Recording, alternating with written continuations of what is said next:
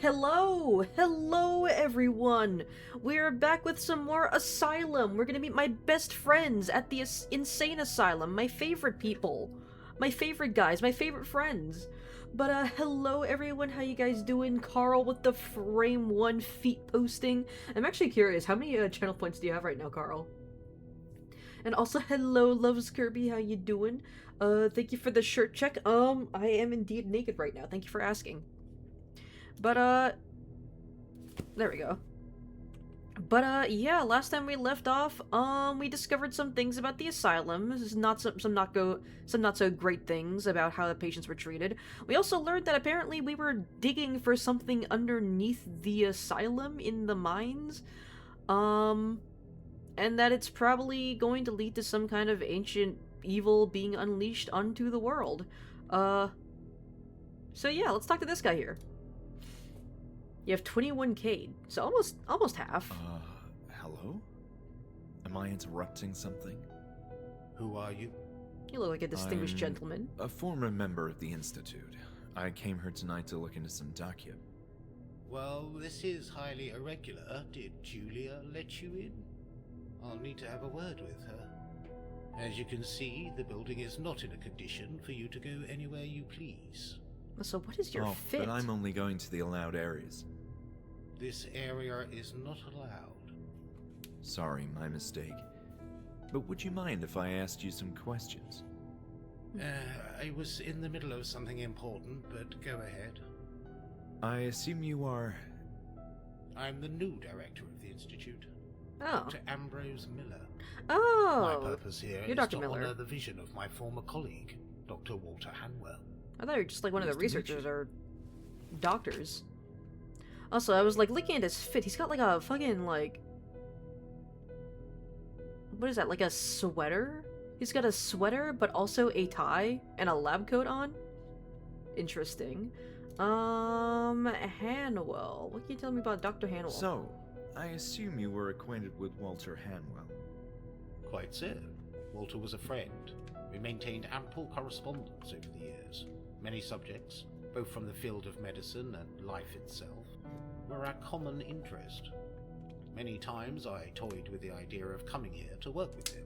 Alas, fate had a different plan for us. What do you mean? Well, the circumstances you're obviously familiar with. Circumstances? I was finally prepping myself for a greatly belated visit when all of a sudden the Institute shut down. Walter had been a friend in writing for many years, yet regrettably I never got to know him in person. Interesting. What about Lenny? Have you seen a patient wandering around?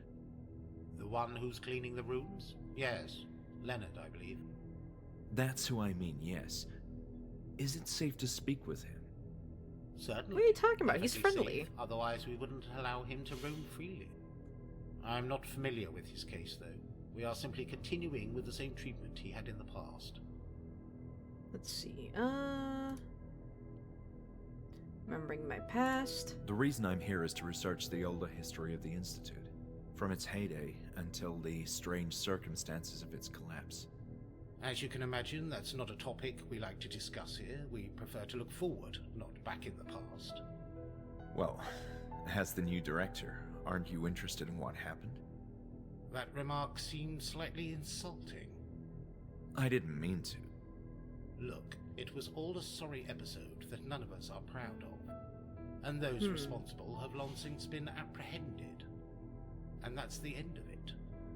Interesting. What about speak with Lenny? Have you seen the patient Lenny around? Lenny? Ah, yes, you mean Leonard. Yes, I believe he's somewhere on this floor, cleaning a corridor. Thank you. And investigate about Bertrand. I forgot who Bertrand is. I'm looking for information on a patient called Bertrand. Oh yeah, he's one of the patients who was like He's freaking one from out. the old group, right? I believe so. Yeah, I I've remember seen from the footage of him in the recordings. therapy room. Yeah. Footage. Intriguing. He started I'll have to freaking take a out look for a at bit and that. then went catatonic. But yes, of course he sounds familiar. He's here tonight. What do you is? mean, here? Physically? Physically, what are you, a ghost hunter? Of course, in flesh and blood. He's one of the patients being relocated. This is an incredible development. Where can I see him? You can't. I don't have such details. All I know is that he's in the same cell where he used to be. Interesting.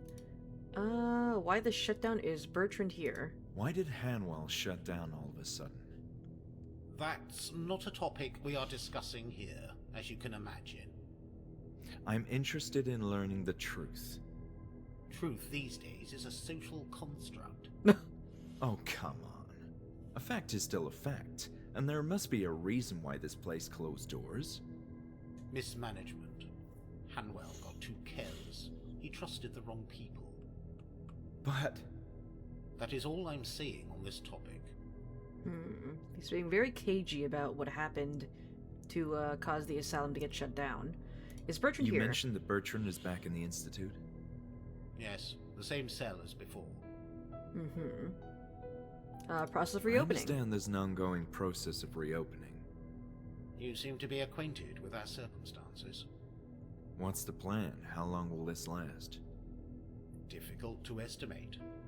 In addition to cleaning, which will demand a lot of time in itself, there are structural changes planned. It's a considerable investment too. So as you can imagine, would like to accomplish this as soon as possible. My condition. What condition would you say can lead to chronic hallucinations? In Schizophrenia. my experience, extreme stress. For example, panic attacks, abuse of illegal drugs and other substances too. But most likely it would be something related to the brain, a physical problem. Yeah, no such as shit. an imbalance of neurotransmitters. Schizophrenia can cause hallucinations as well. Thank you for the thorough explanation. Oh man, I'm experiencing hallucinations, Doc. What do you think the issue is? My expertise says that it has something to do with the brain. Yeah, no shit, Doc. No fucking shit. Are you familiar with the term Group E? Yes, that's a therapy thing. Patients were organized into small groups and encouraged to discuss their fears and problems in confidence. In a more controlled environment, they were treated by, what was her name? Ebersbaker? Dr. Ebersbaker? Yeah. Construction works. Do you know anything about the construction below? I'm aware of renovation plans that didn't come to fruition. The structure of the building was typical Kurt Bride, since its inception, a style which became dated over time. Mind you, this was true of all mental hospitals of this area. All Kirkbride establishments were forced to change, or perish. Why this whole fascination with the Kirkbride architecture? You could say that Walter was a romantic, too attached to the old ways. He erected this building quite late in his lifetime, when the Kirkbride design was already beginning to exhibit its flaws, and he paid a price for it. What I don't understand is the purpose of digging in the basement. It makes perfect sense. That's Does typically it? how the migration of the so-called unit system worked. Underground tunnels. I'm wondering how Okay. a network of underground tunnels is so attached to the concept of a unit system. To begin with, the unit system is a term that didn't catch on. It was meant to convey the notion of units of buildings, concerned with a single aspect for the everyday operation of a mental institute. One building for administrative offices, another for surgical interventions, then male and female infirmaries separated, and so on.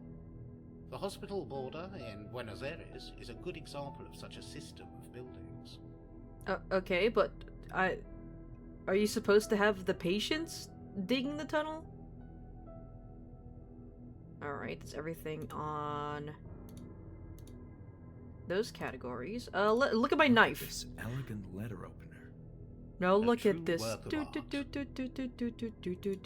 Okay, so now it's just people who have to ask about. I asked about HANWELL and Lenny. Crawford. Does the name Crawford ring a bell? Not in the least. Okay. I was gonna ask, like, I don't remember who Crawford is, but apparently he doesn't know either. know Bruno, the Bruno? security guard. Of course I know Bruno. He's our security guard. Is there anything of interest you could tell me about him? Not really. He's just a security guard. He's like, I don't fucking know. But he's working in your establishment and contributes to a greater goal. You can't possibly operate this place without security. Look, if you want to form a union with Bruno, be my guest. I need to keep working with this dangerous chemical. Why such intolerance? I have a highly dangerous chemical right here. Highly dangerous. It's the first instance in this game where I've seen whole words be capitalized. Dr. Ebersbaker. About Dr. Ebersbaker. The therapist? Yes, I'm curious about her role at the Institute. She was well positioned in the ranks at HANWELL, respected career and all. But if you ask me, she was a failure. Really? Interesting. Dr. Miller, So, you. You're the famous Dr. Miller. Famous? Not quite. At least not around these parts. I'm just a humble servant who wishes to continue with Walter's grandiose dreams. How so? As soon as I heard this establishment was ceasing operations, I made Uncovering arrangements more to be eldritch transferred horrors? here. Hopefully continue Walter's work. My connection in the field of medicine across the years proved valuable, as here I find myself as the new director in charge of this reopening. And Julia. Julia seems to be a nice member of the new HANWELL family. Our new receptionist. I don't have much to say. I just met her earlier this morning. She's doing a fine job. Must be difficult putting a nice face to all this filth. Filth? I'm sorry, I mean... That's kind of let's insulting. talk about something else. Alright, well, that's all I can Thank ask you for your about. time, Dr. Miller. Alright, cool. And I remember I already explored the rest of this room last stream, so it seems like we're done here. Alright, I do not remember which direction I came in. Probably that way. I think I was walking towards the end of this hallway? Hello! Oh, Lenny! There you are! Hey, buddy! Buddy, I was looking for you. Anything to examine here? The complexity of the design in the window bathed this spot of the corridor with a unique glow. Anything else? There's a door behind me. Nope. Lenny, I've been in the basement. You were right. Really? Yes, I was there before. And you too. I had this memory. We were working together in some kind of construction project. What were we doing down there? I don't recall. Everything is so fuzzy. Lenny, you have to make an effort. This is important for our sakes. I don't want to, please. I don't want to remember. It hurts. Lenny, you gotta help Don't me! worry, Lenny. Let's try something else. Okay, well, we talked with Lenny again. Underground tunnels. Is there anything I'm gonna else you keep can tell asking me about it. this? No, I'm sorry. Okay, Bertrand. It's incredible. But Bertrand, another patient from that time, like you and me, is here too. Don't you feel like this is all a strange coincidence? I couldn't say. We all belong here. It's almost like... It's not a surprise to me. It's almost like none of you people are real. I'm just imagining all this. Are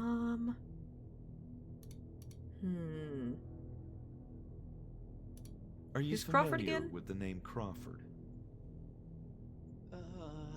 Right. Crawford.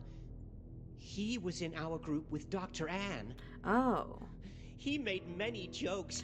Oh yeah, he was the So one funny. who, I started getting laughed more a and more lot with violent. him. But he also had a scary look on his face. Sometimes he just went crazy. Do you know what happened to him? No. One day he just disappeared. HANWELL. Did you ever meet the former director of the Institute, Walter HANWELL? I'm not sure. I saw many people walking around in the Institute in the past, but no one ever told me who HANWELL was. I see. Thank you. Alright, I think I've asked him about everything new. I just need to find Bertrand's cell now. I've learned that Bertrand, a former patient of the Institute like you and me, is here, and I'm gonna pay him a visit. I hope he's all right. I hope so too, Lenny. We both need answers. Alright. Nice talking to you, Lenny. Thanks, Lenny. Alright, now I just gotta find, Bertrand. Can I see the map? Can I not move forward here? He's just Lenny at the end of the, tunnel? Okay. Alright, I gotta find my way into Bertrand's cell.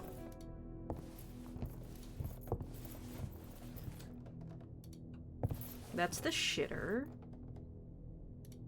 Here, there's a map right here. Alright.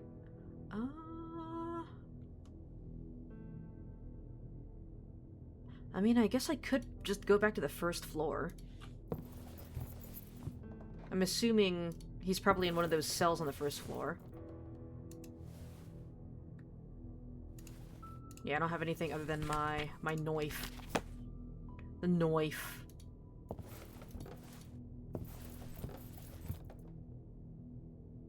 Oh, that's Lenny's,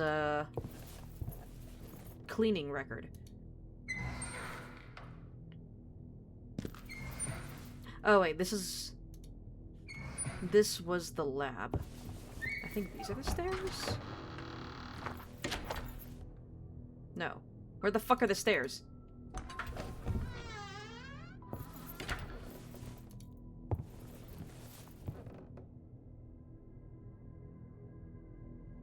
Ah!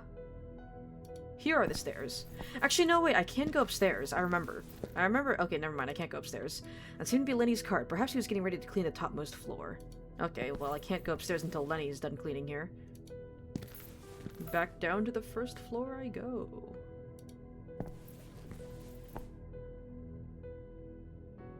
I think... yeah, this goes to the basement.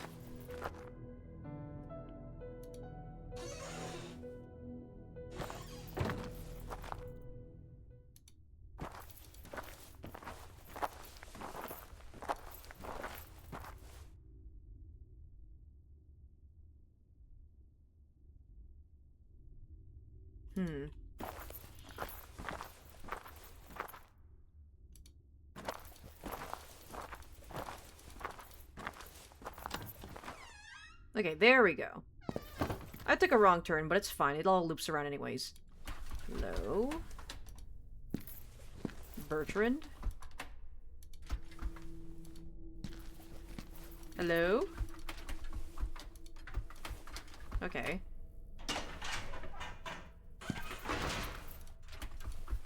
Locked. Locked. Oh, hey! Hey, buddy!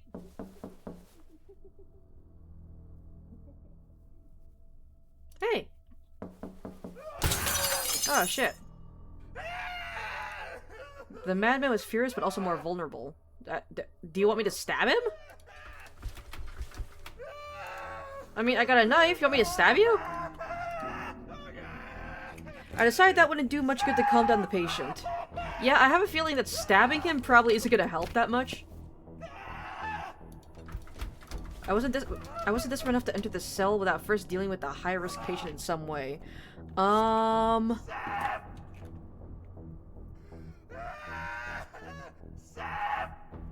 What is he saying? Seth?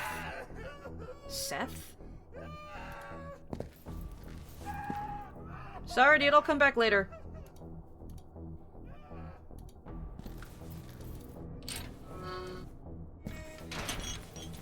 Oh yeah, this was Bruno's office. Alright, sorry dude, I'll be back later. Maybe, I don't know.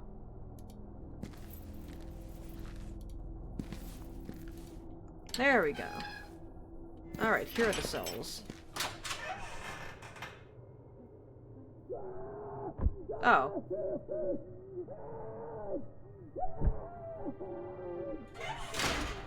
That dude's got a really tiny face for his head. Cell was locked.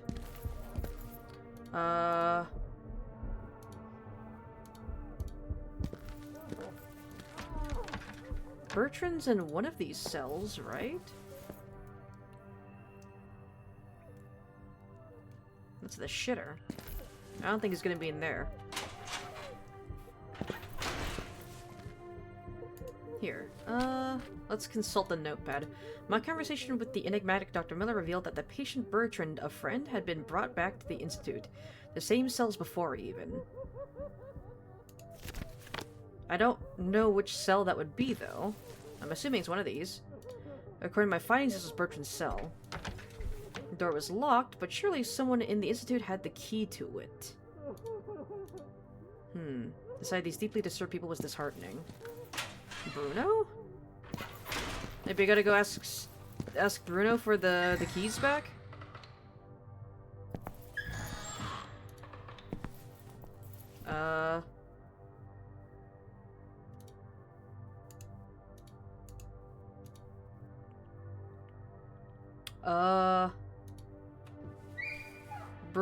Bruno Mars? Can I have those keys back? I kinda need them for, like, a thing.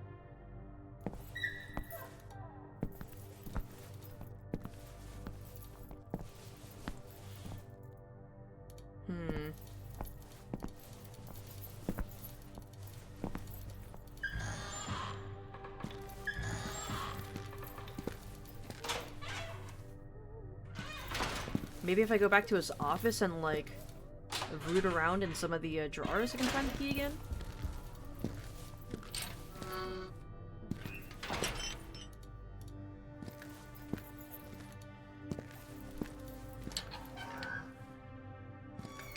Alright,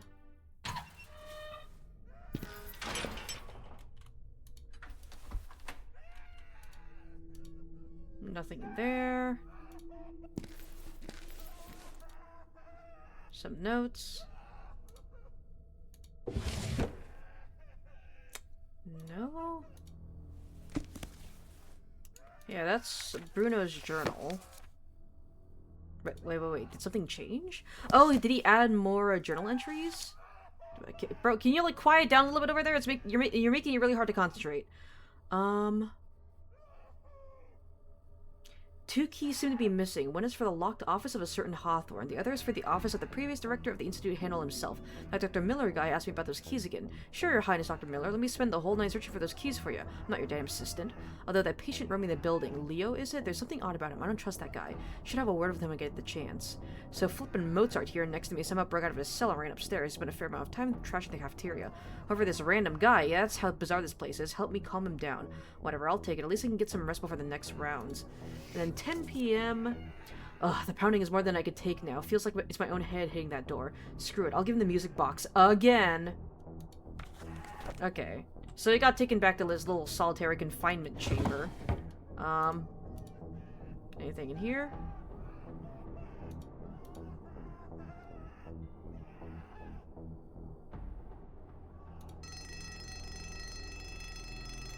That's certainly not going to calm down the patients. Oh! There we go. Bruno was nowhere to be seen. I needed access to more places, so I took the keys with me, and I wasn't proud of it. I was like, "Hi, Mason, hi!" This is the iconic kumquat soup gaming. Don't spell it like that. We're having a great time right now, and so is my friend in the Yeah, he's having a great time right now. Oh wait, you're the one who escaped and went to the cafeteria. Oh, you want the music box, don't you? Oh, I don't have the music box right now. I'm sorry, dude. I can play some. I can play some tunes. Actually, no, wait. No, wait. Never mind. I actually lost the. I lost the records. Never mind. I can't play any music for you. Sorry, buddy. But I have the keys now. I have the keys now. I can go talk to my buddy Bertrand.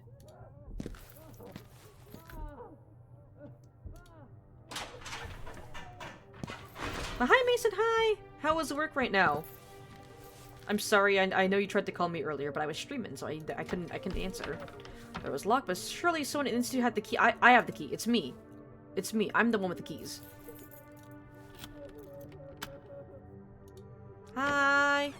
Why did that top half of the door open? What the fuck? Hey, buddy! You're not looking very good right now. Chess. What the-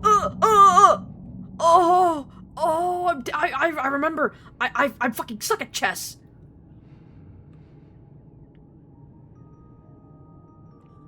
Ah, there's the music box.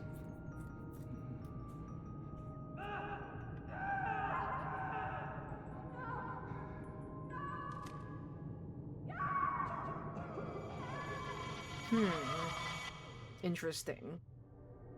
Interesting.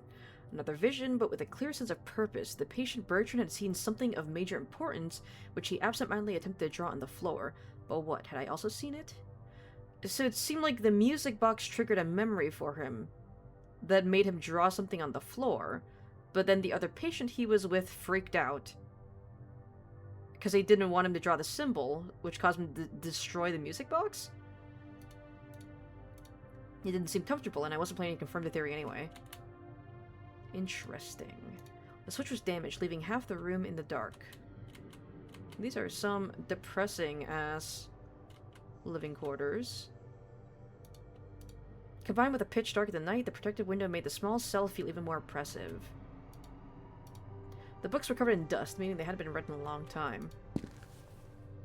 There was nothing of interest on the stand. Well, the music box used to be there.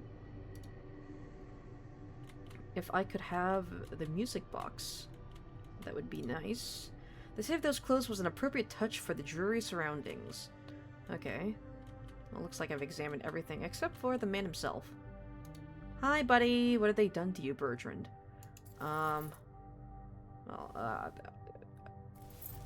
I could stab you. Would that help? Bertrand didn't seem interested in this item. You want the keys? Bertrand didn't seem interested in this item. Okay, well. Okay, I think 12 it. Time jump scare. I hate the progression of time. It scares me so much. Bertrand was beyond help, yet he'd clearly seen something linked to my visions. And who was the man with him who had swallowed that wind-up key for the music box? Okay, I have a theory. Clearly, I'm not gonna cut that dude's stomach open to find the key. So he probably either vomited or shit it out somewhere. So I'm gonna have to probably root around in one of these toilets. Was Robin locked up in this institute? The teddy bear was wet and filthy. Well, I can't cut the teddy bear open or anything.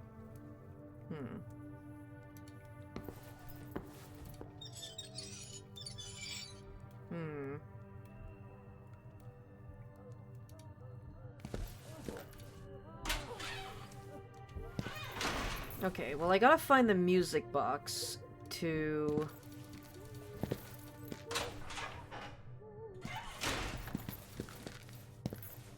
get anything out of Bertrand.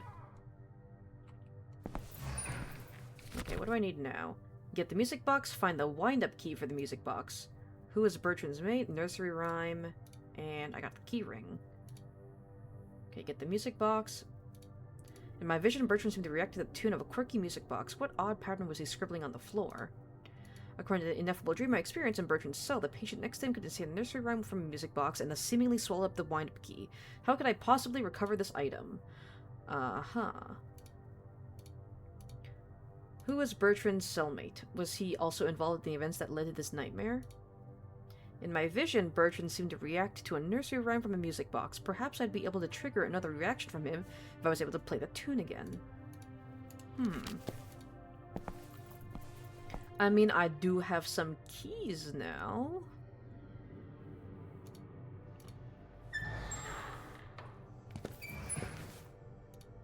And I remember...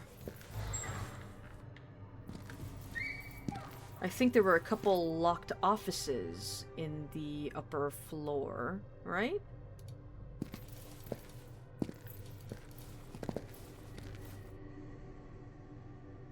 Where the fuck am I going?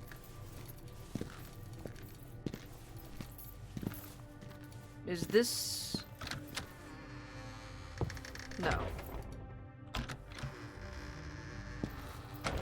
Okay, where am I? Okay.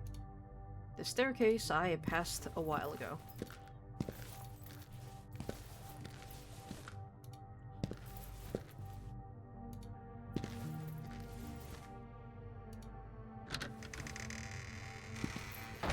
This is not the staircase.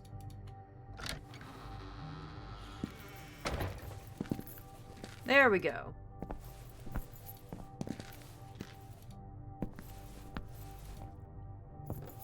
Alright. Alright. Museum.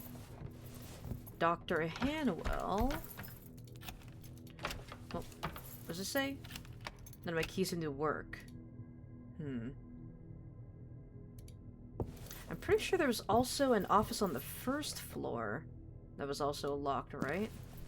In the hallway by the receptionist desk. That is all the way down into the basement. That's not where I want to go.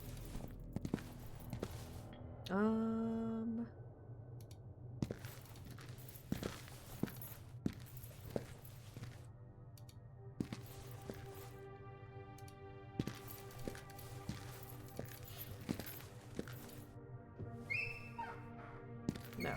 I need to go back to the cafeteria.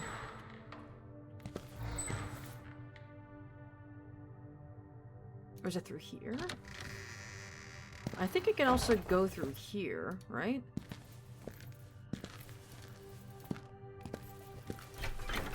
Fuck. Never mind.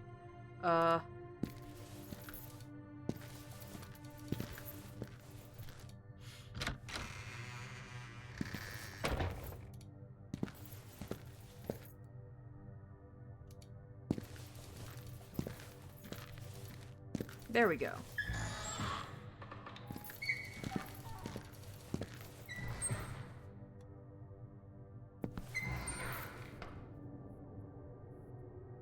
This way.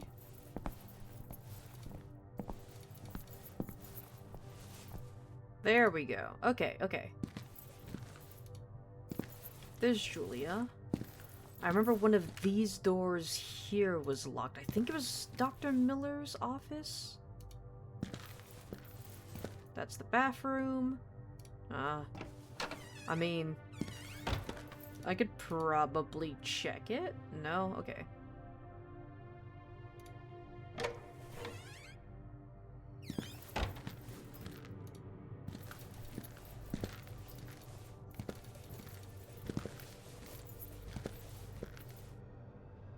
There we go. Dr. Hawthorne. The keys were meant to open doors. Locked. The door is locked! What the fuck you mean? What?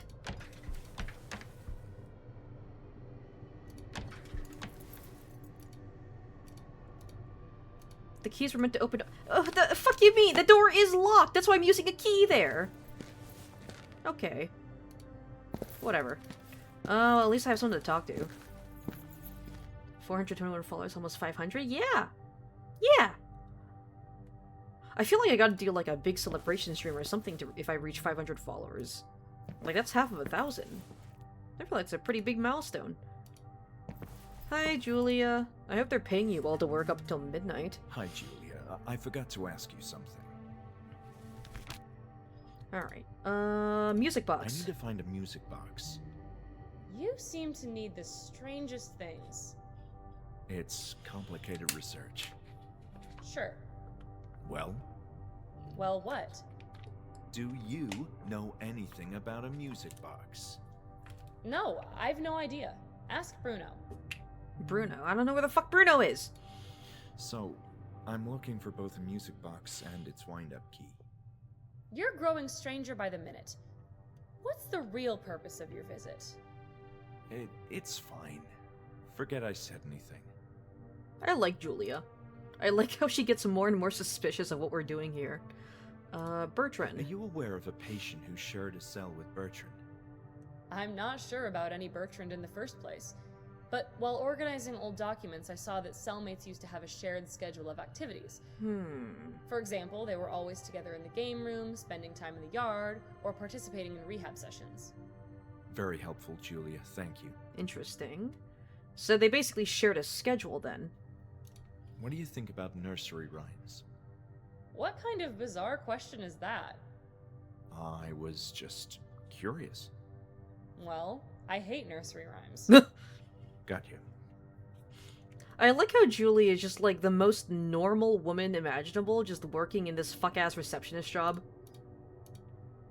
Alright. Hey, now look at these keys I found. So I got this key. Jingle, jingle, jangle. That... Doesn't that belong to Bruno? Don't worry about it. No. Maybe. Please make sure to return that at once. No. See you later, Julia. Bye, Julia. I'm gonna run before she takes the keys from me. Don't those belong to Bruno? No. Alright. I knew this door led somewhere.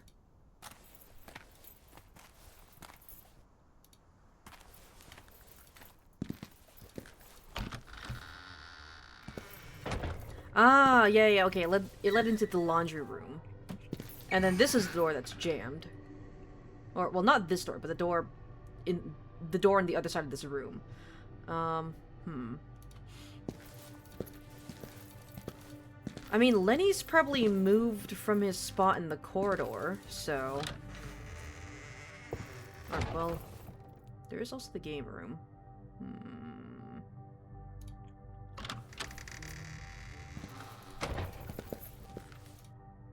But yeah, changed to 12 p.m. after I finally met Bertrand. So, I feel like maybe the next floor of the stairs might be accessible now? Or at least Lenny's moved on from cleaning that corridor.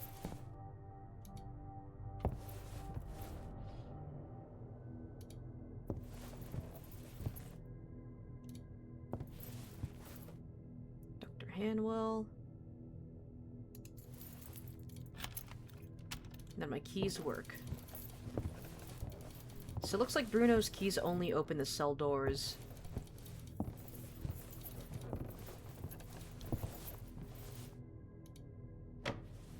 Yep, Lenny's gone.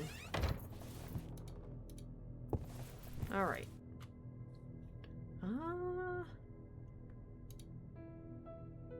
Rehabilitation, psychiatry, operating rooms, hydrotherapy, and office. So that's where this area is. Morgue, lab. Yeah. The gas tank. It seemed like a dangerous thing to find here. Dog, everything here looks fucking dangerous. Alright, more rooms to explore. Yippee! It won't open, never mind. What about in here? Ooh, that's a lot of rusty medical equipment. Another light switch that didn't work. Can't wait to get tetanus. What is all this?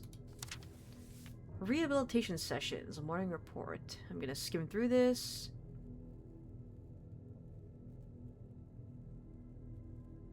Cellmates Bertrand LaRoche and William Hodgson. Okay, so the cellmate is William Hodgson. Presented a marked deterioration in their condition. LaRoche is growing increasingly tense, and Nurse Marion noticed a number of bruises in his body. New episodes in which he falls into a sort of catatonic state, unable to respond to stimulations. Hodgson is similarly more on edge than usual and presented serious burns on his chest that no one could explain. We recommend strict supervision. Another fracture in Leonard's ankle. None of this stuff can explain how this happened.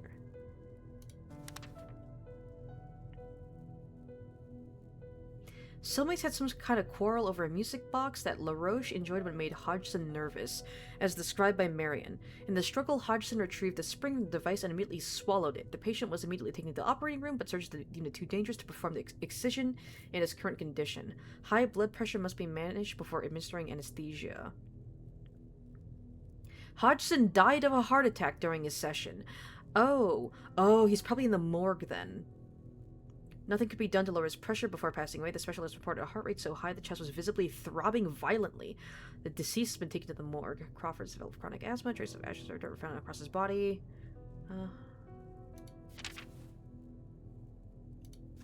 Interesting. Hodgson. Was that the patient who swallowed the wind-up key in my vision? But yeah, his body's in the morgue, so I'm gonna have to find the key there. I'm going to rip open his fucking body. I guess someone didn't like the way he or she looked. No trace of water. No trace of wa. What's this? A note? The chair was twisted and creepy.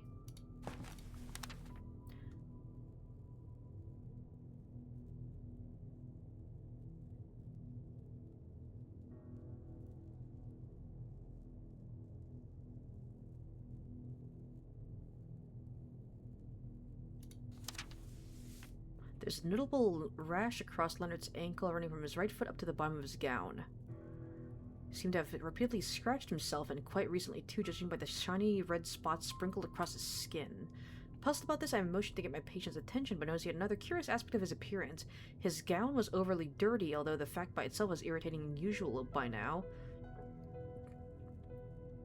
However, it wasn't just dirt, but some sort of splotches of organic matter, as if Leonard had rubbed himself against a moldy wall. My initial guess was that he simply laid down in the grassy grounds of the yard to have some rest, but there was something about the texture of those stains that still intrigued me. They had a certain glittering nature to them, like the trail a slug would leave. And the color wasn't quite green either, as if reminiscent of grass, but a shade similar to turquoise. I took Leonard to my office so I can ask him a few questions in private. It is of fungoid origin as suspected, yet seems to be exceedingly rare. While this is far from my area of expertise, there's no question this sample is something unique. Its properties indicate that it can only thrive in warm and humid environments, which are unlike the conditions in our region. We are blessed with dry weather throughout the year, however that means this mold, fungus, is some kind of deep undergrowth, and somehow Leonard has gotten close to it. I left a cotton swab impregnated with this stuff next to one of those lab rats. Evidence dictates that the presence of this material caused a visible rash in Leonard's body, so a mere quantity should produce a marked change in such a little critter. Something happened to the rat. I can't quite put my finger on what it is, but the rat is behaving differently. No visible physical alterations of note, but something's not the same. Could it be? Is it carcinogenic? Let's see.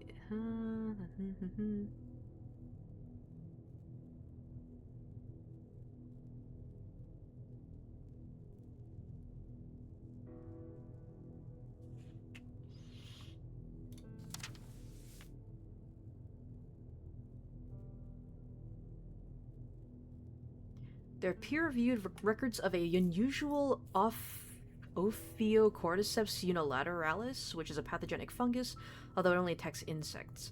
It is parasitic indeed and did something to the rat, but no, that's impossible. There are no records of such a thing anywhere in the world. If what I suspect is true, this carcinoma has an effect akin to a hallucinogen drug, and if Leonard came close to it, maybe the rest... Oh my god. Okay. So, the fungus that they discovered is clearly from the mines that they were working on underground, right? The construction project that they had the patients working on underground. And it seems like the fungus, it caused some kind of like cancerous growth in the rat. And it also seems to be driving the patients to madness. I think, because I think it was only Group E. Find Hodgson's body. Hodgson. I think it was only Group E who was working in the underground tunnels, right? And it was also Group E that was regressing in their treatment while everyone else was improving, right? Which was making Dr. Eversbaker frustrated. I'm pretty sure it was just Group E that was working in the mines. So clearly it's because they weren't progressing in their treatment because the fungus that they had uncovered that they were getting infected by the spores of was driving them insane. It also seems like they kind of likened the fungus to like the cordyceps fungus, you know, like basically like the mind controlling mushrooms that were in like The Last of Us. A broken wheelchair, useless. So that seems interesting.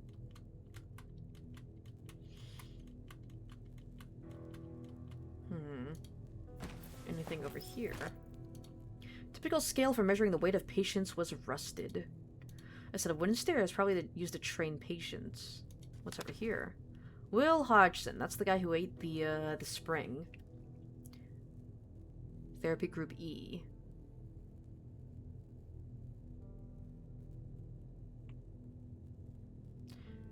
Ever since that event, Hodgson has experienced acute panic attacks whenever the subject of fire surfaces in any given conversation, an inevitable occurrence that has resulted in psychogenic, non-epileptic seizures and uncontrollable crying.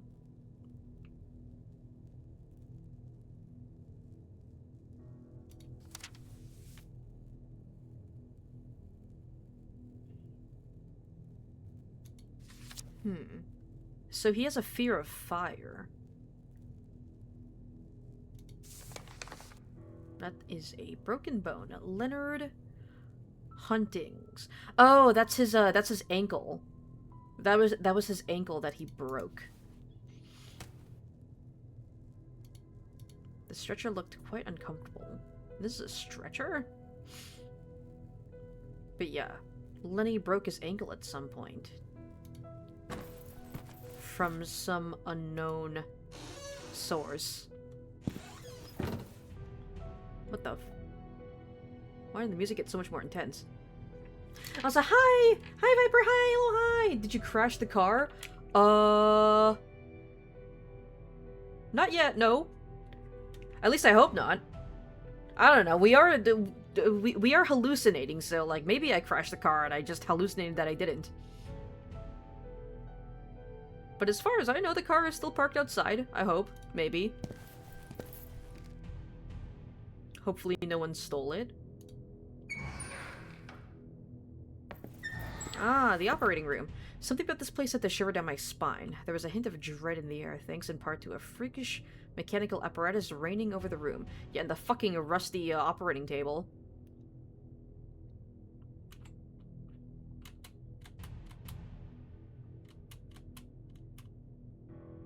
Let's move over here first. Microscope.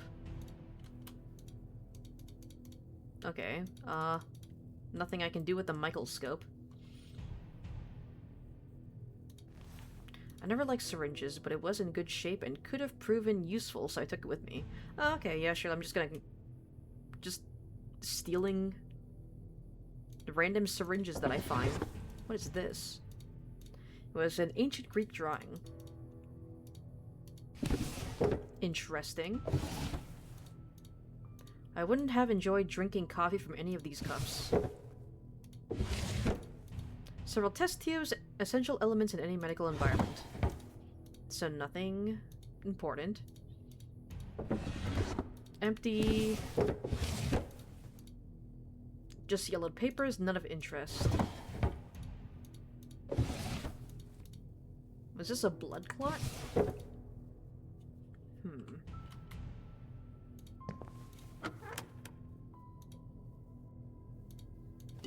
A jar that seemed unused and in newer condition than the rest of the items here piqued my interest. The label said hydrochloric acid. I nearly returned it to the shelf but decided to keep it around. For now. Yeah, don't spill it on yourself. Oh god, I'm gonna put it in the syringe and inject it into someone. Ugh. God, that'd be fucked up. Wawa. There was a steady flow of clean water here.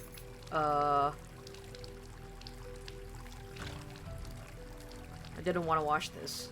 Okay. Syringe? Carefully, I've cleaned the syringe as best as I could. Oh, okay. Okay. I don't think that's gonna help. I don't think running a syringe underwater means that it's clean, but sure. The blanket covering the stretcher looked disgusting, as if it had been drawing dust and fetid condensation for a long time. What's over here? The machine seemed in good condition and should work. Why am I lying on the table? Based on my findings in the library, I knew this contraption was used to perform a brain biopsy. Why am I lying on the stretcher myself? I wasn't in any plans of spending more time near this twisted contrivance. It was simply amazing that the lamp still emitted such powerful light. Ah, buttons. My favorite thing to press.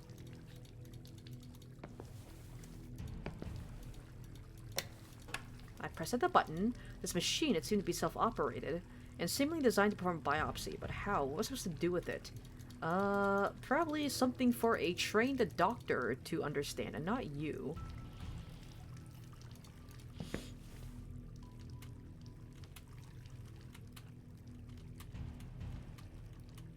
Alright.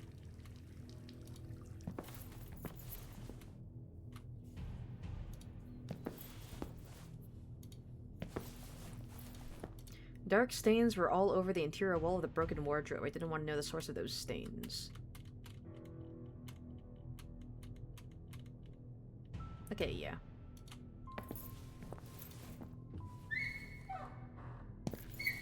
That was operating room A, operating room B. Alright, what's in here? I didn't think they could receive patients in this room, at least not until the bed was fixed. The lamp didn't even have a light bulb.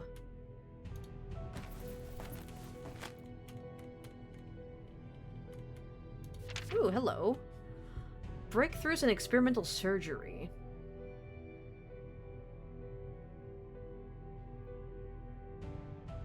A noteworthy example of this was his development of a new automated machine that could extract brain tissue samples quickly and without incisions? I don't know how that would work.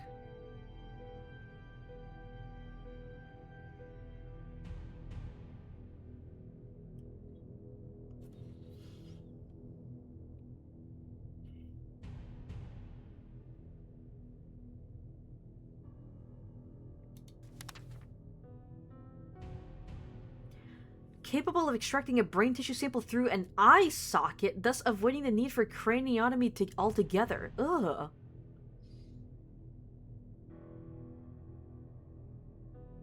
A doctor could simply input the coordinates of the tumor's suspected location. The strap could complete a complex stereotactic procedure using a sample extraction needle attached to a movable arc. This queer invention led to controversy. Some scientists and surgeons believed that using such a machine would increase the possibility of brain hemorrhage, as its accuracy was questionable. Dr. HANWELL dismissed these opinions as uninformed, stating that the targeting mechanism of his machine was based on the most detailed brain atlas of the time, and that the strab was manufactured by the most trusted and reputable professionals. Okay, well, I'm guessing that's how I learned to operate the machine that I just found. Anything else over here? Looked like machine for electroshock treatment. Such savage methods of treating patients.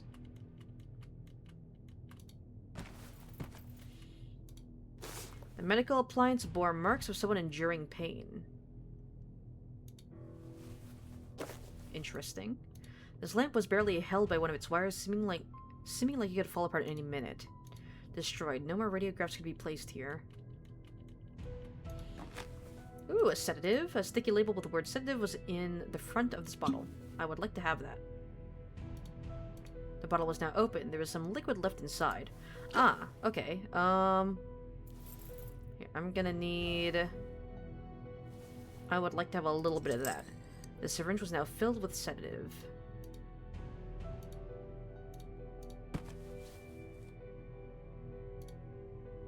The drawers in this room seem to have been emptied a long time ago. Empty. Alright. Okay, I can kind of already see where this is gonna go. This pen was too worn out to read properly. Which direction did I come from again? That way. I think I'm gonna have to, like, sedate, Bertrand and remove a brain tumor from his head, I think? Which is kind of terrifying to think about. I think I was already in here, right? Yeah, I was. I already saw this.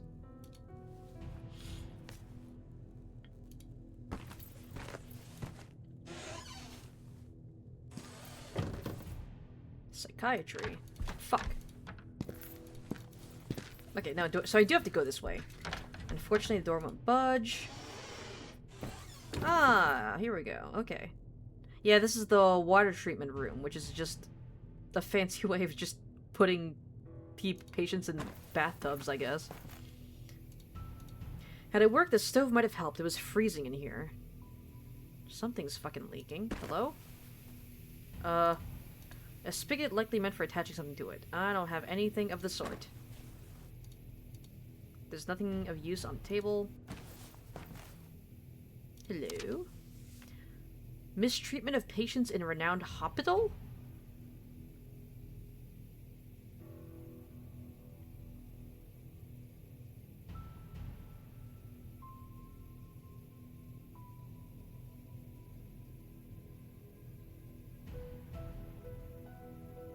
Dr. HANWELL, whose disinterest in discussing these grave allegations with the media borders on offensive, did not respond to our inquiries, tarnishing his public image beyond repair. The most eclectic you'll read today. Update rate. Can you dig it? Been interviewed by, and they must have given me some strange beverages because I spilled the beans about a very secretive new... blank. Judge to decide on case next month. Finally, there's a lengthy ongoing interview at the Great German site. The Shore Gazette. Insurance companies pays out a third. The week is coming to an end, so let me remind you of these noteworthy updates. Loaded with a vast selection of top box. If you applied the reality check to the paragraph before, I'm basically saying that Daniel was very kind, just passing by. Okay. It seemed to be some sort of control panel, possibly meant to adjust the temperature of the water.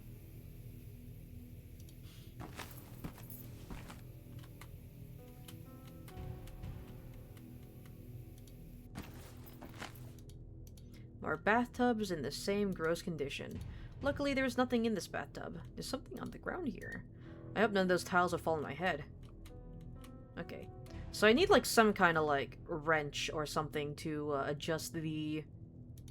I don't know, the water pressure, I'm guessing? That is? No idea where this leads. Oh! Oh!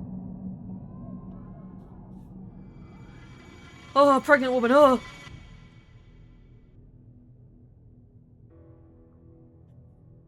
That was in the game room. Interesting.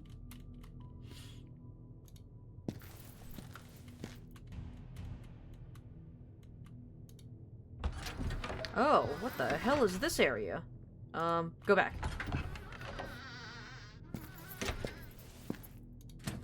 The door seemed locked from the other side. No way to proceed. What about on this side? Let me see the map!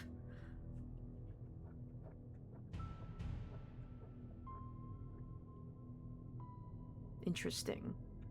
So, the area that's blocked is the female hospital. And we're heading towards... this area here? This goes to the male hospital, I think? The male hospital? A section from the roof below is visible from this spot. The whole fascinating structure of the building could be appreciated from this spot.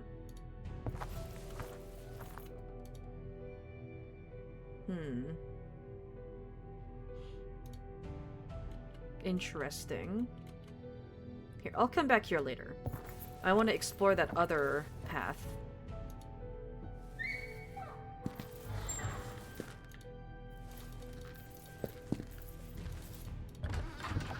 Now, what is this area? The window was tightly shut and wouldn't open. A lonely wheelchair was conveniently positioned in the middle of the corridor as if it was some kind of twisted joke. Such a pity, the window wouldn't allow me to see anything outside.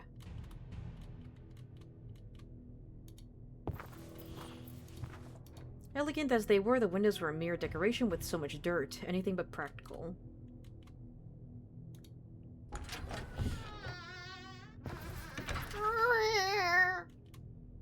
Sorry. Where am I now? Am I on the other side of that hallway? Some oxygen tanks were randomly positioned in the corridor. Does this just connect to the, Yeah, it does. Okay. Okay.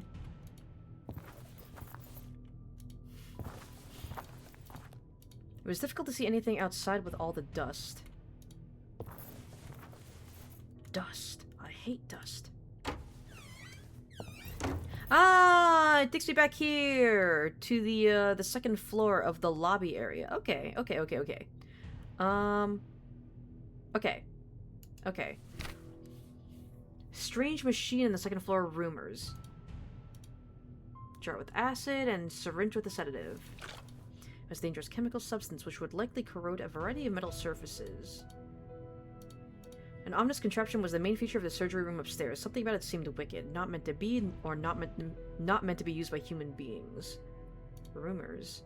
That didn't deserve my attention. What do you mean? What do you mean that didn't deserve my attention? Bitch, you wrote it in your fucking notepad. Well, I'm gonna write this down, but I'm not gonna, like, give it any attention. Like, fucking, I did... Blood might be stupid. Oh, that's my car. The outside forest felt more menacing in the dark of the night. I wasn't planning on spending too much time outside. I wonder if I can go back inside my car. Beep beep.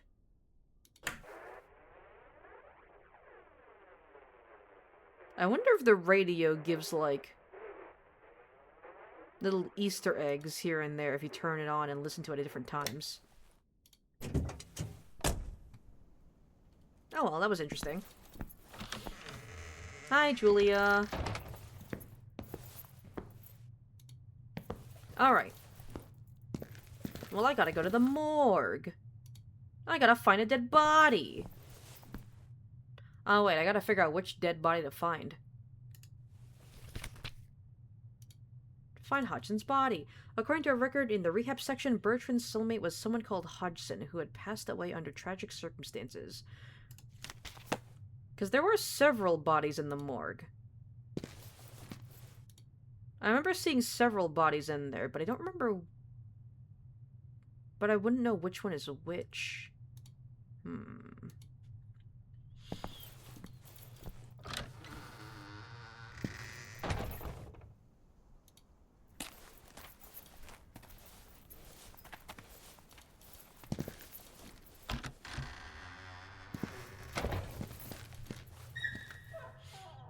pretty sure the morgue was on the second floor, so I'm gonna have to go up on a Tuesday.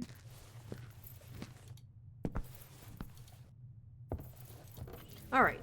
Yep, morgue is right here. It's the museum. That's the wrong way.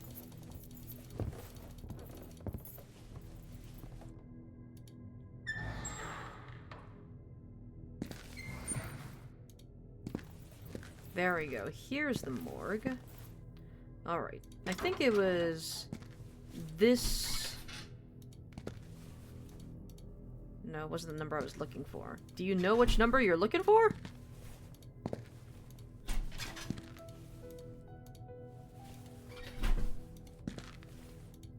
Because I don't know which number I'm looking for. With a bit of effort, I managed to hook up the body bag.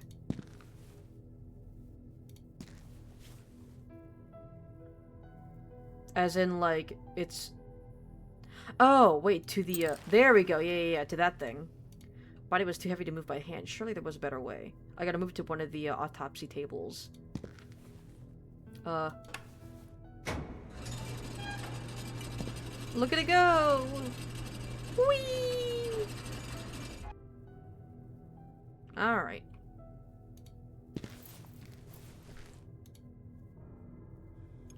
Alright, buddy. Let's get you cut open.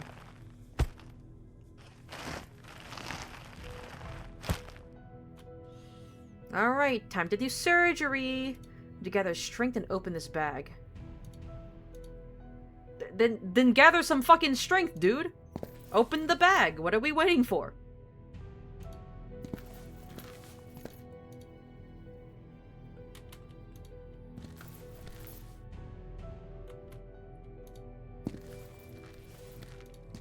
There we go.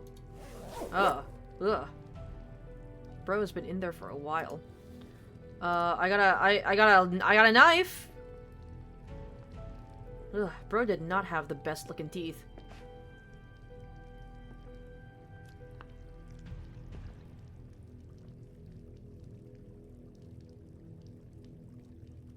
Dog, I think we're just gonna have to cut him open. That is a scalpel. That is not the fucking knife that I had earlier. That is a completely different knife.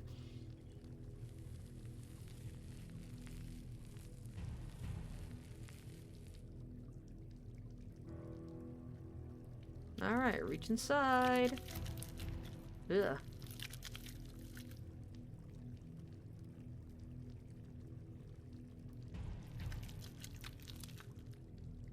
Ah, you couldn't have bothered to put on some gloves, dude?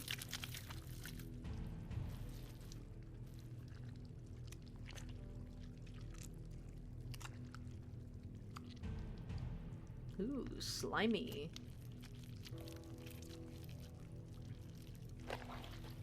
There we go. Oh my god, what the fuck? Oh, this has to be a hallucination, right? Ah, fuck. Well, shit, dude. Okay, that was a hallucination. I was expecting him to wake up once again in another terrifying vision. I need to get away from this morgue. Can we, like, at least put him back in the fucking... in the fridge or something? God damn it. Due to me being on edge, the wind-up key had fallen into the drain. Well, shit.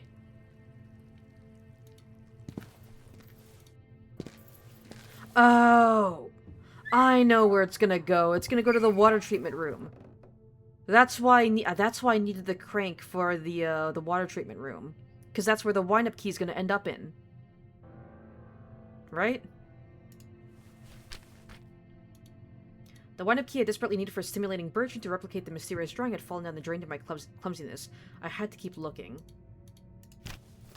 I could probably ask Dr. Miller, I think his name is? I could probably ask him where the drain leads to, just to be sure.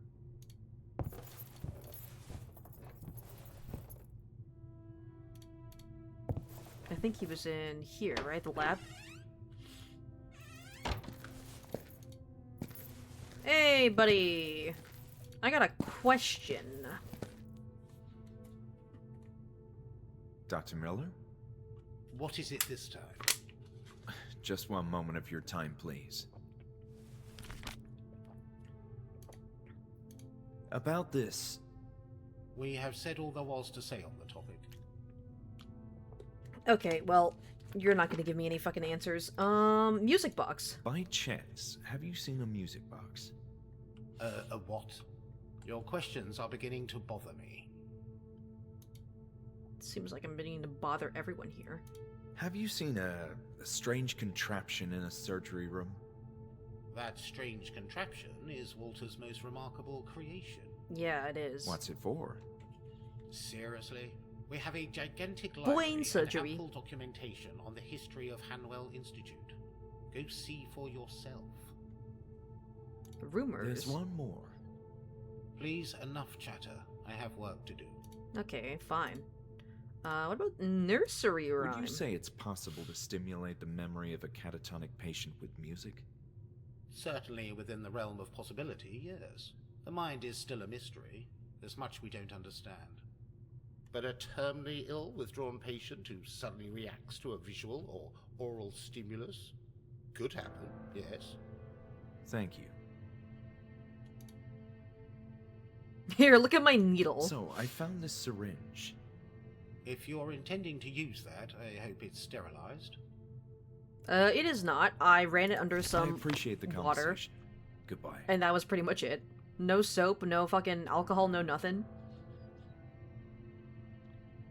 Actually, I want to go over here to the rats again.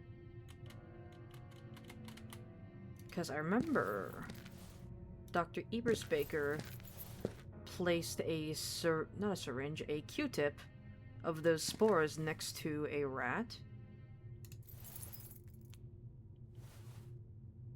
Do I use the acid? Stop that, or I'll have to call security. Aw, okay, fine. What about the key? Can I use the key?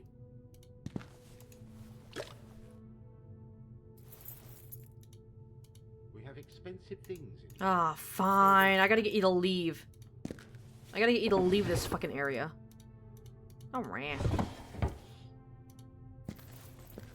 I gotta get you out of this fucking room first before I can do anything with that rat.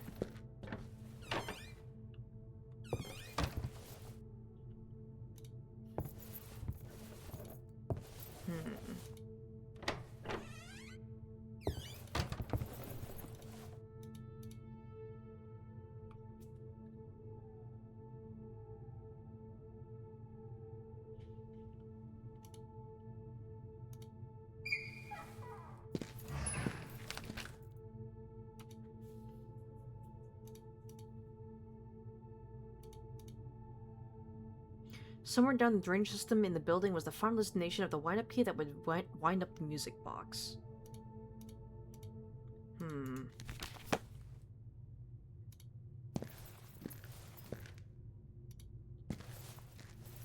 There was also that sink that had running water. Maybe here? There was a steady flow of clean water here. I didn't want to wash this. Why not? Carefully, I've cleaned the syringe as best as I could.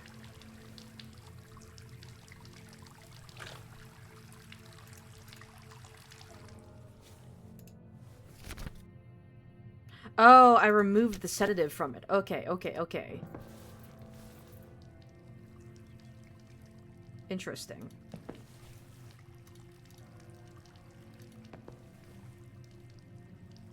Well, I would like to get some of my sedative back. Thank you very much.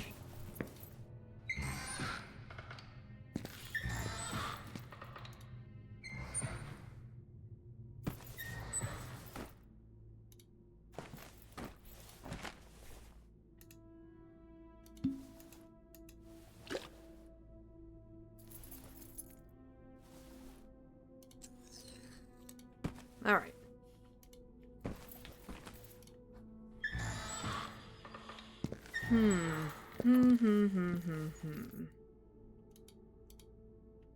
Hydrotherapy.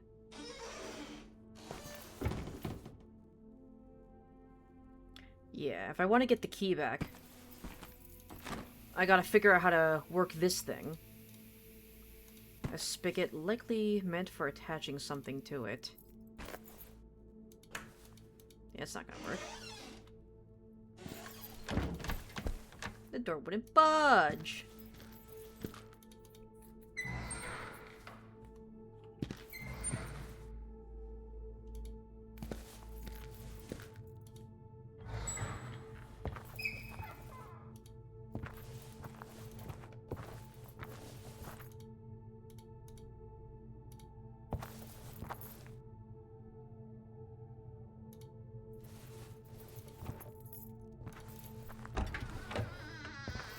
Now that leads into this hallway here. I want to go see if I can find Julia.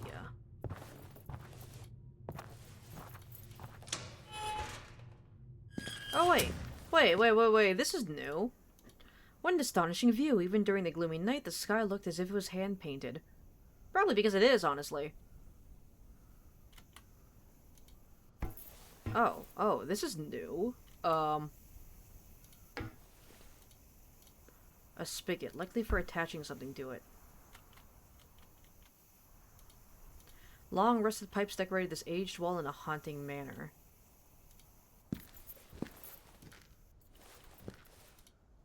Even though the window was dirty, there was still a hint of reflection in it. Back in the day, I could spend hours looking at these beautiful views, however, it was rather depressing now. I wonder where this leads. Several pipes adorned the wall in a somewhat grotesque way. The contrast between the Institute and the sky was striking, confinement and freedom in the same view. Alright, where the hell is this?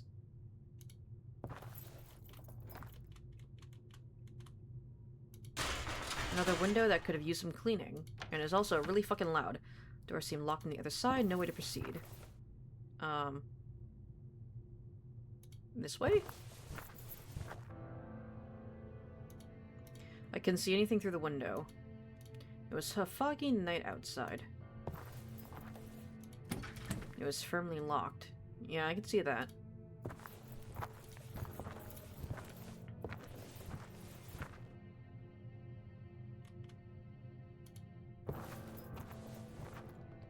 Alright, we're on the other side of that hallway.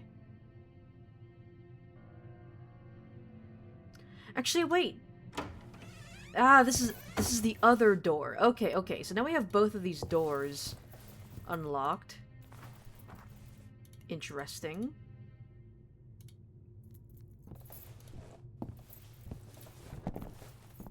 Alright.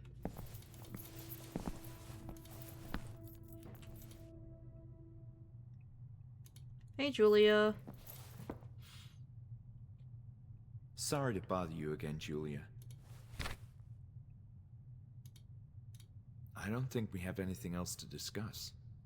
Thank you for being considerate. There's so much I need to do. Well, fuck. I'm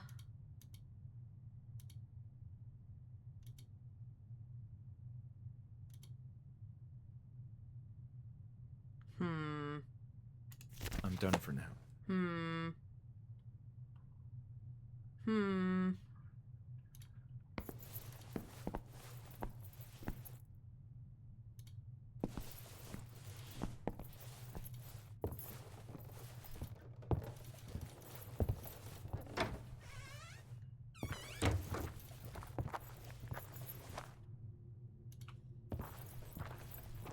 I gotta find like a wrench or something somewhere.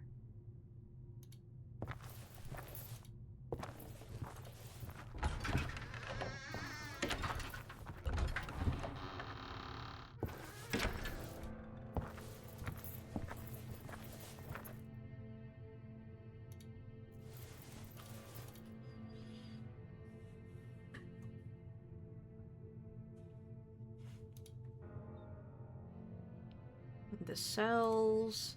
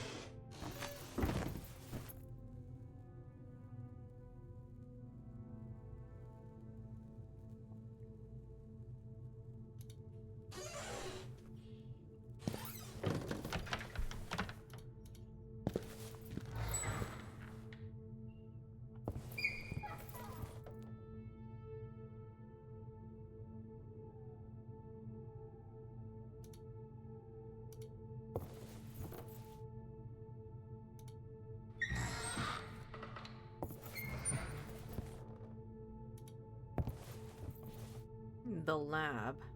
That's where Dr. Miller is.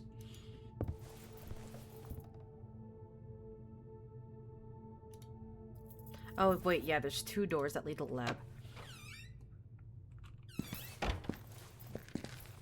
Hey, can you, like, give me a hint or something?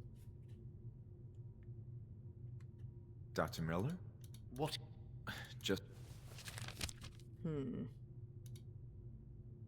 Jar with Do acid. you know what kind of fluid this is? That's hydrochloric acid. It can kill you. It can kill carrying you. That thing around. Is that strong? Extremely. It's capable of melting down metal surfaces, such as iron and steel. Because of its chemical composition, though, it won't react with copper. Very interesting. I'll be careful then. I feel like maybe I should use the jar with acid to, like, unlock a door by melting something? I don't know. Where do you think Lenny is right now? He likes to help. How can we say no?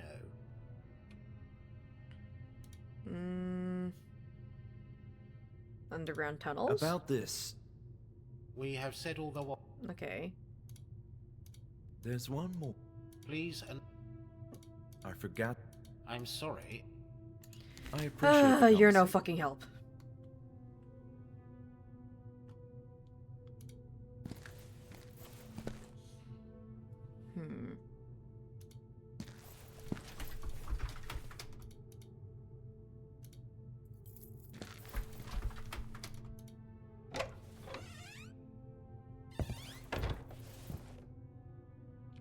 Oh.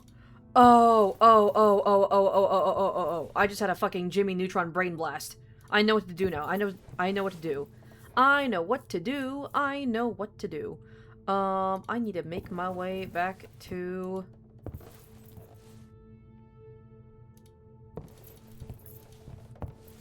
I need to make my way back to the fucking... cell rooms. Yes, here we go. I know what to do now. Or at least, I know one of the things I can do. Still not entirely sure how to deal with that whole, Wait. No luck opening this door? Hold on. Maybe I can use the hydrochloric acid here?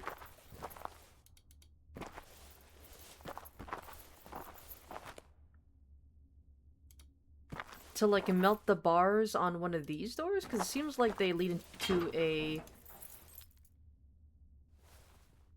drainage system. Let's try the keys first. Lock click with a somewhat pleasant sound as I turned the fucking... It doesn't matter. A fetid smell made me lose my balance as I prowled into the sewers. For a moment I thought about running away and leaving this godforsaken place behind me. Okay. And then I could probably use the hydrochloric acid here. Right? Valve, turn the spigot. Okay, well I need... Okay. Before I forget, let's go ahead and take care of the other thing. Because I feel like exploring that tunnel is gonna take a bit. It's gonna take a bit of time. Fuck, I keep going the wrong way. Exploring those tunnels is gonna take some time. And this I can probably do relatively quickly.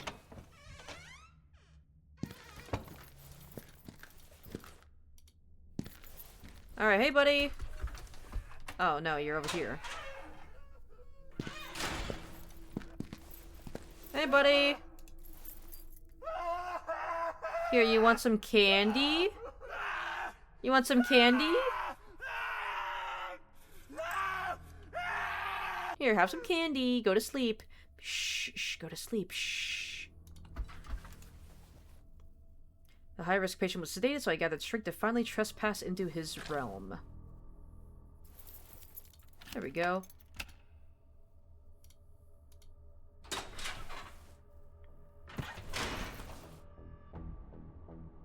Hey! He's having a little nap. Alright, there's the music box. Finally, this was indeed the music box for my vision in Bertrand's cell. Or from my vision in Bertrand's cell. Hey, buddy. Oh, I can't examine you? Oh, okay. Alright, have a nice nap. Bye.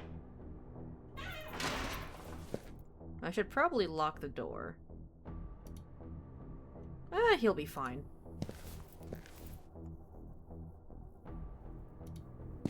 Actually, I'm kind of curious. Are there any new entries in the journal from Bruno? Nope. Okay. Alright, well we got the music box. Now we just gotta get our hands on that wind-up key.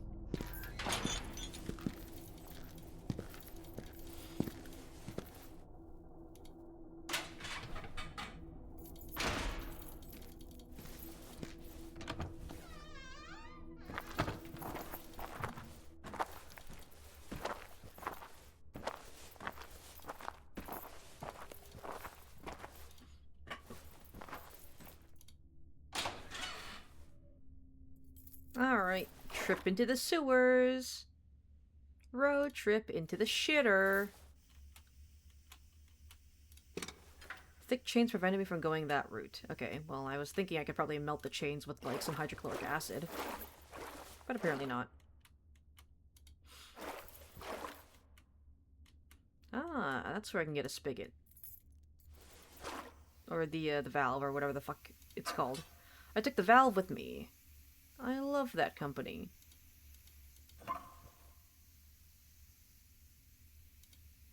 The gate at the end of the sewer seemed to open only under certain conditions, possibly related to water pressure. Oh. The tubes seem to indicate their water level left in what I assume was a septic tank. Ugh. Grody. Okay. Well, I see what I have to do now.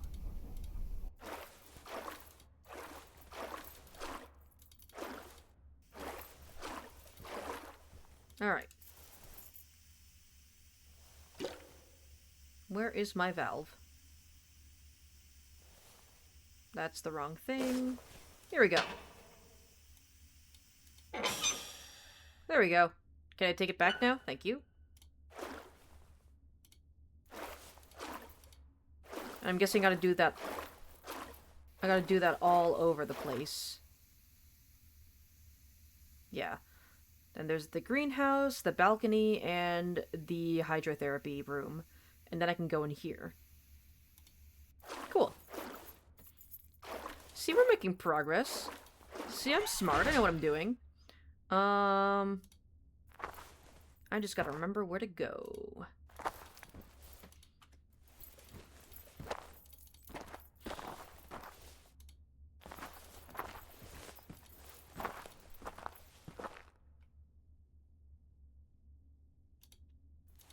I'm trying to think which way would be faster.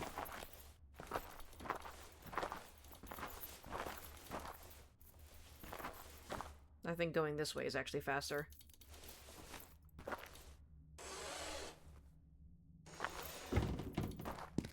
There we go, let's go up.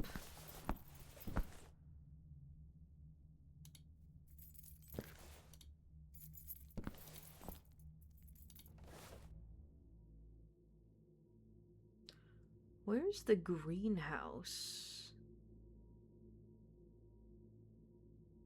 It's probably back on the first floor.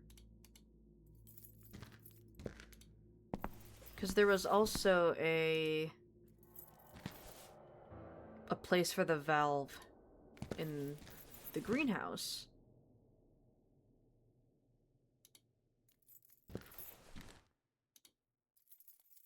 If I could find, like, a map, that'd be cool. That'd be real cool. Ah, there's a map. Therapy room, game room. Where's the fucking greenhouse? Is the greenhouse just a solarium?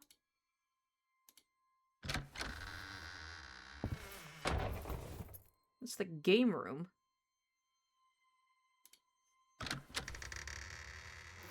I mean, there were also those pipes outside.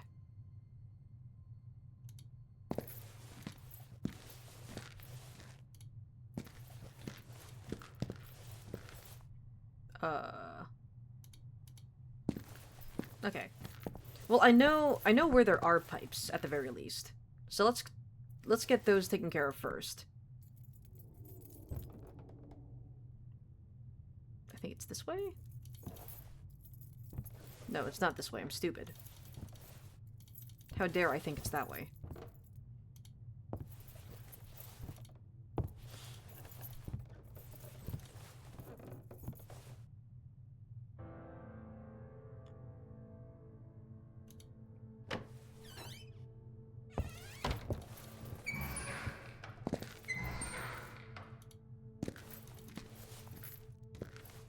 Operating room. Hydrotherapy. There we go.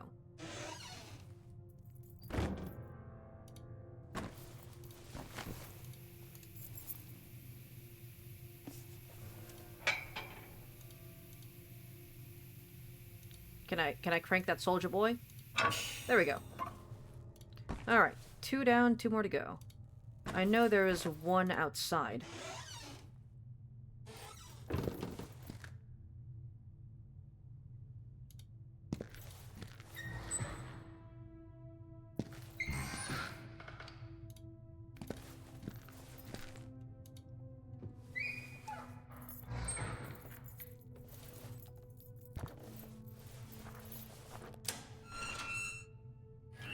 Go, and right here.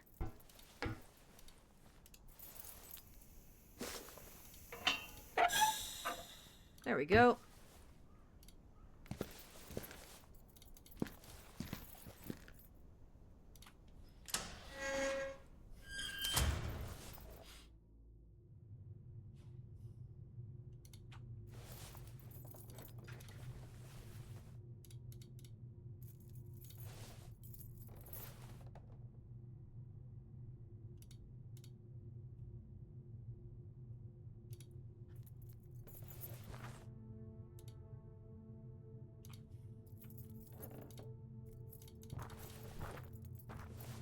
This way. Okay.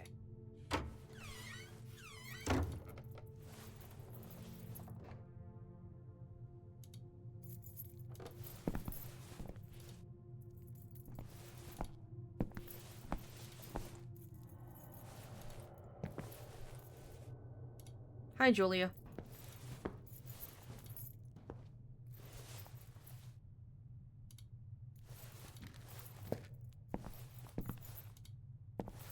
This way.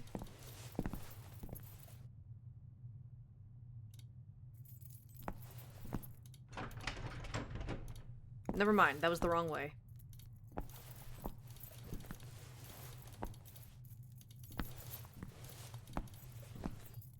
There we go. No clue where Bruno is right now. Although I guess it doesn't matter.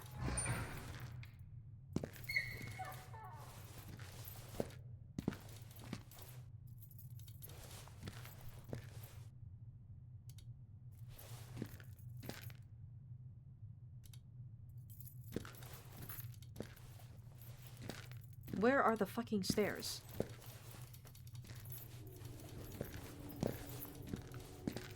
There we go. Alright, I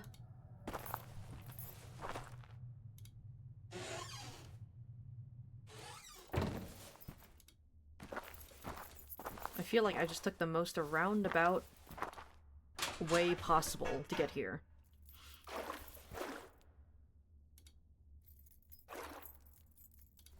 I'm still missing 1, right? Yeah. The greenhouse. Where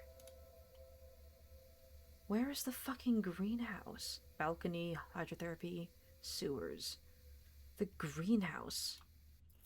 The greenhouse. Where the fuck is the greenhouse? Drain the septic tank. I thought that maybe solving this matter would be possible only after getting access to the other sections of the building. Music box and valve.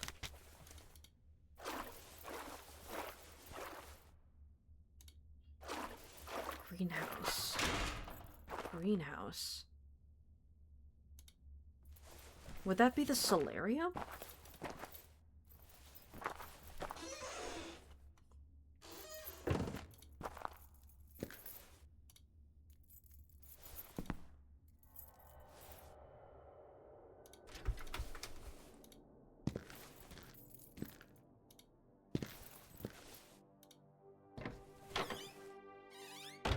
This is most certainly not the greenhouse. Although there is this. There is this whole mess. Not sure what that is. Probably a body buried there.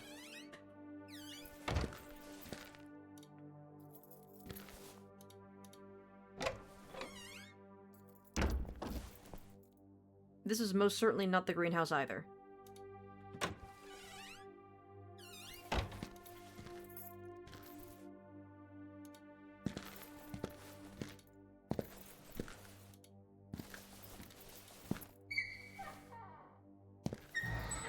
This is not the greenhouse. Is this the greenhouse? No, this is like... Or would this be the greenhouse? No.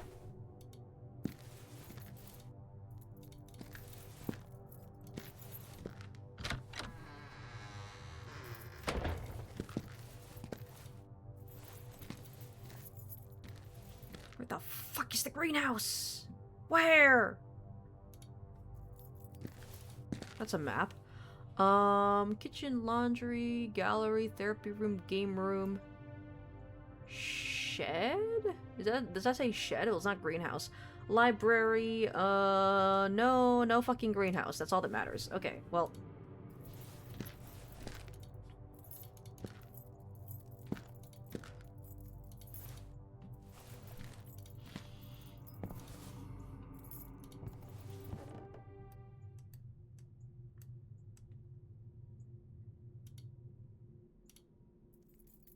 Museum.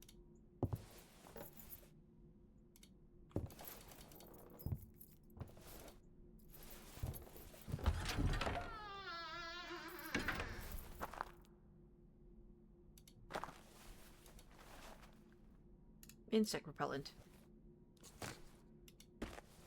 This is the closest thing I can think of to a greenhouse in this place.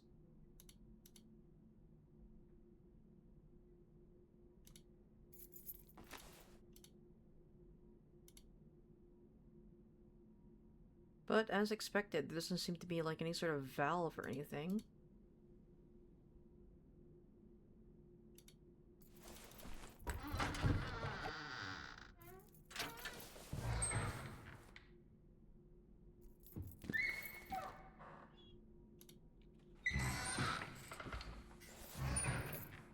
The courtyard, maybe? Like, that's the only other place I could think of that could, like, be sort of somewhat analogous to a greenhouse.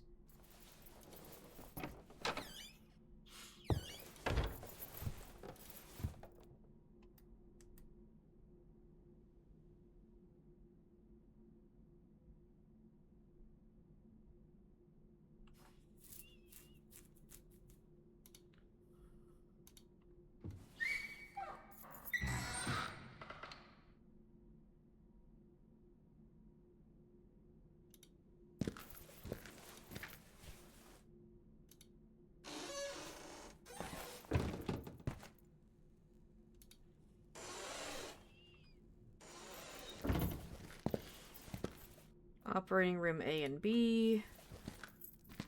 Hydrotherapy.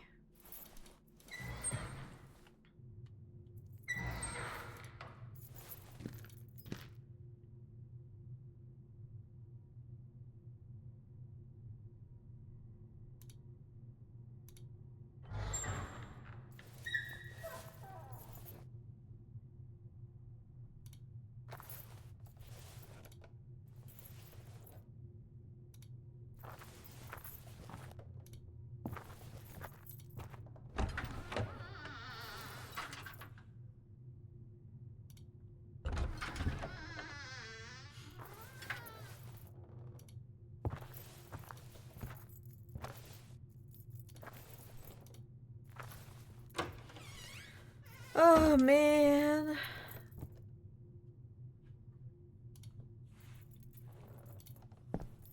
I have no clue where the greenhouse would be. Julia, can you tell me where the greenhouse is? You probably won't because you hate me. Is this the greenhouse? No, that's the courtyard.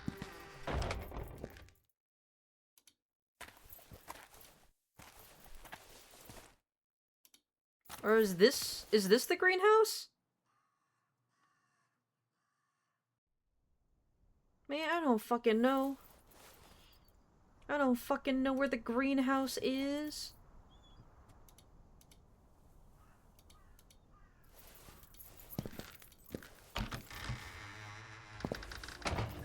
This is the laundry room.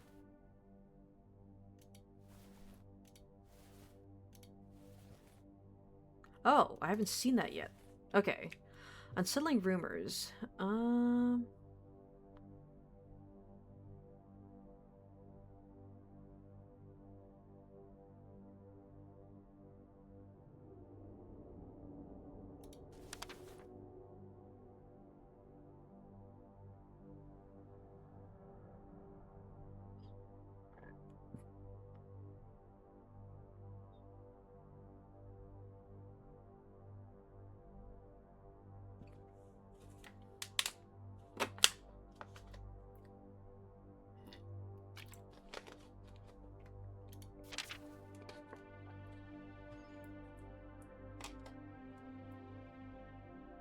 During this period of upheaval, Dr. HANWELL himself opted for a perplexing silence, never publicly commenting on the situation.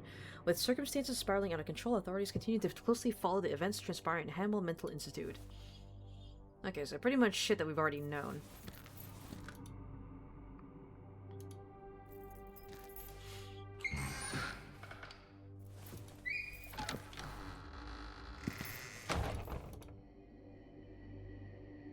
Man, I don't know if I'm stupid or if I just haven't found the greenhouse yet.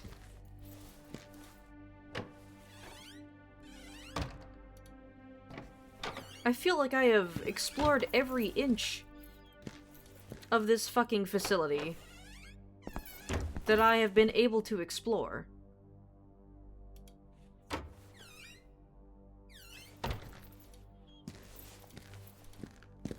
So where the hell would the greenhouse be? Am I gonna have to look it up again? I don't want to. I really don't want to look it up again. Archives.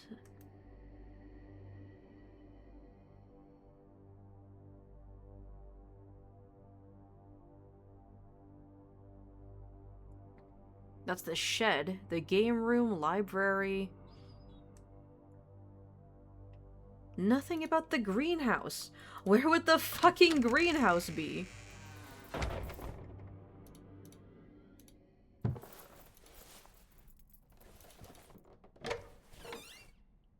Oh. This is new. Hello. No idea which books were at the end of this ladder, but they... well, likely the more boring ones. I haven't been in here yet. What the hell? Okay. I have enjoyed spending time reading some of these books, but there are more important things to do that night. Like, I mean, this is new, but it's not the greenhouse. Hopefully it leads to the greenhouse. That'd be nice.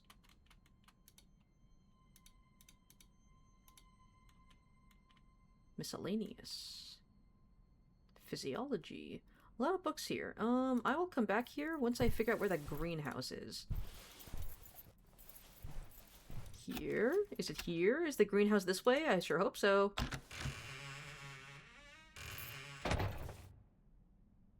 Where the fuck am I?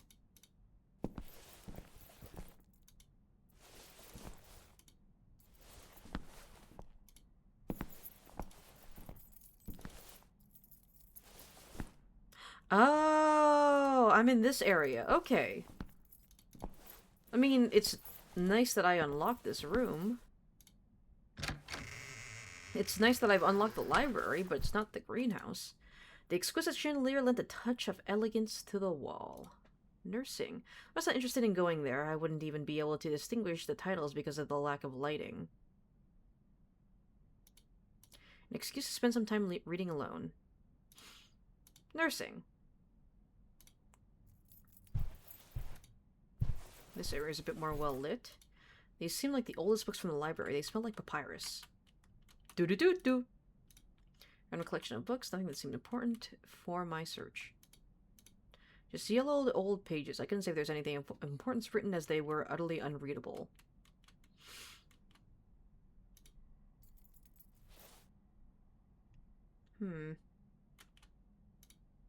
Neurology, nursing.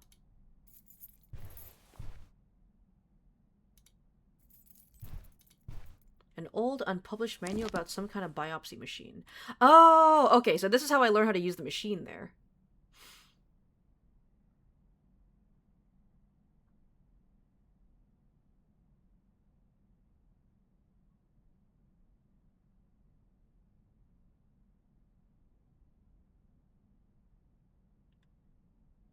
Turn on the equipment using the control panel and rotate the principal knob to the appropriate unit that corresponds to the patient's cranial dimensions.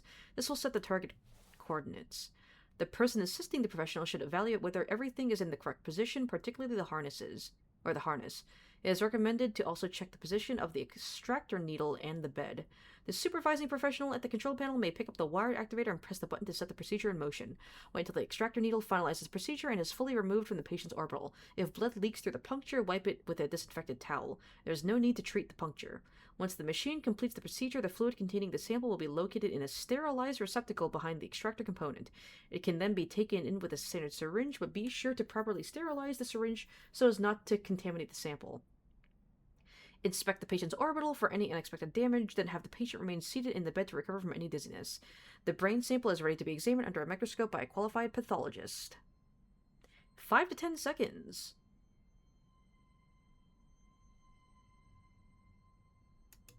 Okay. Ugh. Okay. Cool. Oh. Biopsy of unidentified brain tumor, rat cerebellum tissue.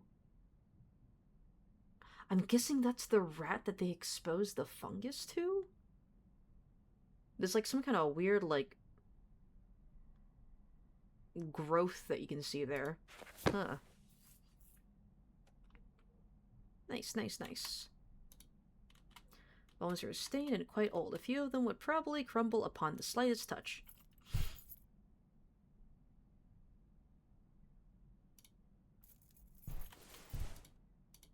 Castle of the Forest. It looked like some fairy tale. It was still dark and quiet outside. Just another random collection of books.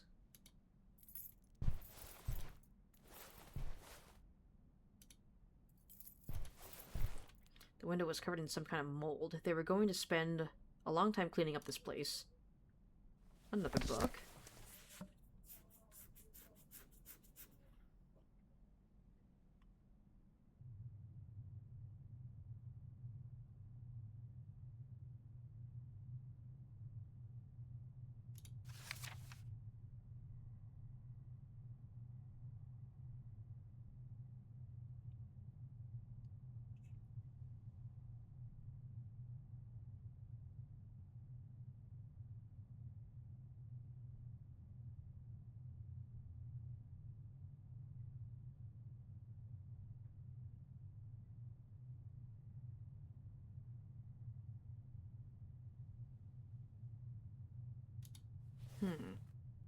Interesting. That was like a little thing written by the founder of HANWELL Institute. Someone, a patient, a child, seemed to have scribbled something on the cover of this book. These books are numbered in a strange way. It all seemed disarranged, lacking any kind of system. Another collection of books unrelated to my search.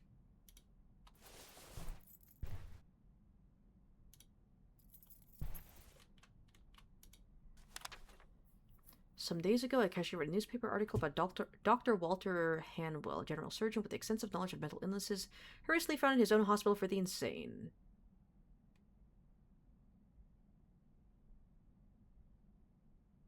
By Dr. Hawthorne. Okay, okay.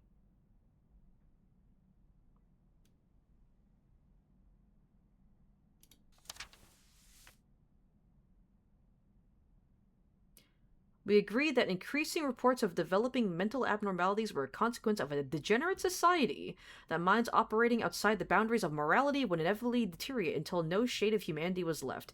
Very 1800s way of thinking.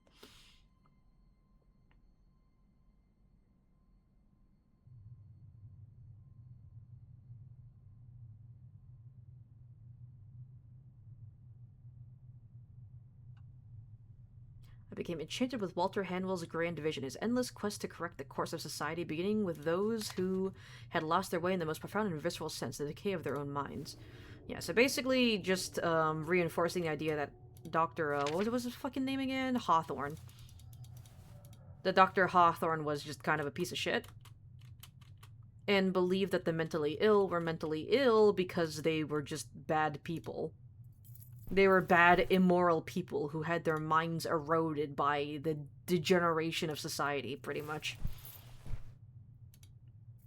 Where does this door lead to? Hello?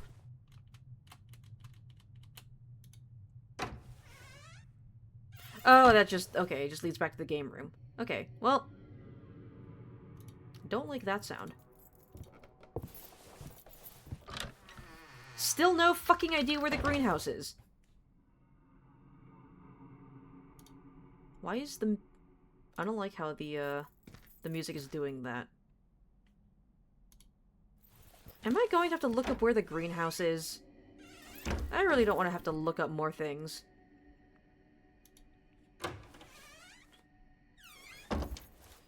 Well, at least now I know how to operate the, that one machine.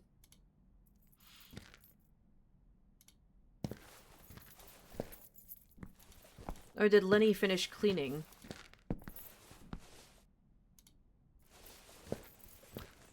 No he hasn't. He's getting ready to clean the topmost floor. Lenny! Lenny, I need help! Lenny, can you help me? 1 a.m. the corridors, 2 a.m. corridors, 3 a.m. the theater.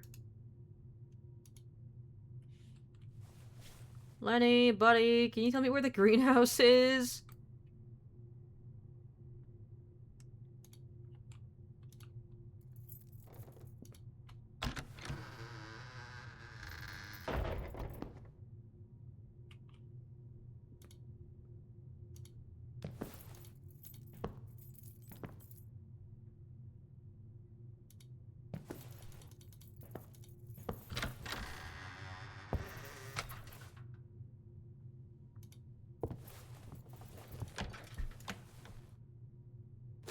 Dr. Hanwell.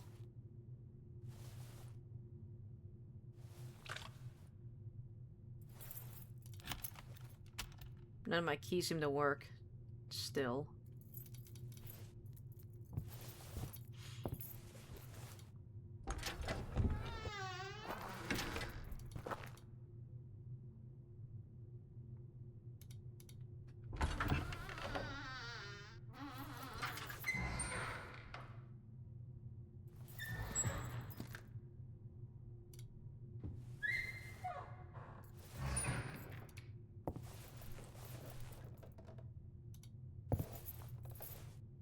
Okay, you know what? I'm just gonna look it up. I'm gonna look up where the greenhouse is. I don't know why. I don't know why, I just cannot seem to find it.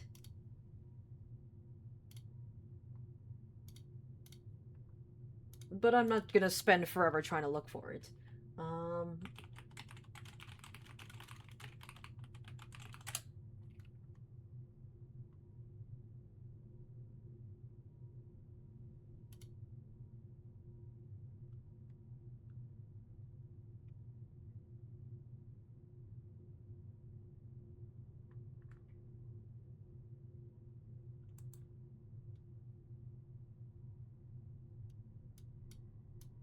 Asylum 12 a.m. to 1 a.m. guide.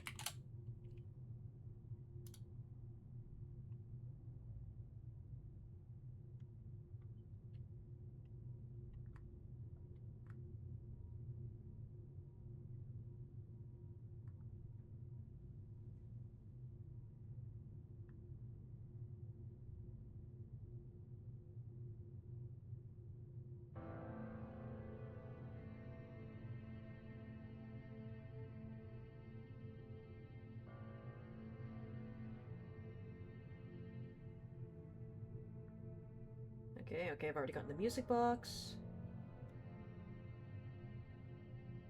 I've gotten the wind-up key from Hodgson.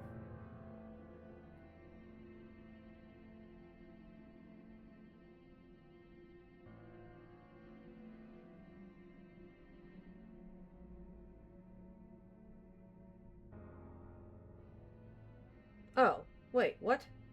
Okay.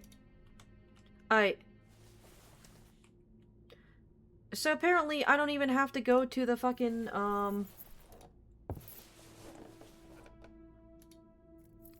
Okay, well that's kind of dumb.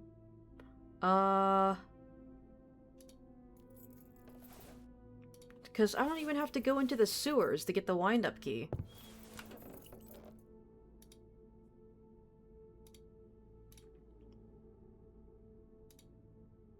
Apparently, the wind-up key will just be on top of that one dirt pile.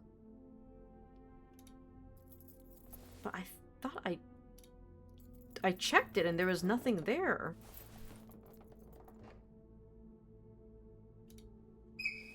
I don't remember which room it's in.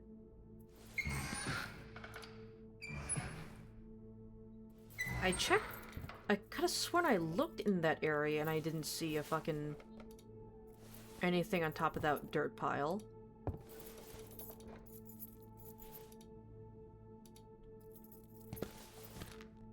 I think it's down here.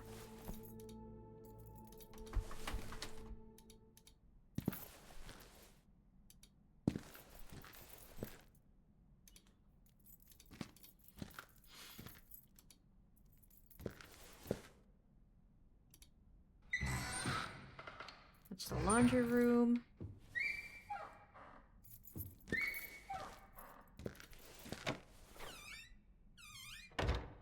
Yeah, there's no wind-up key here. What? Okay, hold on.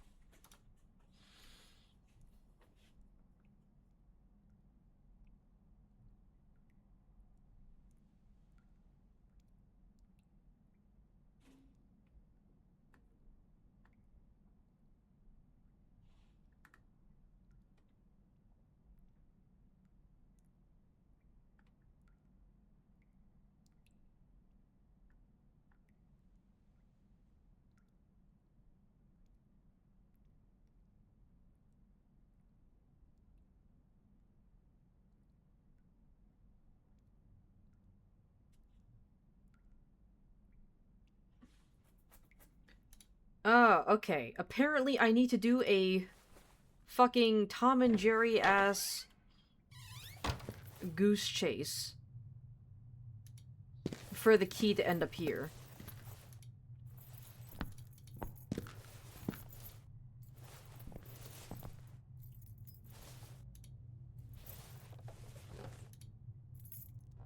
Okay, apparently to get the wind-up key I need to go into the bathroom here. And then look here. Aha, it was the wind-up key for the music box. I just couldn't reach it from this spot.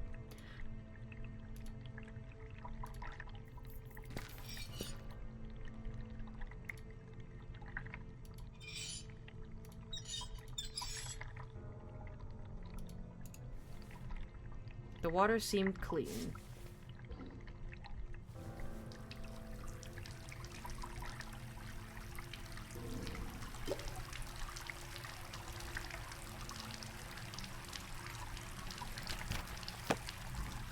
There we go. Okay, and then we have to wash the key.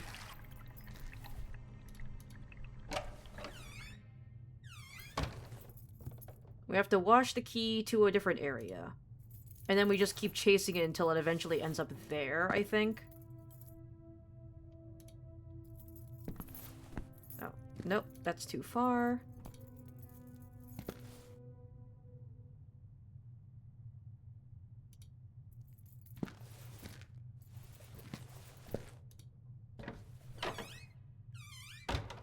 Nope, still not here.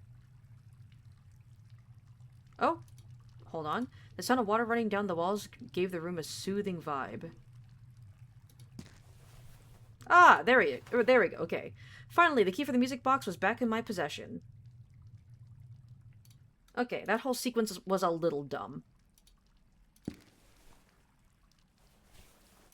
Get me out of here.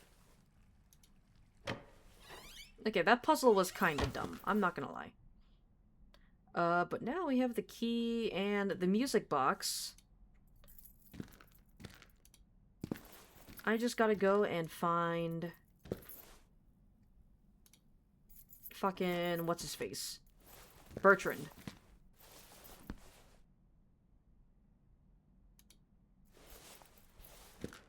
Gotta go through the cafeteria, right? That's not the cafeteria. Ah, well, it works. I can loop back around through the courtyard anyways.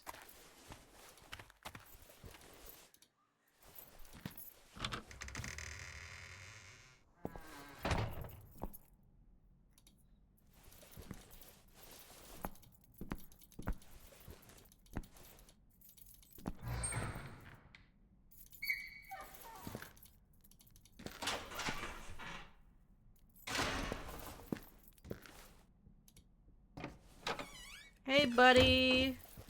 I got a present for you.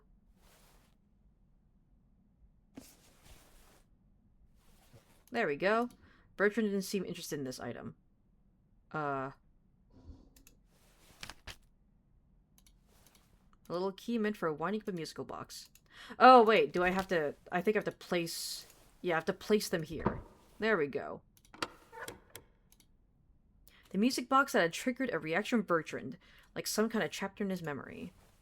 And then... Where's my key? That's not it. That's not it. There we go.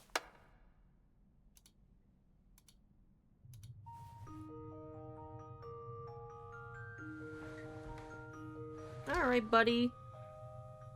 What do you gotta show me?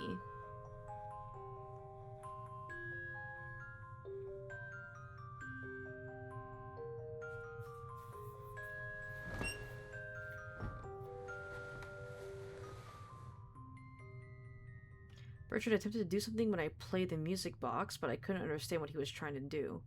It was like something was missing. Ah, I have to give him a, something to draw with.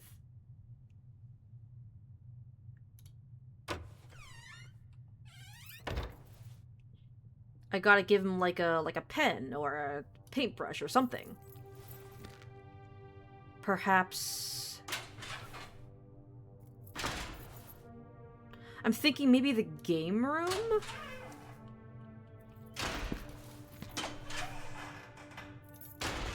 I'm like trying to think of areas that might have a pen. Maybe I can borrow one from Julia? I'm thinking either Julia or the game room.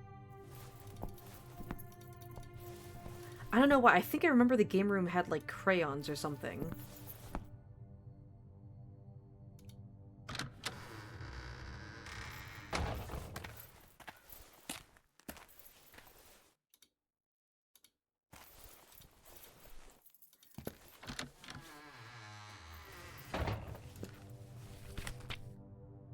Tasks. It was now finally possible for me to play the nursery rhyme that, in theory, would prompt a reaction from Bertrand. Well, I did that. I did that, and... it wasn't enough.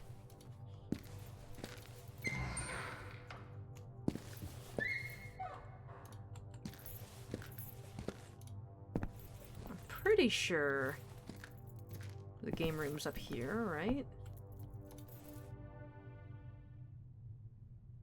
No.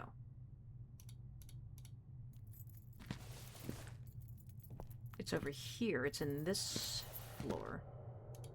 Right?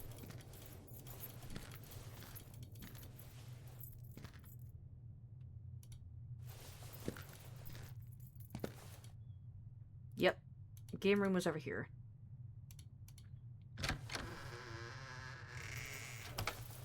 Yeah! A red crayon was in better shape than the others, so I took it with me.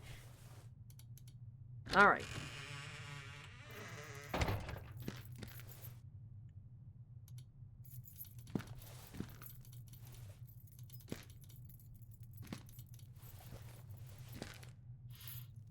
That is the wrong way.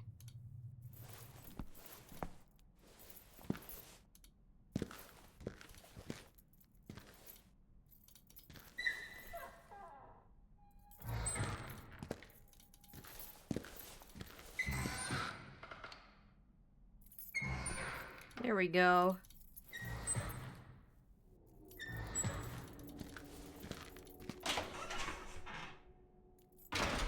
Hey, buddy.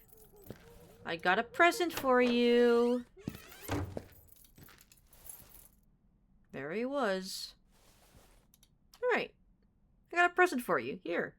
Check this out. It's a snack. Just for you.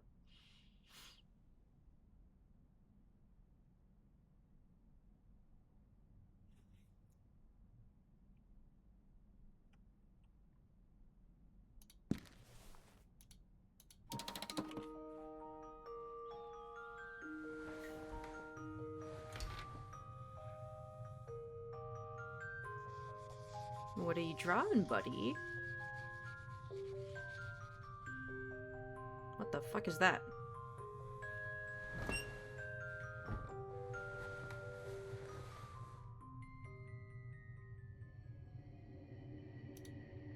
What have they done to you, Bertrand? What is this? Bertrand had drawn a strange pattern on the floor. It felt like I had seen it before, and while it was a simple drawing, it overwhelmed me with a sense of dread and despair. It's like some kind of Uzumaki spiral? Interesting. What I am! Whore, whore, whore, whore, whore. Whore, whore, whore, whore, whore. Spent 5 hours in the asylum. Hey. Oh. Hey, buddy. Bro, don't fucking jump scare me like that. Lenny, what are you doing here? I was cleaning the showers, and I heard something. What were you doing inside that cell? I was just chatting with a I friend. saw something very strange. I can't explain it yet. However, a picture is beginning to form in my head. But there's still a lot I don't understand. Maybe I can help you. You can? Please tell me how, Lenny. I'm growing more and more desperate. Yeah, by the help me out minute. here, Lenny. I have a key. I took it a long time ago, before they released us from the Institute, around the time of the event. A The key event? For what? Can I trust you? Of course you can, Lenny. And I trust you as well. All right. This is the key to Dr. Hawthorne's office. Mm-hmm. I figured. He knew things. He knew There things. was chaos all around, and nobody saw me when I took the key and locked his office.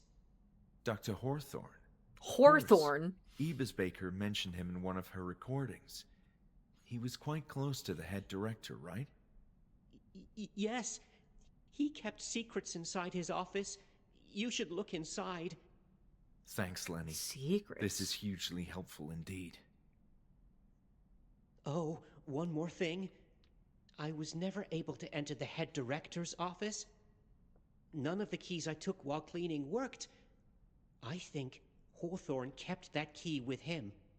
So Hawthorne's office may Hawthorne? lead me to Hanwell's office? I like the way he pronounces his name. Interesting. Well, here we go. Here we Here's go! the key. And good luck. Thanks, Lenny! This is why you're my favorite friend.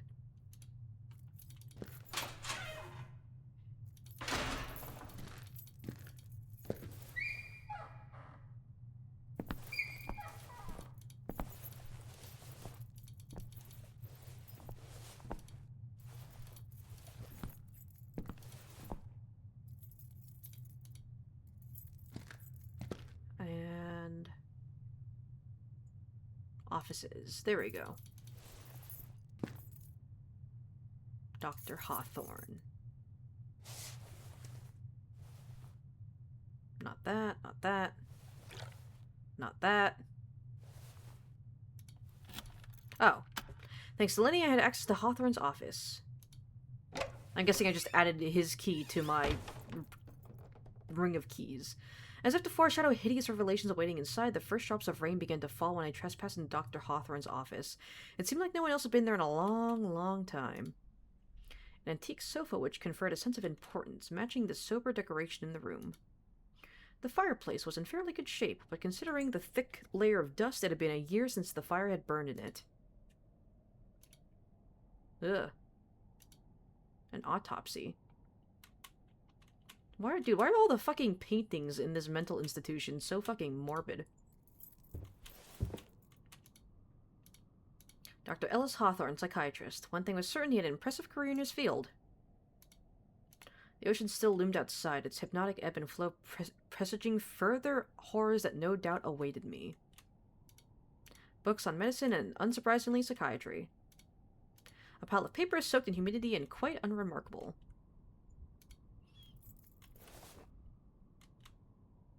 Alright, what's this? HANWELL Mental Institute. Confrontation in the Psychiatric.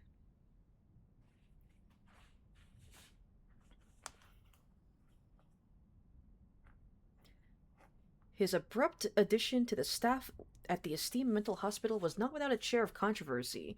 He was an inscrutable character who, to the astonishment of many, quickly joined the highest ranks of the personnel list, skipping over roles held by the established and arguably more qualified colleagues in the process. Interesting. So he's basically like a fucking nepotism hire? A fucking industry plant? His accomplishments in the field of mental health are, for a noteworthy physician, meager at best. He rose to certain levels of public regard thanks to his imposing personality and stern countenance, rather than distinct achievements.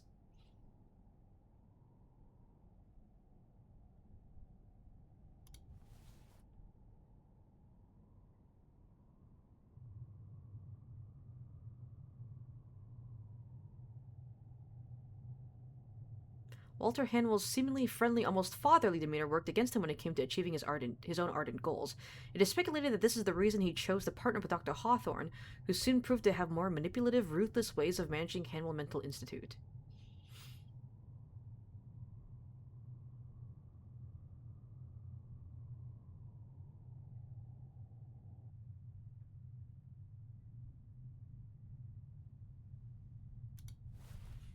So basically, Hawthorne was a real piece of work, which, you know, is in line with what we already know about him.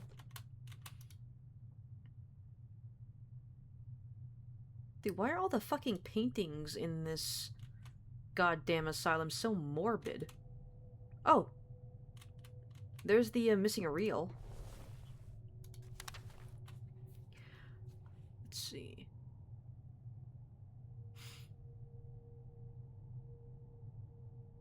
I've asked the janitorial staff to refrain from cleaning my office. Oh, and there's the key, too.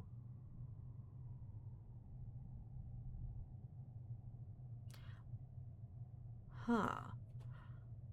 What is the being inhabiting that chamber? Does it look like an animal? Can you describe its shape? Did it move? Nothing worked. Their minds are completely blank, as if that moment was erased from their memories.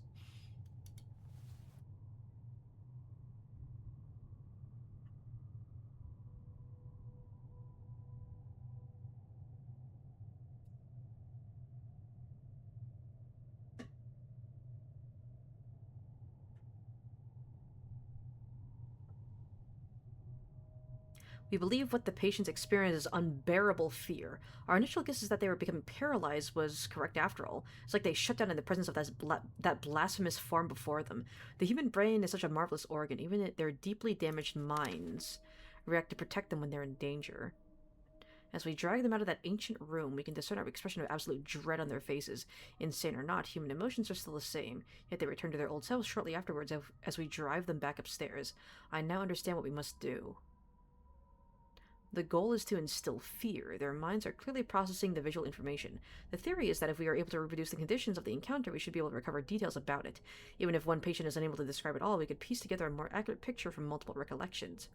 Our current approach is savage. We subject them to extreme situations in hopes of prompting a reaction. I'm not proud of blatantly beating someone like some goon, but the promise of the knowledge and purpose concealed in that chamber is too powerful and supersedes my dignity.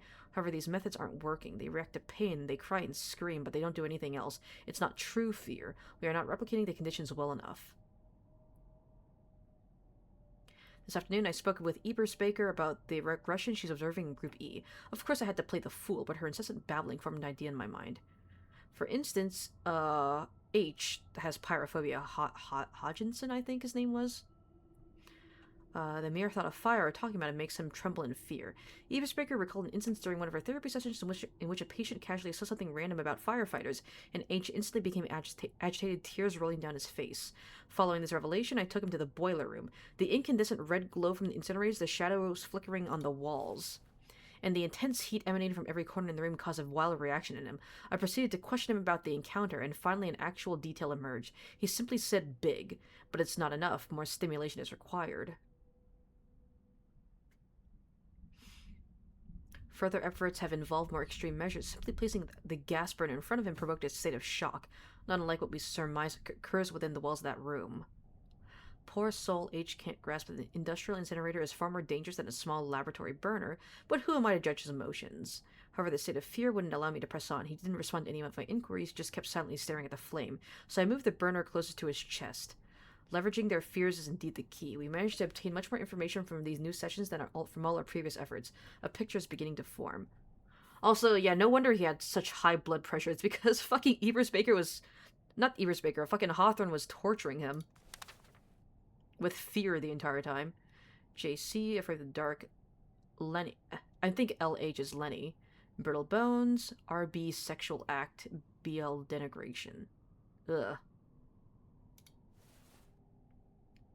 Yeah, of course, fucking Hawthorne wouldn't be above using, sexual trauma against, you know, the woman whose whole thing is that she was fucking raped. This is the next subject.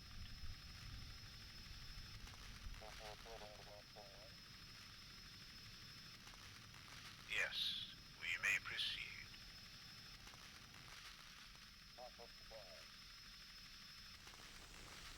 Leave it to me. Hello, Leonard. Do you remember me? I'm Dr. Hawthorne. What do you want? Well, you may not remember this, but yesterday you went inside a place, a big room. We need to know what happened in there. What did you see? I don't remember. You need to make a big effort to remember, Lenny, or unpleasant things may happen. There was a tunnel, but not ours. Things looked different. The smell, oh, such a bad smell. And then, no. What happened next, Lenny? At the end of the tunnel, I entered a room. Oh, my head was in pain. So much pain. Describe that room for me. I don't want to go back. I don't want to remember. Describe that room. Now. It's so large. The walls are strange, with shapes I've never seen, and there's a glow everywhere. And in the center, What is at the center of the room? no! What did you see? My head is pounding. Think. Think. Remember. No.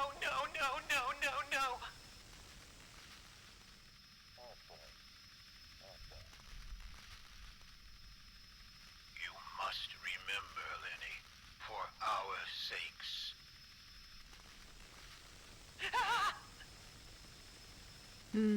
Okay. What did you see in the room?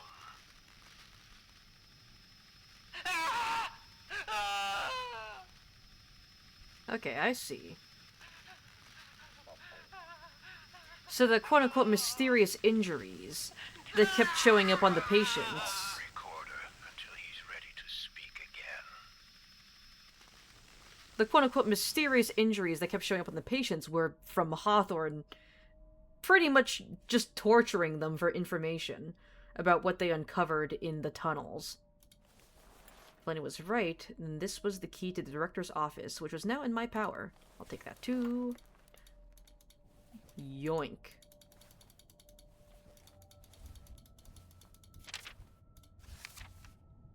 Ugh. God, that implies that he probably fucking raped the woman several times, which is unpleasant to think about. A selection of books on philosophy. Dr. Hawthorne seemed to have many erudite interests. What is this? I'm afraid my colleague Anne has elected to take an inferior direction in her career. Try to be open-minded while considering new ideas, but my goodwill doesn't extend so far as to resorting to shortcuts when it comes to the advancement of the healing arts.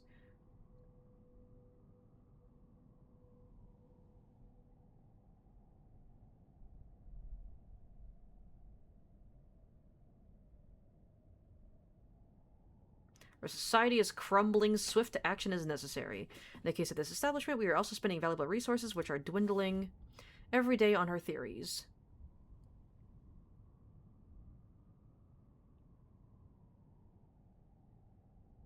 Miserable subjects exhibiting a debased attitude who couldn't possibly fit in the world of civilized men. I found value in dedicating efforts to those without real hope, patients unable to produce a single neurotransmission that results in a meaningful stream of thought productive to society. But phony misfits who merely demand attention, the paranoid, the lonely, who mistakenly confuse the cacophony of modern life, assaulting your senses each day with actual mental problems. Ypres Baker can fritter her hours away as much as she wants. My issue is the money involved. In the end, our existence is a biological accident. It's the glorious expression of our genetic material that confers meaning to our lives, and the only tried and proven way to deal with the ailments of our bodies is via the practice of standard medicine, and thus a shattered brain can only be fixed by physical means. Ugh. So yeah, very, very archaic, very barbaric. Real piece of shit he is, huh? But we got a lot of information. We got a lot of information and a lot of... What is this? Oh, it's this area. A lot of info and a lot of new items to springboard off of. To discover new areas and new things.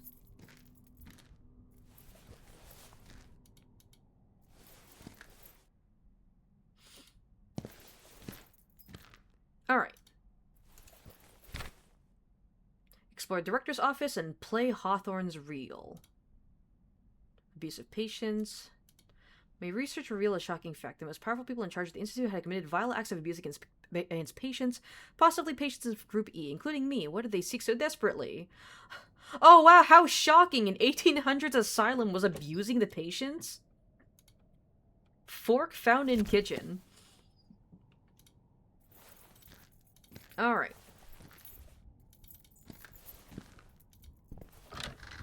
Oh yeah, it is raining. Oh my god, it's not just raining, it's fucking storming.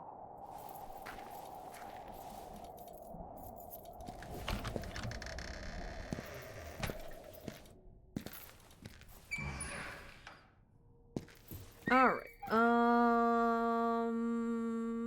Yeah, I gotta find the therapy room first. I gotta find the therapy room and play that new reel that I found. The therapy room was right there.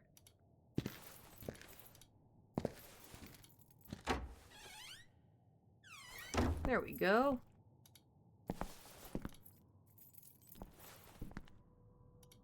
Alright, Bertrand,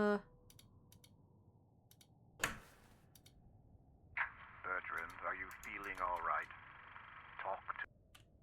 how do I... there we go.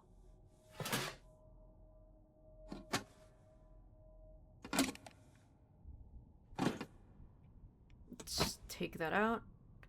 I want to use the reel that I got here. There we go.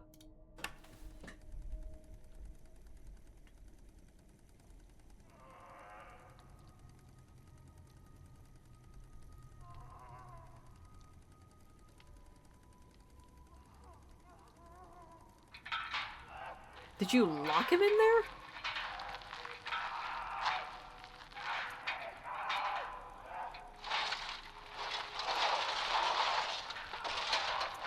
Oh my god, fucking crushed his arm too.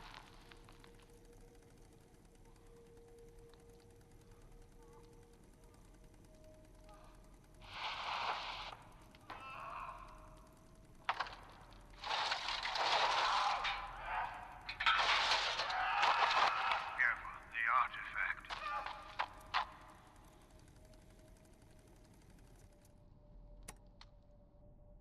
Interesting. So during one of those torture sessions, one of the patients, it seems like Hawthorne dropped an artifact. And the patient grabbed it.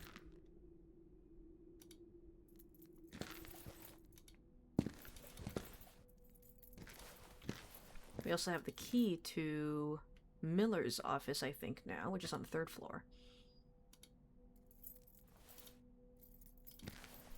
I'm also gonna have to find, like, some wire cutters or something. Or maybe I could use the hydrochloric acid.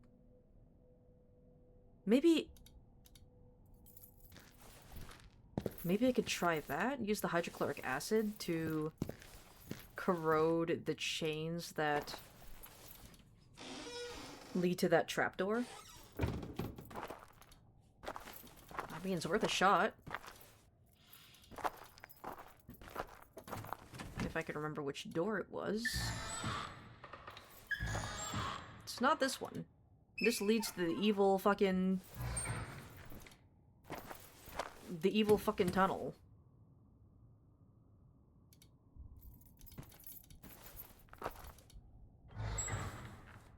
There we go.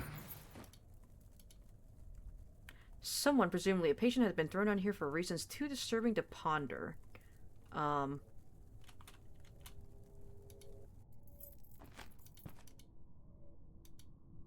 Okay, well, I guess I can't use my hydrochloric acid then.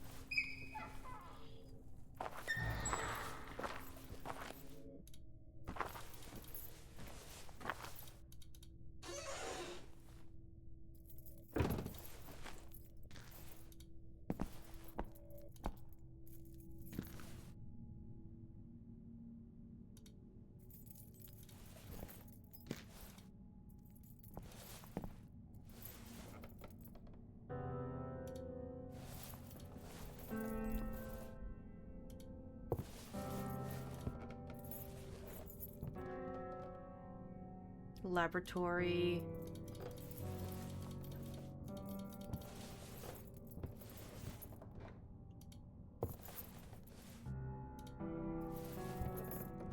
There we go. Actually, wait, the key's gonna be on my ring. There we go. Secrets. 2 a.m. Oh! Oh, time jump scare!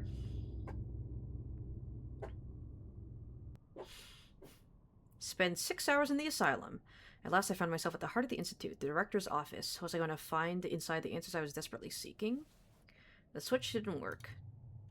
The director seemed to have a captivating collection of art.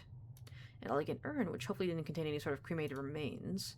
The director seemed to have a captivating collection of art. I already read that. The elegant fireplace was a neat match for the style of room.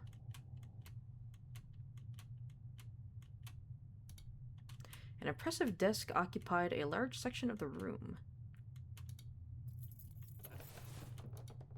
It must have been quite the honor to display all these framed diplomas. A tall ladder used for reaching the books in the upper shelves of this private library. The director seemed to keep his belongings neat and organized. I couldn't make out what these jars were filled with or why they were in his office in the first place. The Human Mind. Well, that's a cool cover. Okay, well if I can pick it up, I'm assuming something on the other side? No? Interesting. A large collection of books, mostly focusing on the topics of surgery and psychiatry. A decoration made of marble crowned this shelf. A cozy coffee table decorated in the corner of the office. Interesting. Nothing Nothing of importance just yet.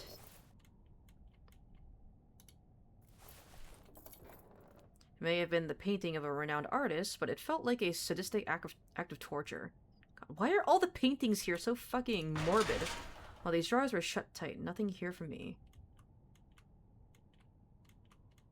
Can I explore his desk? There we go. Nothing here. Ooh. They look like ordinary annotations. Interesting.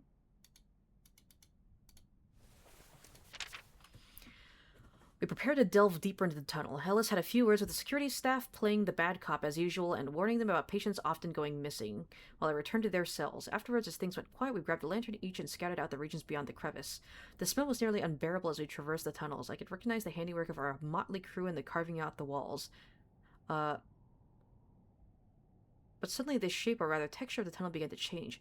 It was still a man-made, dare I say, but yet different. Clearly the result of more crude tools. The rocks had developed a shiny, slippery surface massaged by the history of who knows how many countless centuries, millennia? As we stepped forward, we noticed curious patterns on the stone walls, and also objects such as pots, effigies, and other fragments scattered on the ground, which were covered by a layer of spongy moss. Somehow a whole ecosystem had survived within these underground prehistoric walls. I pondered the deeper secrets that could be concealed within the bowels of this towering cliff. When I grabbed one of the items on the floor, my eyes were dazzled by a craftsmanship unlike anything I'd seen in my life. Not even in specialized publications or museums. Hi, Zombie! Hi, hello, hi! Thank you for the raid! Hello! Hold on. Let me finish reading through this and I'll give you your shout out. What were you playing? What were you playing? I hope you had a good stream. It felt strangely alien with hints of human crafting, yet at the same time it was not quite human. When I showed a weird sculpture to Ellis, he seemed more excited than I expected and urged me to move forward. We resolved to move these fascinating objects to a location where we could properly research them.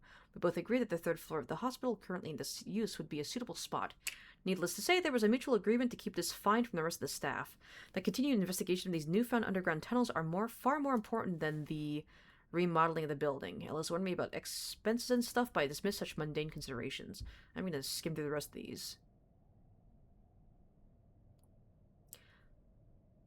What we found at the end of that tunnel, it is beyond our comprehension. An ultimate glorious secret right here beneath us.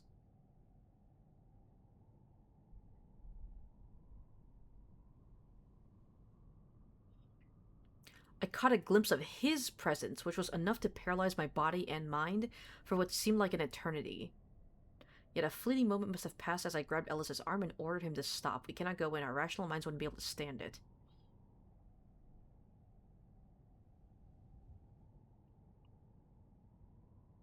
It is nothing short of a miracle that our financial woes prompted us to resort to using our own patients to conduct the work rather than a professional construction crew. So yeah, they are basically using the mentally ill as unpaid slave labor.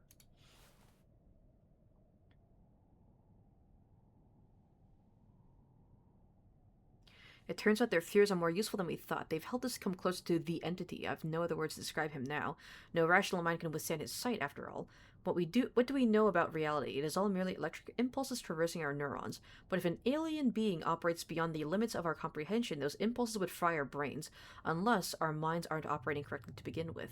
They are indeed able to visualize something we couldn't possibly process with our sane minds. The fear they experience when they enter that chamber is evidently unbearable, according to their own testimonies.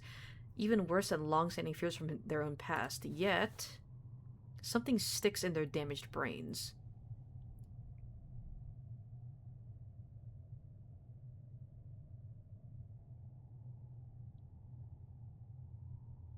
Something physical has changed in them. As far as we can tell, they're all developing brain tumors. Why is this happening? We can only guess, but the evidence is unquestionable. Is that even their damaged minds... Is it that even their damaged minds can't withstand the glorious sight of this being underneath, or is there a deeper meaning behind this alteration in their physiognomies? We have no choice but to further investigate these tumors, yet we can't do it alone.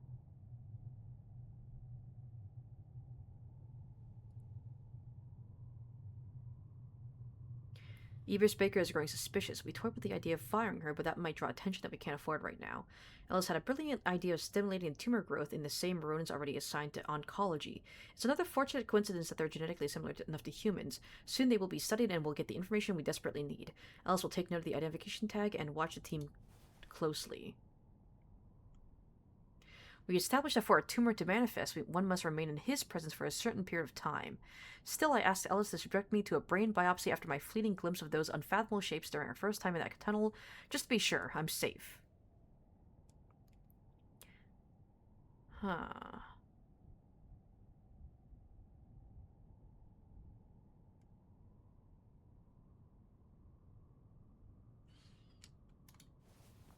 Interesting. You were doing Ring Fit Adventure, you're so sweaty, your back is so shiny? Hell yeah! My worst fears have been confirmed. There was possibly something wrong inside of me. Yet if that was the case, fuck! God damn it! Okay, whatever. It's fine. If that was the case, fucking, I don't know. Had I been taken to this mysterious chamber and that result in my brain? There is only one way to find out. Oh, I'm gonna do the surgery on myself. Okay. But yeah, I've heard that, like, Ring Fit Adventure actually does give you, like, a pretty good workout. Like, in terms of, like, you know, fitness games, Ring Fit Adventure is, like, surprisingly really good. But, this whole idea of, like, having these mentally ill patients gazing upon this, like, cosmic horror entity, and then using fear to try to get them to remember what they saw and recall, like, what it looks like and what it is, very much reminds me of, Martyrs. A random old book covered in dust. You know, that fucked up, French movie? Where the whole premise of Martyrs was that basically there's an organization that wants to figure out what happens after, what the afterlife is, right? Like, what happens after death. And in order to do so, they basically torture young women. Like, horrifically torture young women to the point where they kind of enter this catatonic state between life and death, where they can actually, where they're still alive, but they can see into, like, the beyond after, like, they're basically seeing into the afterlife, but their bodies are still alive. And the organization wants to create these martyrs, what they call them, of course, so that they can figure out what happens in the afterlife. And it's very similar to what they're doing here, because essentially they're doing the same thing. They're, like, horrifically torturing these mentally ill patients to figure out, like, basically forbidden knowledge. Also, how do I bring up the... There we go. My esteemed colleague, I received news of your current line of research. What a remarkable find. I think you choose to erect a building in that particular spot. Without a doubt, the Moirae have guided your way. See if you can locate in your local library a copy of the Skolix Vellum, an ancient manuscript by an anonymous author which presents an alternate configuration of constellations, one deemed too profane by the would-be astronomers of his age. It is a fascinating read that you'll find of exceptional interest. I believe it will also assist you in making sense of your fortuitous discovery. Yours respectfully, A.M. A.M.? A.M. from I Have No Mouth and I Must Scream. Old pens of no use to me. A bunch of pencils scattered in the drawer. Okay, I don't need that.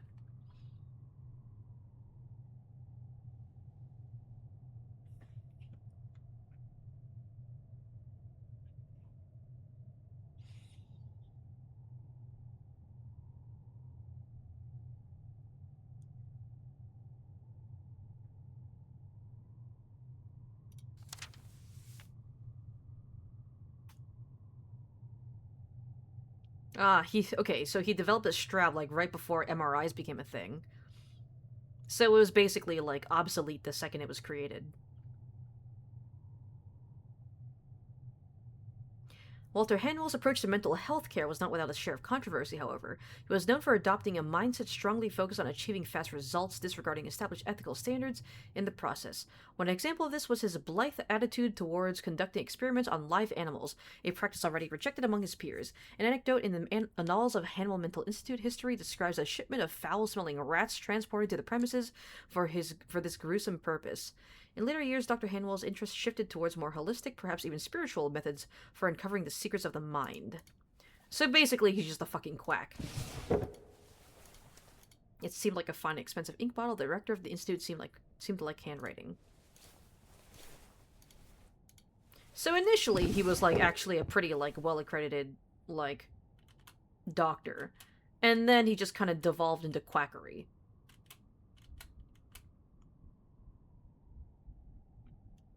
Interesting. Well, now we have another goal in mind, and that is impromptu brain surgery. Yippee! Oh god! Oh! My brain! Pregnant woman, hello! I'm getting a Jimmy Neutron brain blast from the past.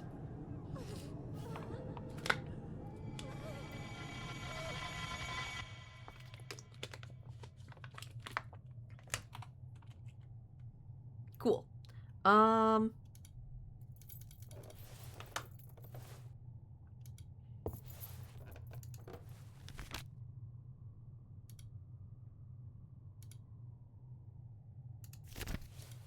Alright, I guess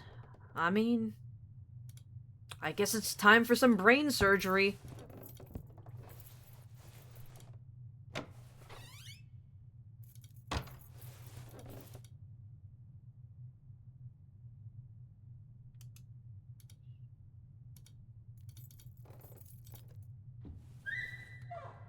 I gotta find the stairs.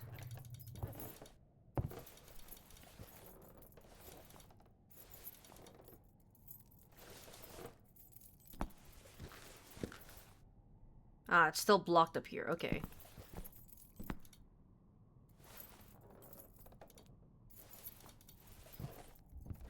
This is the wrong way. I was going the right way the first time.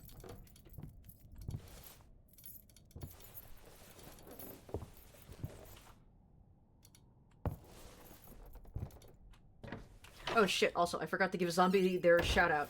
I need to time out of the game. There we go. See, I am a good streamer.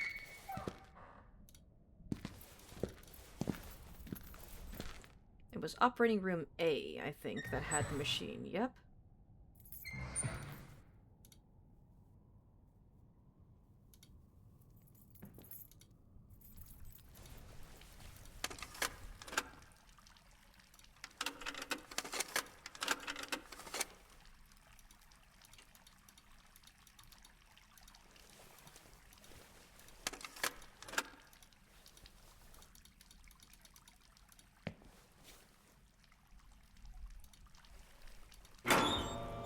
There we go.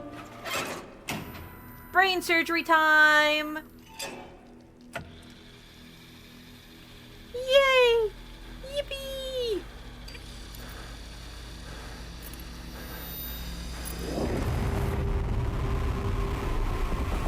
What the fuck am I seeing?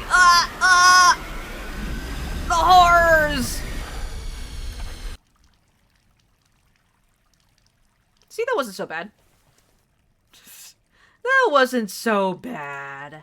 The machine seemed in good condition and should work. Well, yeah, I know it certainly did work.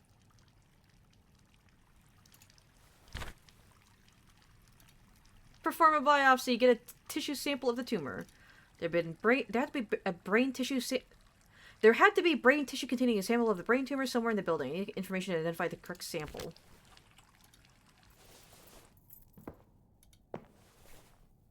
There we go. After the biopsy, the compartment on the back of the machine was filled with plasma, my own. That wasn't going to help me to get some of the fluid. Syringe? Oh, I need to clean it first. Okay. Alright.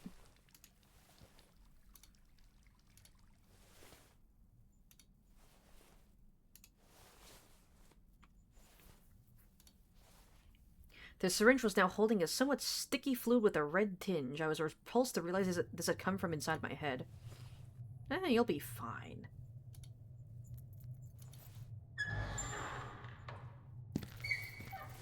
Also, I feel like it's probably gonna be the rat, right? The fucking rats in the laboratory. Hopefully, the doctor that was in there is gone.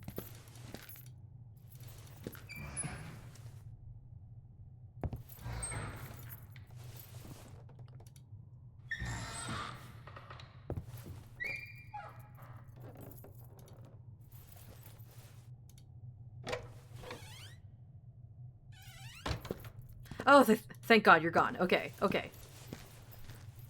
Cool. All I need is a little bit of rat brain.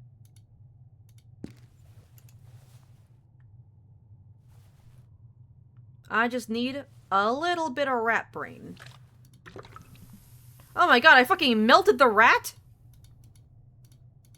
I thought we were just gonna melt the cage bars. We melted the rat? Why?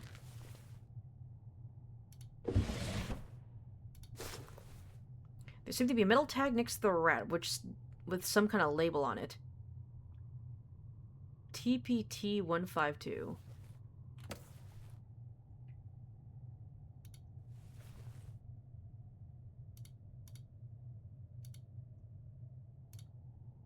I think I have to go into the museum? TPT-152. I need some rat brain. TPT-152.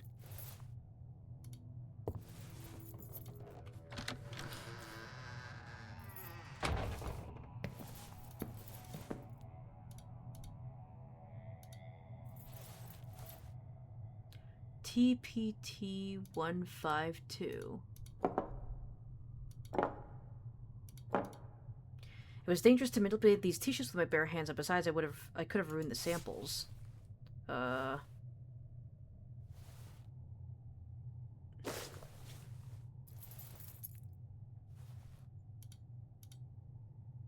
was likely going to ruin the tissue sample if I did this.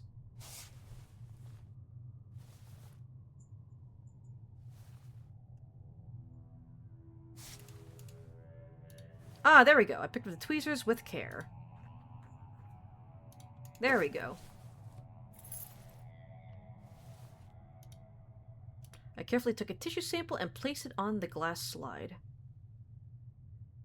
Ah, okay. I took back... Fuck.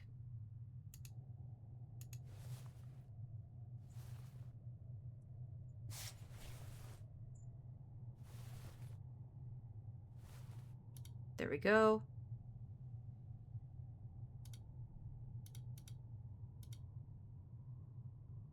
I took back the slide with the tumor sample. Okay. Left tweezers in the exhibit. And I remember that there was a microscope. Oh! Oh my God! Lady, you good? Well, I mean, no, you're not good. You have a fucking... You're pregnant with a fucking rape baby.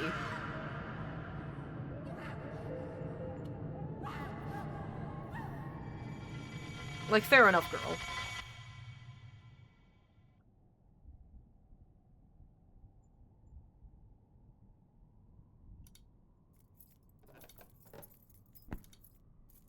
Alright. No, this is the wrong way. I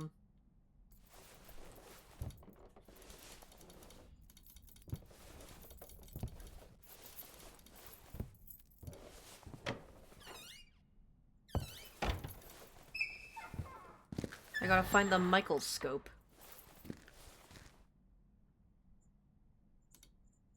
I think it's in operating room B?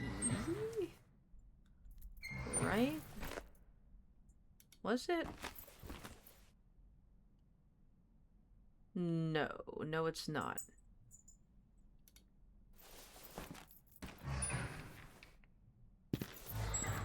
Operating room A. Aha! Perfect.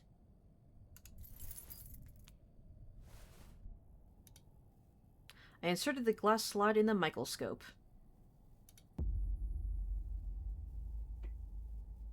What does it look like? The fucking rat brain. Yeah, it's got that weird, like, blue worm looking thing.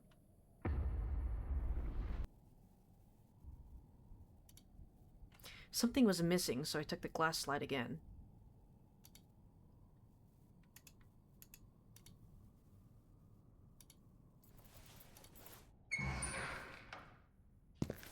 I'm pretty sure I'm supposed to put the,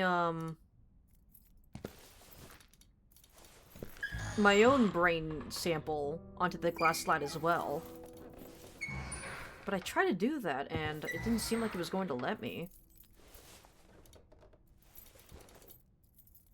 Let's go back to the museum.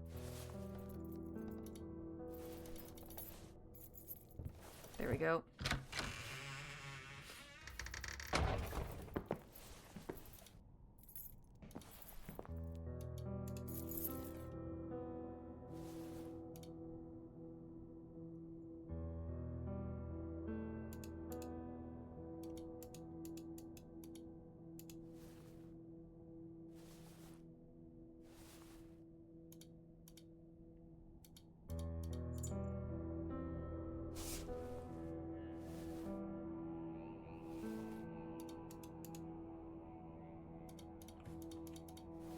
How do I fucking...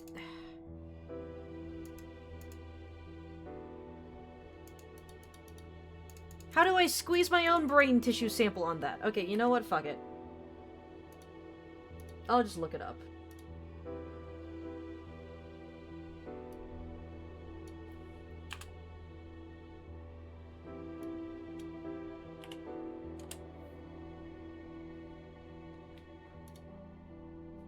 Because, like, I know what I'm supposed to be doing, I just don't know how to do it.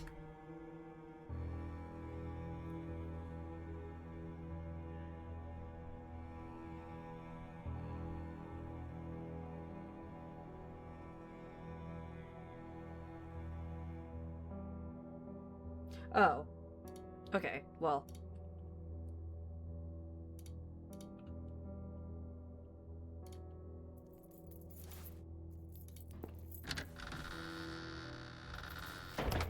Turns out it was a lot simpler than I thought it was.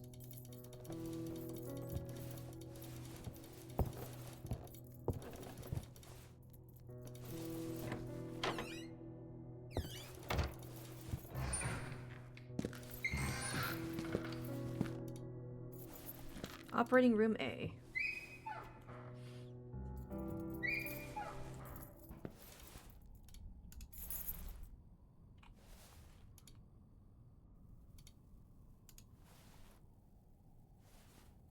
There we go. With much care, I place a drop on this of the sample on the slide. There we go. Now let's compare them.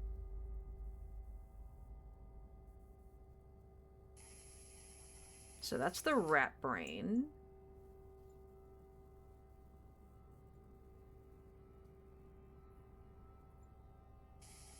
And that's my brain. Yeah, we have the same, like, weird-looking blue worm.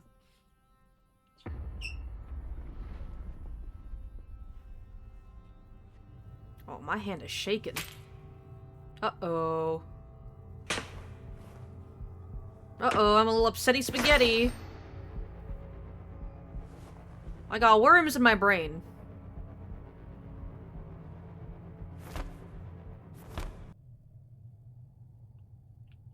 I couldn't believe it. I confirmed what I feared the most, and nested deep inside my brain was an unexplainable tumor, the source of my visions and possibly the end of my sanity. Well.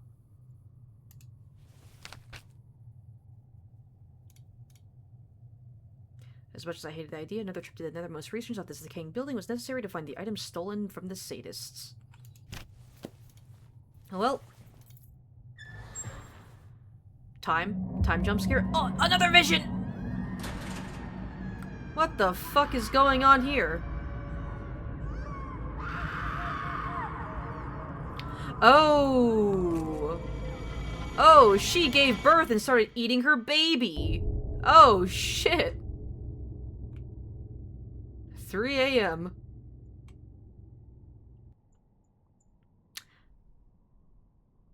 I mean, on one hand, gross. But on the other hand, like, all things considered, I fucking get it, girl. Like, honestly.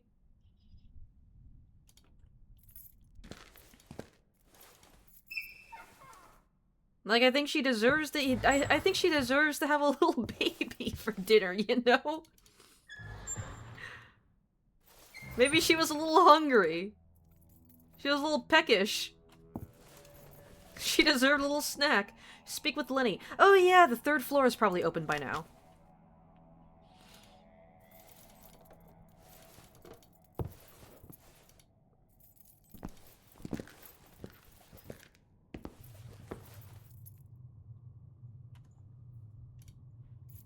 Like, honestly, a fair reaction to not being allowed to get an abortion. Like, if you're not gonna let me terminate the baby early, I'll terminate it late. Boarded and claustrophobic. Ugh. It's all dusty and musty up in here. Where the fuck is this? Is this a theater? You have a whole ass theater in the fucking insane asylum? The theater must have been charming in its old days. Now it's pitiful and dirty.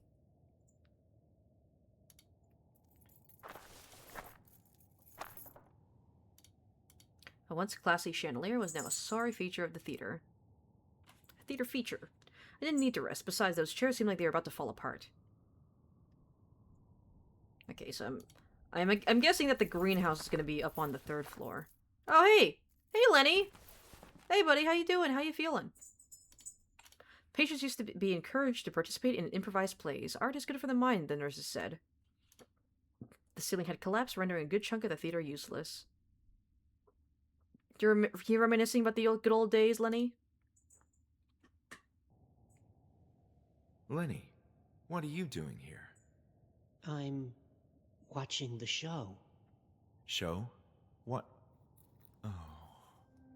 Why don't you sit with me and we can watch it together? It's very entertaining. Lenny, please, you must listen to me. I have the tumor. I think you have it too, and Bertrand. There's worms in our brain. Everyone in Group E. I don't want to talk about that now. But Lenny... Maybe it's good if we don't remember. If I was in pain, I wouldn't want to remember. I'd prefer to be happy, like I am now. My visions are getting worse. You will have them too. Why are you doing this? Because I need to know, Leonard. I can't afford to lose my mind again. I want to remain in control. Oh. Oh, this next part is fun. Explore the 3rd floor. What can you tell me about this 3rd floor? The doctors used to come here often. For what purpose? I don't know, but I think there's a secret here. Time to see what they were hiding then. I do love secrets. See you around, Lenny. Alright, have fun with your show, Lenny.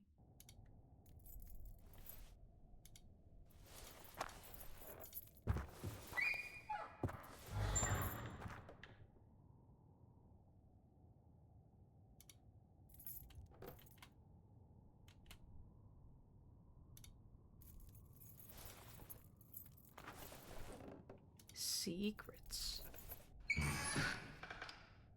More hallway. Hallway secrets. What the fuck is this? Oh, it's the art room. Many cans of paints that had been emptied a long time ago. I kept thinking to myself that art could be anything, provided it depict the sincere human emotion, without any commercial interest. Thus, even a deranged patient was more sincere than most artists these days. Honestly, truth. That's actually a pretty cool drawing. Look at that. Very surreal. I like it. There's no more paint inside. Well, that's actually a really good painting of a cat. I like that. A little alien guy. And wait. But honestly, fucking truth nuke about the idea of, like, as long as a painting is genuine. As long as a painting is genuine, sincere. That's all it really needs to be, like, considered, like, good art. I couldn't tell why, but the painting gave me a creepy feeling. Because, like, the thing that makes art interesting, the thing that makes art art, is the human experience and the human soul behind it. That's why AI art will never be good. No matter how technically competent or high quality AI art might end up becoming, it will never be good because there's no human soul behind it. A strange face was bound to haunt me for a while longer. After all, that's the thing that makes art good. The boarded up windows gave the room a claustrophobic feel.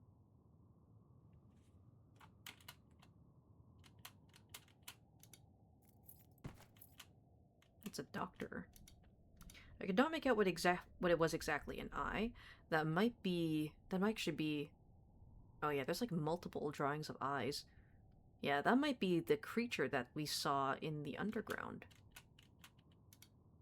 It was a weird creation from the mind of a mentally ill patient.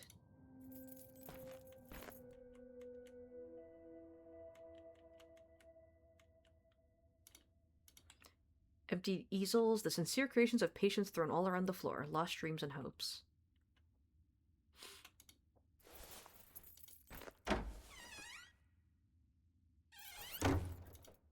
Noe, what are you doing? Noe, come here. Come here. Noe, come here. Come on. Okay. Fuck, I didn't read that. So this is the workshop. Noe has been, like, avoiding sitting in front of the Noe cam. I don't know why. Maybe she knows that... Maybe she knows that she is a big appeal of my streams. And she just wants to spite me. Nothing of interest in here. It was jammed.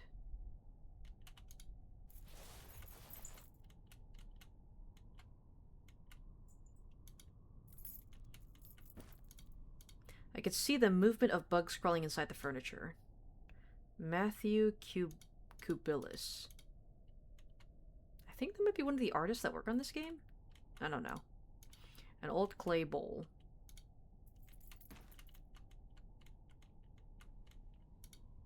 Some kind of clay dough, likely used for twisted artistic creations.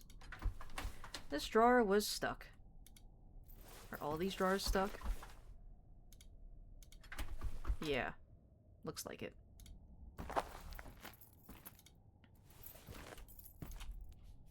Don Luth. The patient who did the sculpture wasn't well.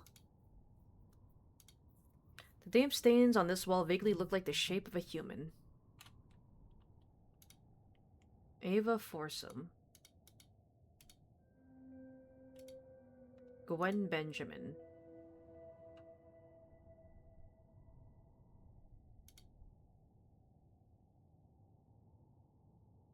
Is that a reference to Ben 10?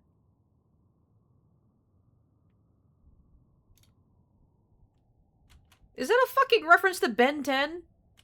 Or is that someone's actual fucking name? Like, are these the names of, like, all the devs that worked on the game or something? Or...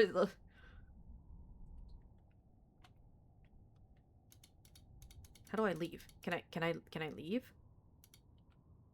Yes, I can.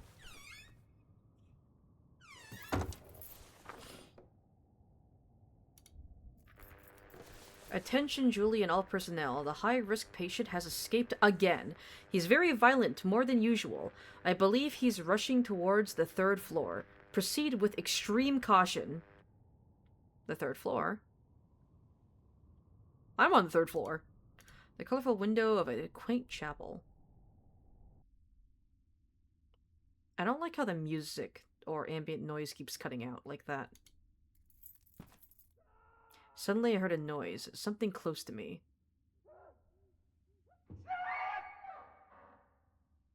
Hey, buddy.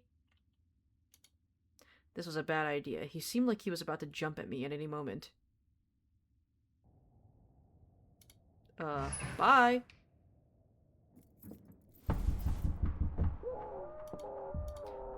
have to find another way. What happens if I just let myself?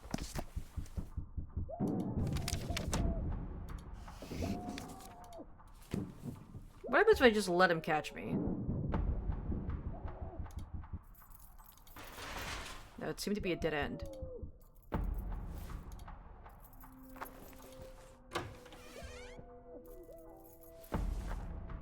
Oh, shit.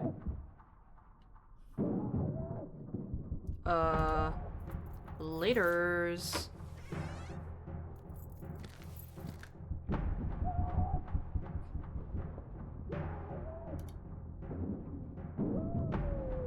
I've also removed these boards with my bare hands, and besides leaving through the window would surely mean plummeting to my death.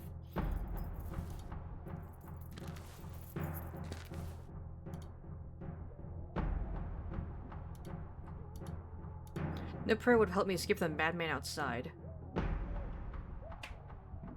Can I just hide under one of these pews?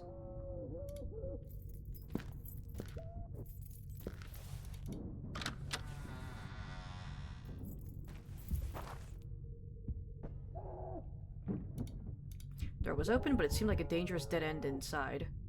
I thought about running away, but the corridor was long and the madman was too fast. I risked getting caught.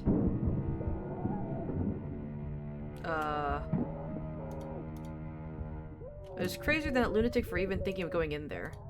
It was open, but it seemed like a dangerous dead end inside.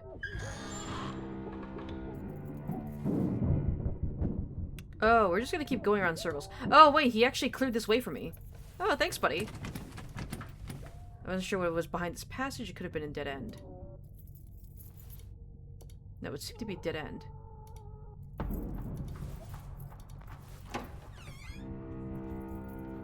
Is there even a timer for this?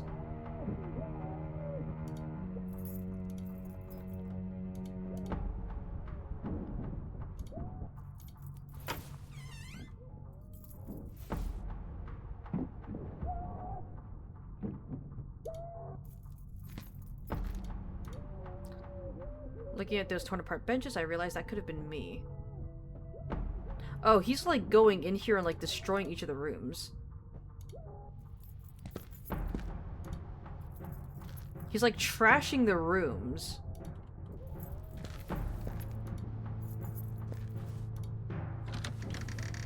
He's trashing the rooms more and more as I move through them.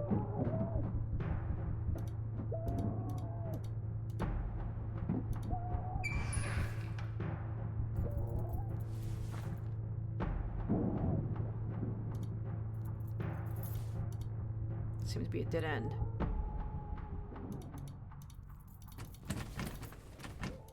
Do I just keep moving in circles until he tires out?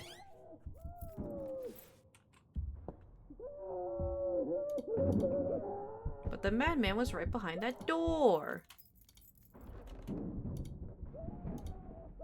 Didn't think I could defend myself with that.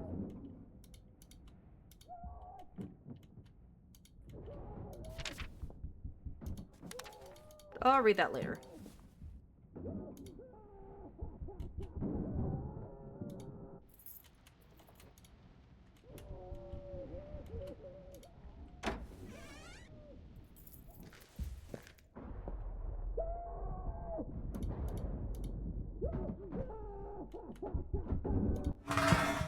I managed to block the door, but the madman could still leave the empty room using the other door.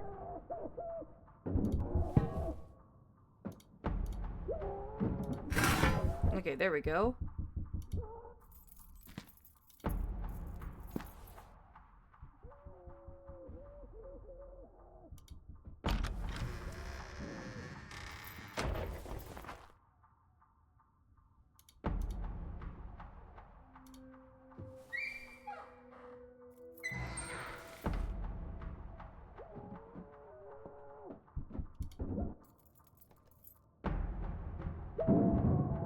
He's right over here. I gotta figure out a way to block this door now.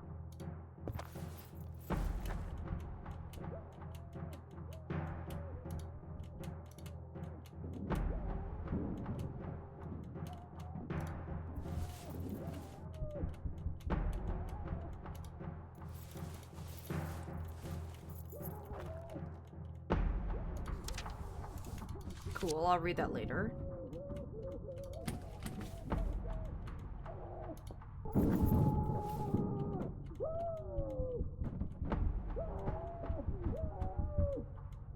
Ah, there we go. Okay. 4 a.m.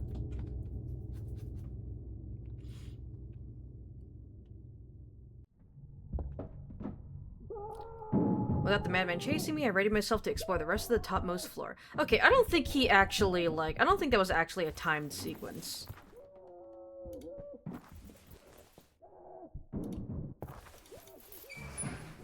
I don't think that was actually a timed sequence. But that was still pretty intense. What kind of lessons did they offer in here? Jari and Taro Markkanen.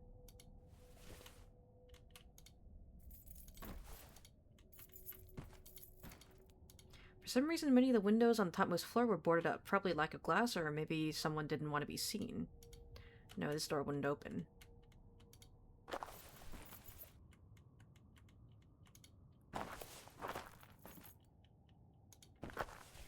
Rigo, Matthew, Lee Venner, Cynthia Gary. A lot of names. Trevor Orestes, Fabio Romano. Or maybe these are like Kickstarter backers or something?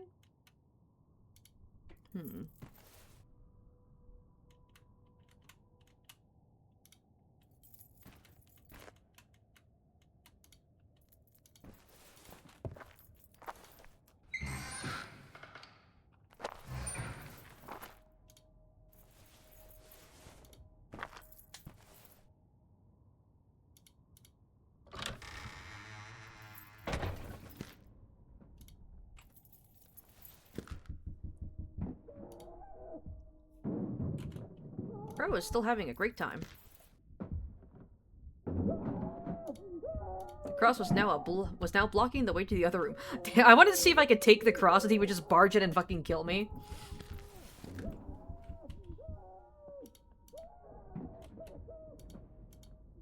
Astonishingly, he had been able to move this massive pulpit. Damn, bro's fucking strong. The crazed man was trapped, and thus I was now able to proceed. It was certainly not time to be sitting down to relax.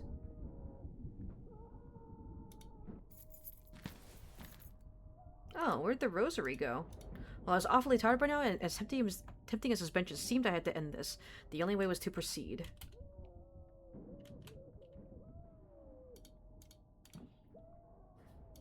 Huh. Well, there's nothing in here I can do.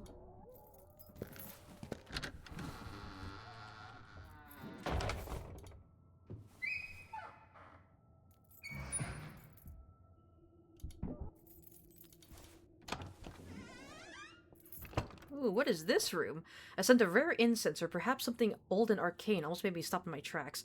Every corner of this hidden room seemed to hint at ancient secrets. What foreboding revelations were awaiting inside? I wonder what bizarre things had taken place inside this room. Probably Lovecraftian rituals. Yep. Sounds about right. Oh, I think that this first symbol, I think, is the one that, that guy drew on the floor. What was his fucking name again? Bertrude? Or something? No, I wasn't mentally prepared to delve into this sinister tome. I finally found the candles, Jerry. Ah! This drawing was almost exactly like Bertrand's. Had he been in this room? Did they force him to draw the symbol? The staff or scepter was weird like everything else in this room.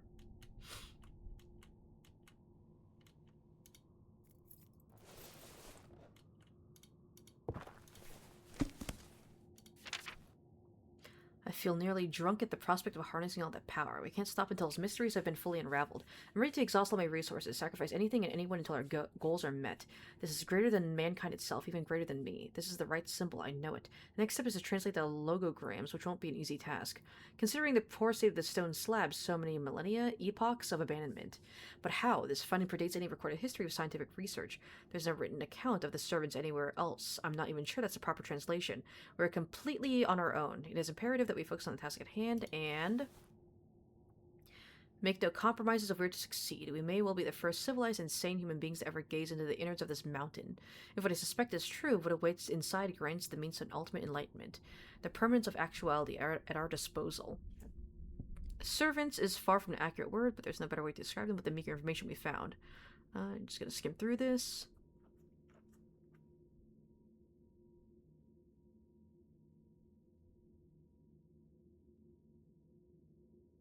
To achieve this communion, the earliest beings would make use of psychoactive substances, or entheogens as they're referred to in recent times, to reach a state of genesthai, the true meaning of existence.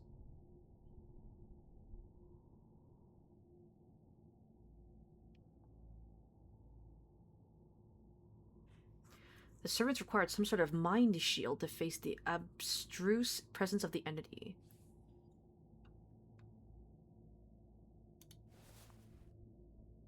Best word I've found to describe the entity is fallote. Granted, there's likely a better term for it, but I'm unable to make sense out of every glyph. Fallote. I'm guessing that's what his name is. Fallote? Fallote? The servants thought so little of themselves in the close presence of fallote that they failed to name their race in any way. It's a supreme surrender of will, the epitome of self-hatred and shameful submission under the influence of foreign power.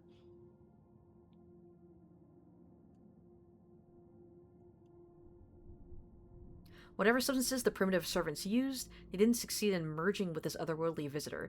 The entire course of our history could have been so different had an inferior mind communed, and so fallote still waits, forbearing as ever. Fallote is wise, an entity enlightened far beyond our human condition, and also infinitely patient. He remains rooted within the bowels of our earth until the right vessel comes, and he is willing to wait another insurmountable passage of time until that happens and he finally breaks free to traverse the geometry of our world. Time has no meaning to him. Of course, the lower prehistoric species couldn't have tamed this illimitable power, but I have other means.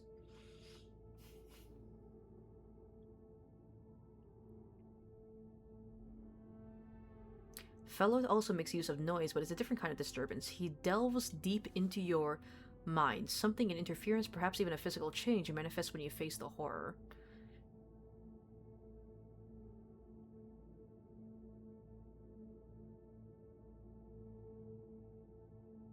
Its visual information is too much for our minds to absorb, yet the only way to communicate with this entity is to endure his presence.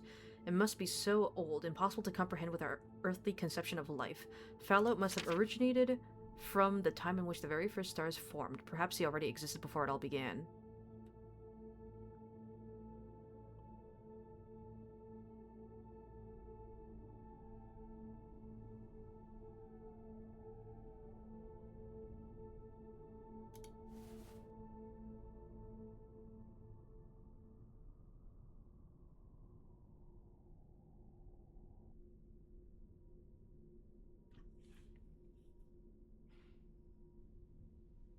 The symbol must be the vestige of some elemental language designed with a baffling purpose that our spatially impaired capabilities can't hope to decipher. The only way to realize the encounter. This vermicular shape. I've seen it before. Interesting. What is this? Is that fallote? Interesting, interesting. Also, hi, real hi, damn, the 190 stream streak. Almost at 200, dude. Let's see. Something was going on with Twitch Mobile. There's always something going on with Twitch. Twitch Mobile or Twitch the website. Occult arts. This seemed to be an obsession. I finally found the candles, Jerry. Who the fuck is Jerry? Strange titles such as De Vermis Mysterious gave me the shivers. As much as I love books, I didn't dare open these. But yeah, we are just uncovering, man-made horrors beyond comprehension. Don't worry about it. A small statue shaped like a head. It seemed like a ritualistic thing. A pile of jars with small stuff inside? Some things are better left alone. The people who spent time in this office had some macabre tastes. Books on esoteric topics I didn't want to pursue. This way was blocked. Strange titles. Okay, I already read that. Interesting.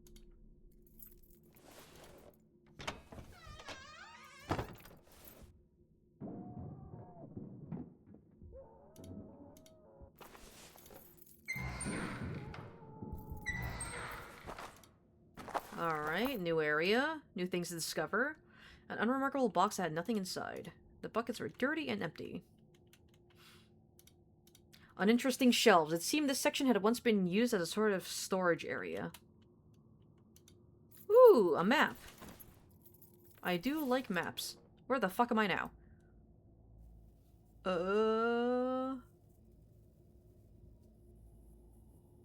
I can barely read those fucking words. I'll figure it out. He spot your friend's platoon and raiders, and he was thinking about a wall plate. A wall plate? Oh, we'll play together today. You see him playing alone on raiders. Not making that mistake ever again.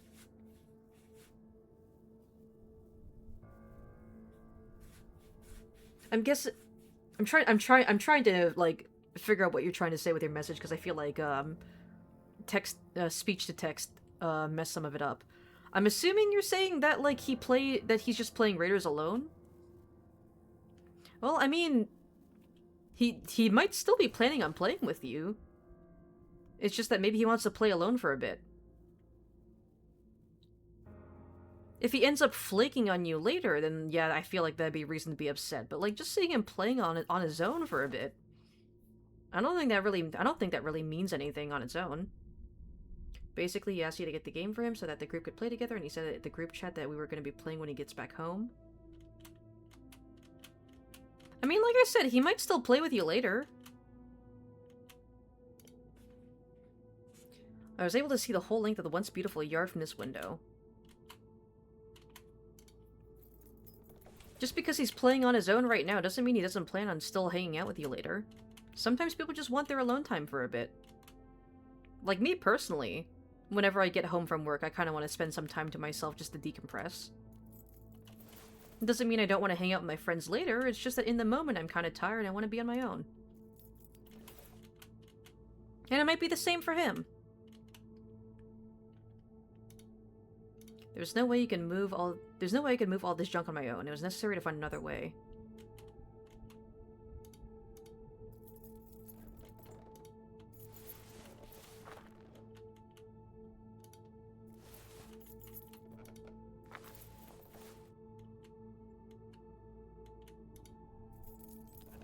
I'm like moving into the fucking attic of this place. What is even up here? Is there like anything up here, like at all? I'm assuming the greenhouse is going to be here somewhere. The window was open, letting a chill breeze in. The salty scent of the ocean pricked my nose. Thankfully, the outside world was still out there, waiting for my return. Okay, let's go the other way first.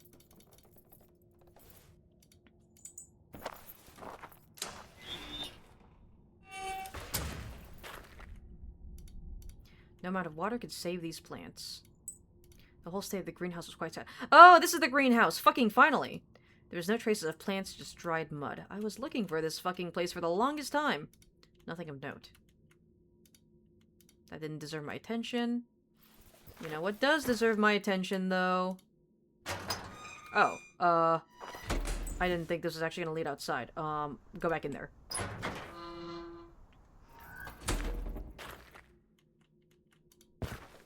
Flower. A peculiar flower. Someone here really liked birds. I was against having birds, or any pet for that matter, entrapped in for one's pure pleasure. A large bird cage. It must have taken a lot of work to attend to so many birds. There were no traces of plants, just dried mud. You're not too worried about that? You're just saying communication should be a bit more? I mean, fair enough. Although at the same time, I feel like, I don't know, like if you see like your friend online and you want to hang out with him, the valve wouldn't turn. The spigot seemed to be rusted in place. Fuck.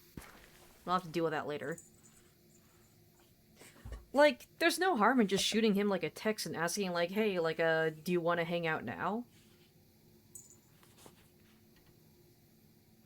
There's nothing wrong with, like, just shooting out a text or, like, reaching out or asking, like, if he wants to hang out. And if he doesn't in the moment, that's perfectly fine, you know? This is an insane asylum. Why does it look like it's abandoned? Probably because it is abandoned?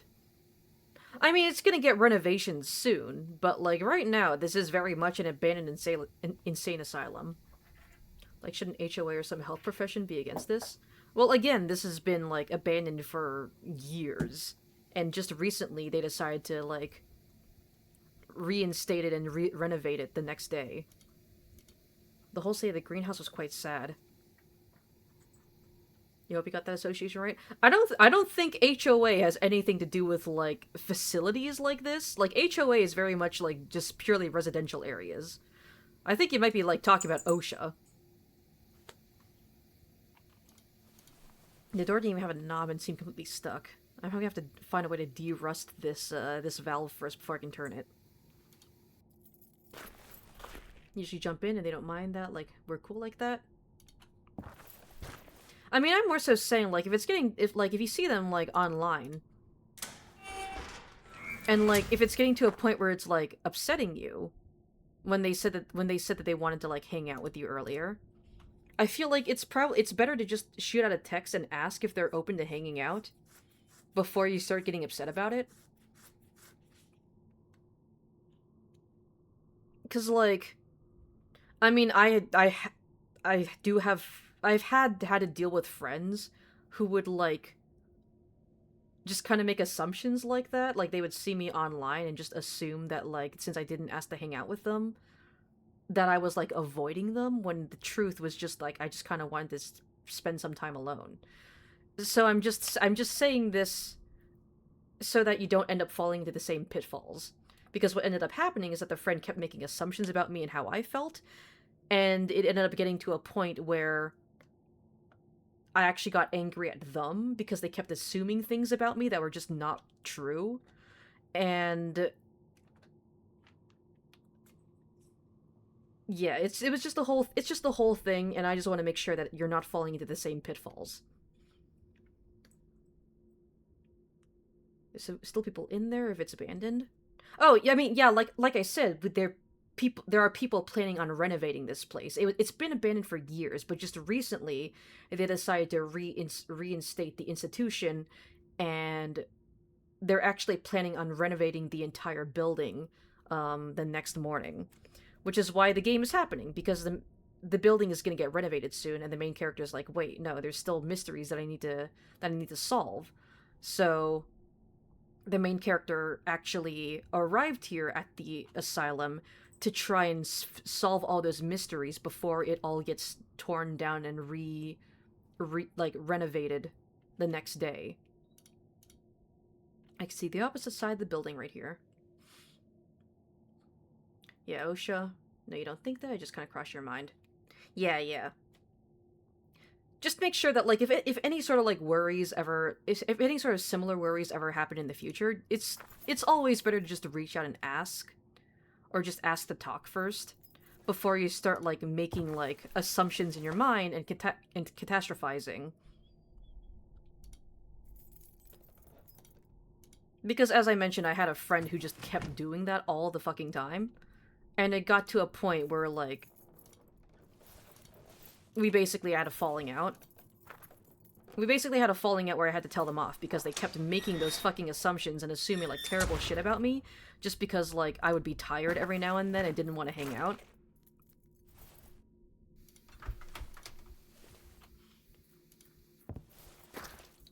And ironically, it was that kind of behavior that ended up actually making me want to hang out with them less, because they kept doing that. They kept doing that, and it made me not want to hang out with them, which in turn kept feeding into their, like, paranoia that I was, like, constantly upset at them. Also, I am fucking trapped in this area. How the fuck do I leave?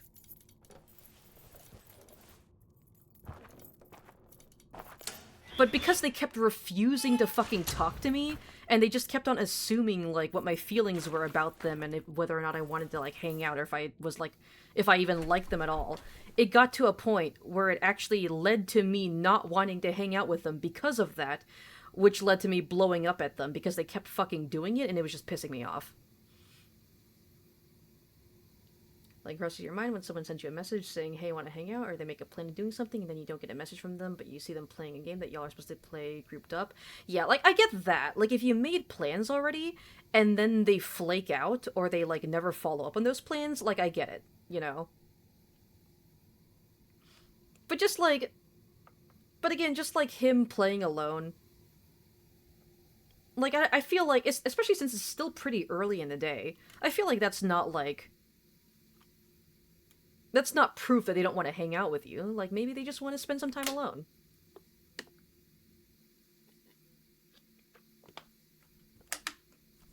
You're not upset, you were just kind of confused like that. Fair enough, fair enough.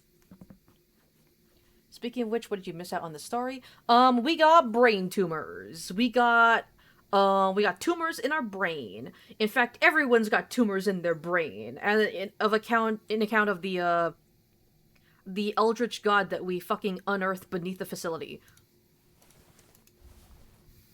Do I have anything that can, like...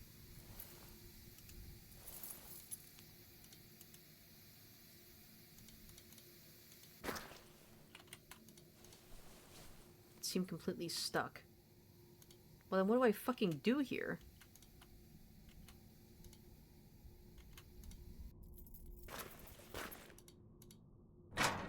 Oh, I can leave through here.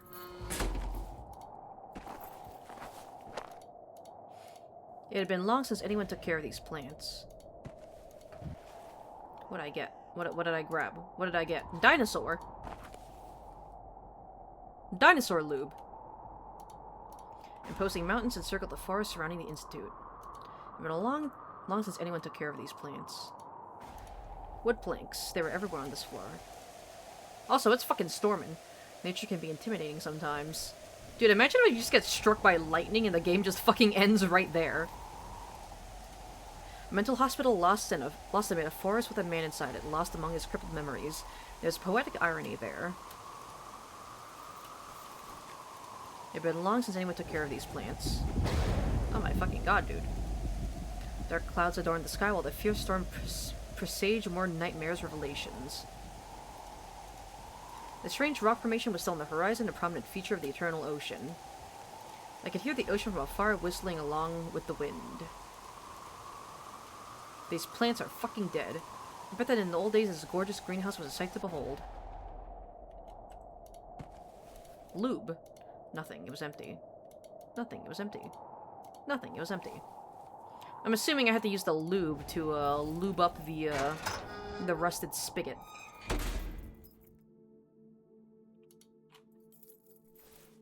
Huh, tumor. Yeah, we got tumors in our brain. Explains why I'm here. Can't take care of your cousin, Lord. Listen, he's a little unruly, okay? He's a little unruly. He spent a long time, like, sleeping underground. You know, he's a little cranky whenever he wakes up. It's not my fault, okay? It's not my fault. He's the one who needs to go to therapy and work out his anger issues, alright? There we go. Noi, what the fuck? Noi just knocked something over in the background. Noi, what are you doing? Get down from there. Alright, but we finally have access to the septic tank if I can leave this area. Oh, yeah, I can. Cool. Nice. Perfect. Perfect.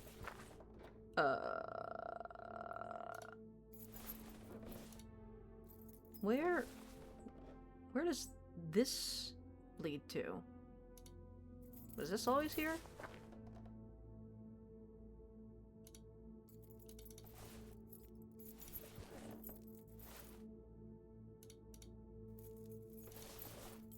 Ah, I'm going back the way I came. Oh, so he gets a little quirky when he's waking up? Yeah? Listen, the animatronic did a little quirky at night, okay? It's not my fault.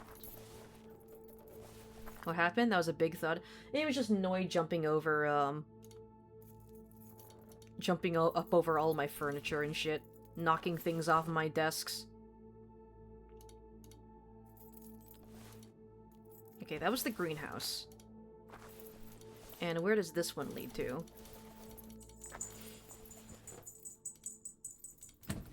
Door was shut tight. Okay, never mind. Never fucking mind. I'm just gonna go fuck myself then. Bye.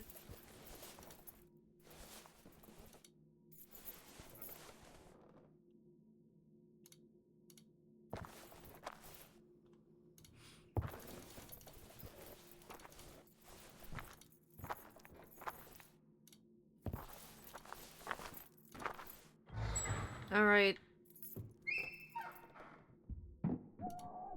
You still screaming in there? Alright. Have fun. Have fun screaming in there. I'm gonna go explore the septic tank now. I'm gonna put on my diver's suit, my wetsuit. You know, there are people who, like, just do that as a hobby. Like, they put on, like, a whole diver's suit, and they like to just, like, I don't fucking know, like, just submerge themselves in people's septic tanks.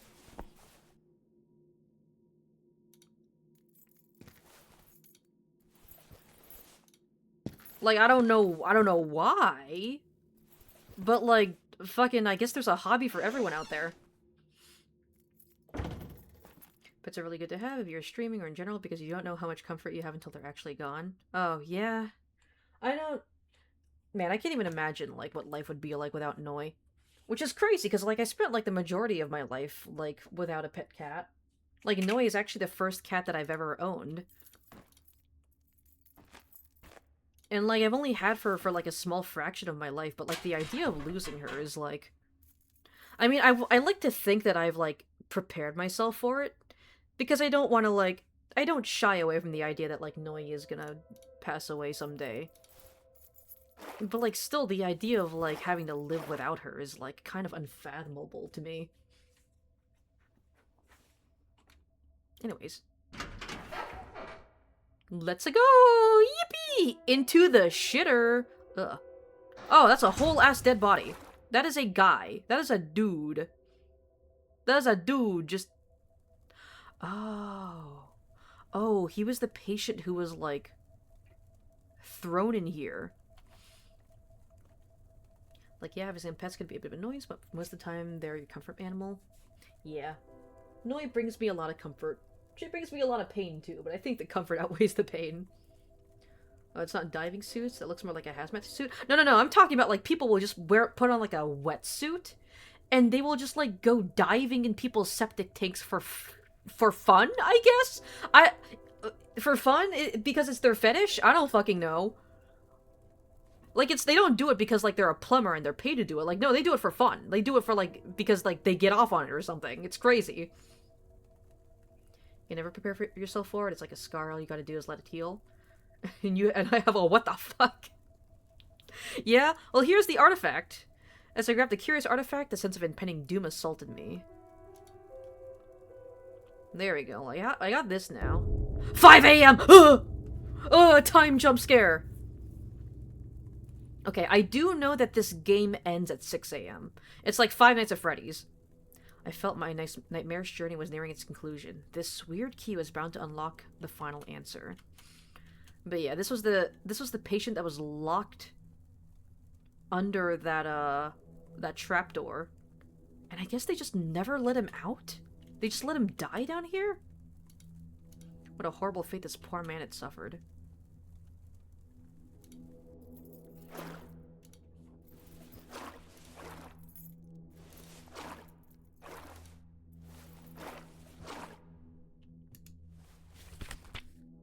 Find the catacombs.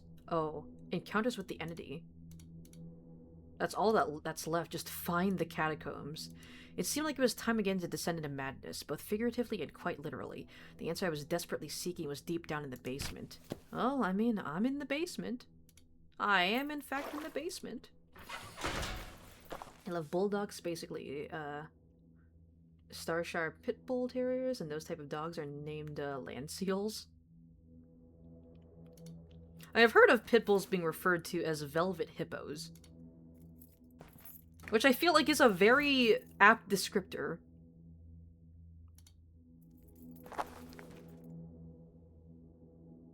Let's see, I'm trying to remember where the mines were.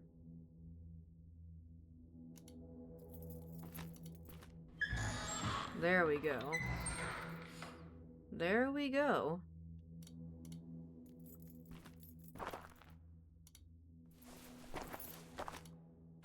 An opening in the construction area is boarded up. Is this not where I was supposed to go?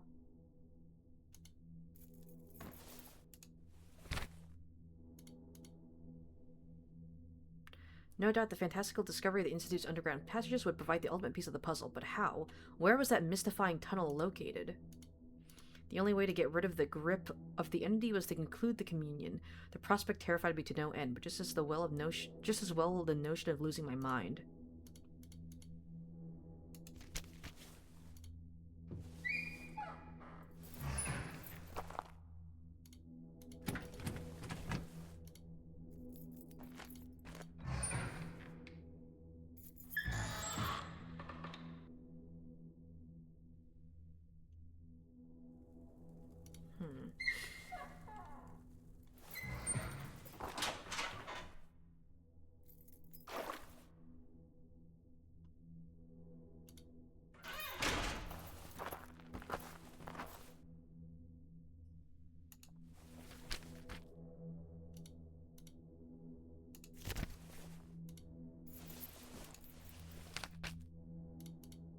Ancient artifact. What was the purpose of this strange artifact? A key? But for what?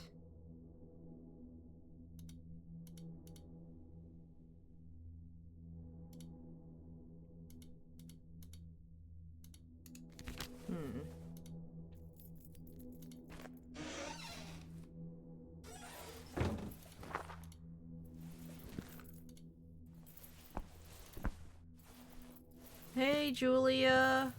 You pulling an all-nighter? You want to chat for a bit before I confront man-made horrors beyond my comprehension?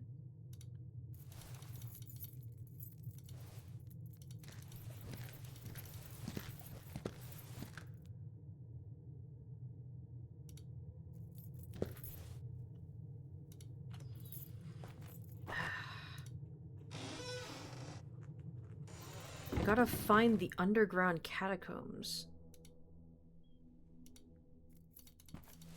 I mean, this is the basement, right?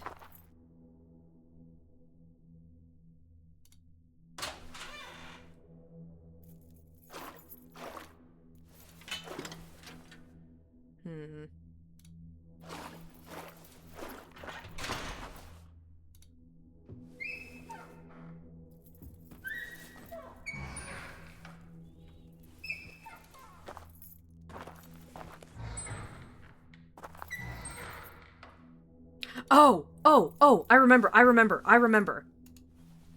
The wheels were rusted. I applied a bit of the oil to the wheel. And now this can break through the boards. There we go, lube it up. I remember that the wheels were rusted. Lube it up.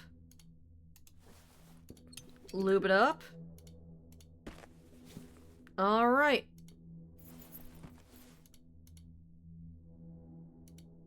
I gotta give this thing a little push.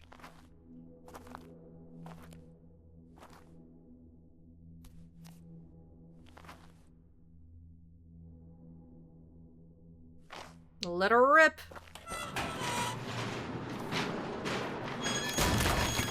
Those are some flimsy ass boards, dude.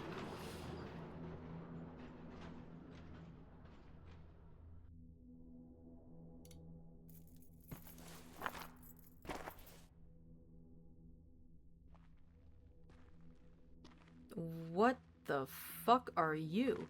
Oh, it's Lenny! Lenny, why are you naked? Lenny, put your pants back on.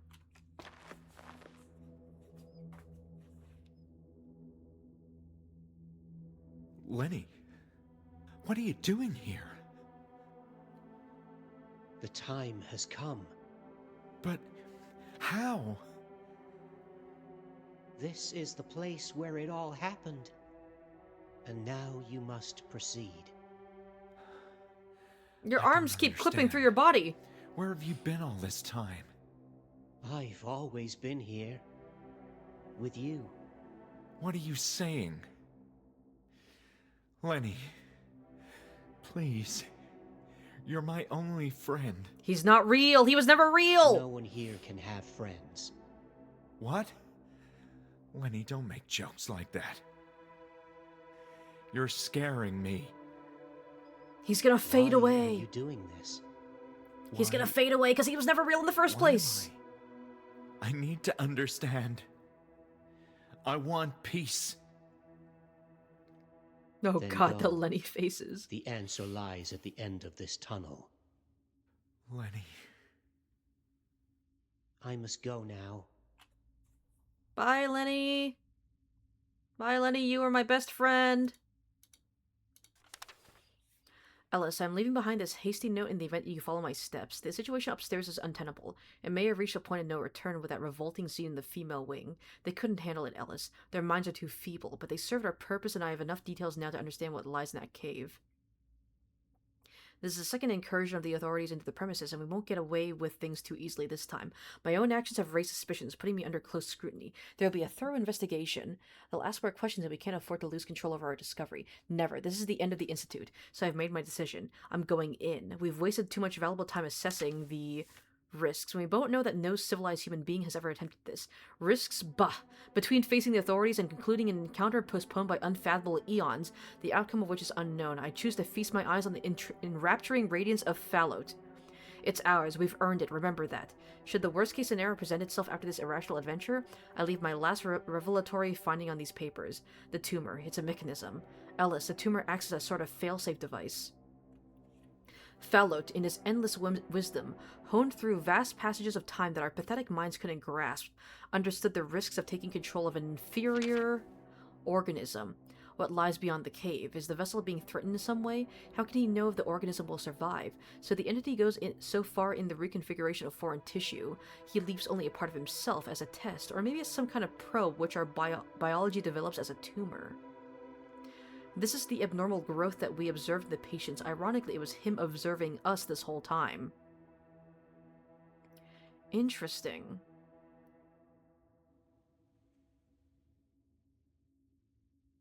Interesting. Okay. I reread through some of that. So the tumor is basically the entity, like... It's basically a test, pretty much. Those who survive the tumor are able to meet him, but he knows are able to resist his presence enough, or at least survive his presence. Meanwhile, the ones who don't survive it, well, I mean, they weren't going to survive meeting him in the first place anyways. And that, Ellis, is our biggest mistake. Yes, the patients relayed critical visual information to us, but the entities sense the threat. We may be among the elite of our peers, but in the presence of Fallout, we are arrogant and stupid creatures. I still have to decrypt the significance of the visions, but I believe they represent beacons. This is the part I couldn't properly translate. They are somehow part of the failsafe system.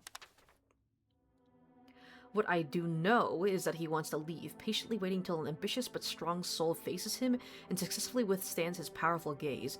Whoever is chosen will not only participate in a cosmic symbiosis our earthly religions could only dream of, but gain an epochal power transcending our human condition. I should be able to tolerate his sight, if my suspicions are correct. Ellis, not even our wildest theories could have prepared us for him. I may not be in control of myself after I enter that chamber. Take all necessary precautions to ensure that our discovery remains safe. No one can proceed beyond this point but me. W.H. Well, we know what happened to, Hanwell. Also, I picked up some of those, documents. Oh, this is cool. I picked up some documents that I couldn't read because I was getting chased by that fucking guy. The fall of the HANWELL Mental Institute. Okay, I remember this is one of those things. An unsupervised patient mutilated herself in the most vicious way imaginable. The exact details of the episode continue to be unclear this day, but the remaining staff at HANWELL spoke of a grotesque scene beyond the limits of human comprehension, which prompted something akin to rebellion within the encaging walls of the hospital. I'm assuming it was that scene where, I forgot her name. Rebecca, I think her name was? Rebecca Rose. It started with an L. Not an L. Fucking not L. It started with an R, but it was that flashback where she well, she didn't mutilate herself, but she ended up giving birth and eating the baby. So yeah, fair enough. Word spread fast, and authorities who had already set their sights on the establishment were quick to act. Had it been an isolated affair, the conclusion to this chronicle might have been indifferent, but the combination of disenchanted employees, wild rumors, and growing public scrutiny spelled doom for the HANWELL Mental Institute. In a heartbeat, authorities swarmed inside the building with a warrant order, apparently having prepared in advance for such an occasion. What follows next is a tale of mayhem. Documents were seized, staff members taken into custody, and much of the facility equipment shut down. In the blink of an eye, HANWELL Mental Institute simply stopped functioning. The building was evacuated almost immediately, and all of its patients were redistributed across a number of smaller but more modern facilities. Of the executive staff, Dr. Anne Ebersbaker turned out to be the most cooperative, speaking during interviews about the oppressive nature of her working environment. Dr. Ellis Hawthorne was found in the basement of the building, seemingly attempting to evade the authorities. This fact seemingly damaged his legal case, as it followed grave accusations against him from the staff that were further supported in statements made by Dr. Ebersbaker. Dr. Hawthorne sought refuge behind a team of lawyers and continues to be embroiled in trials to this day. Dr. Walter HANWELL could not be found inside the building at the time of the raid. However, he willingly presented himself for questioning at a local police station some days after the grim streak of events. It transpired that Dr. HANWELL corroborated all of Dr. Ebersbaker's claims, thus sealing the fate of his loyal right-hand man and apparent friend, Dr. Hawthorne. Okay, so he did leave after meeting with the fucking entity. After meeting with the entity, he actually did leave alive and basically just threw Hawthorne under the bus to save his own skin. Those who interacted with the once world-famous surgeon during these climactic moments were perplexed by his neglected appearance, so unlike that of the figure who once commanded such authority and respect. No case could be built against Dr. HANWELL himself, who disappeared from public life shortly afterwards, never again working in the field of medicine. Or, wait, did he throw Hawthorne under the bus first, and then went back underground to meet with the entity, and then disappeared? More recently, a few years after the interlude of depravity that became the downfall of the HANWELL Mental Institute, the possibility of rehabilitating the symbolic building has resurfaced. Once again, Dr. Ambrose Miller, who is closely acquainted with its history, has expressed interest in helming efforts to return the establishment to its glory days.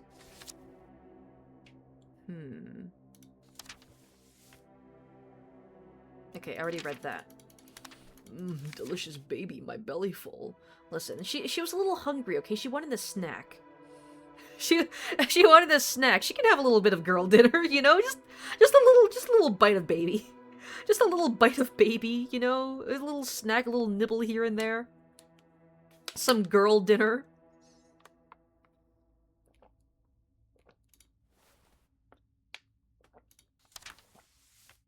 It was this one. Okay, I also picked up this one, I remember. Madness in the hospital. A patient hurts herself savagely.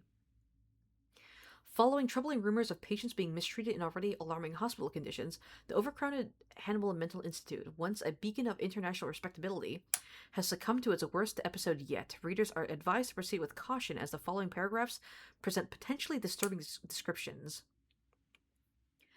Disgruntled employees and concerned family members of patients have been warning the media about an atmosphere of neglect and allegations of misconduct in the establishment. So the brutal incident that transpired yesterday evening should not come as a surprise. A pregnant patient with severe mental disorders descended into a manic state and performed a sanguinary abortion on herself. Nurses who witnessed the self-mutilation described the scene as a savage bloodbath, also stating that the patient was alone in her locked room without access to any foreign objects. A nurse discovered the vile act thanks to a pool of blood spreading under the door. When pressed, she refused to reveal any further details about the gory scene inside the room. It is clear to this reporter that the famed HANWELL Mental Institute is spiraling out of control, and authorities should seize control of the building immediately. Yeah.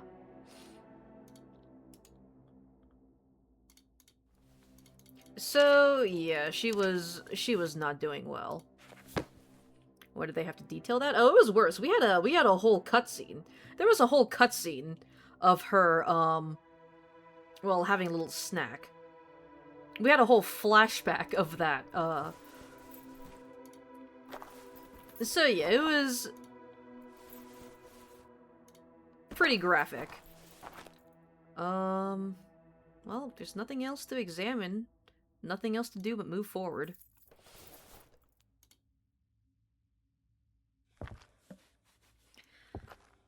Alright.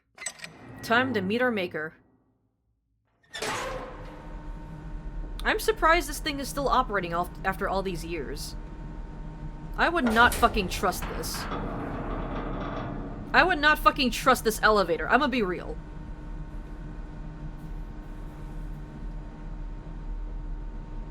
Oh, was it moving? Oh, the fungus spores. Yeah, those are the mushrooms that were, creating tumors in people's brains. I mean, my brain is already riddled with tumors. It doesn't really... Some more exposure wouldn't hurt, you know? The fucking radioactive mushrooms that give you brain tumors.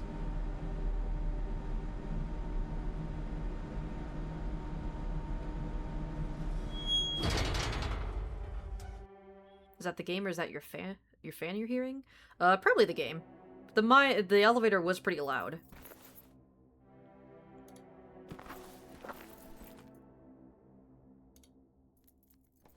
Ah, I see those artifacts.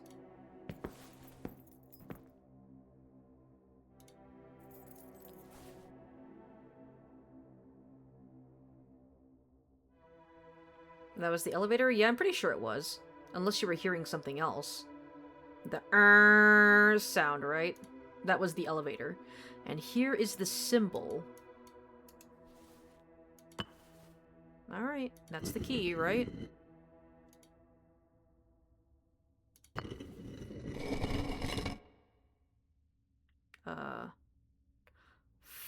Fuck. I don't remember what the symbol looked like.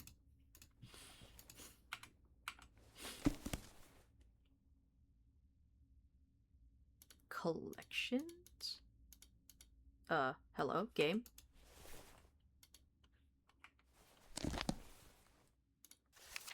There we go.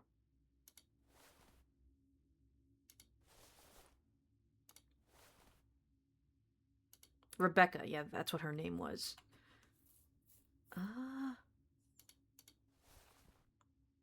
Where was that picture? No, it's not that. There's a picture of the symbol.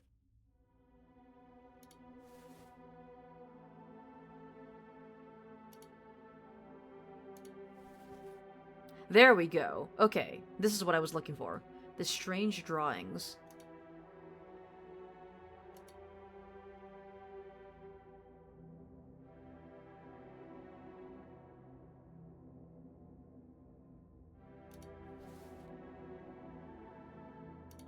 I have no fucking clue how to decipher this.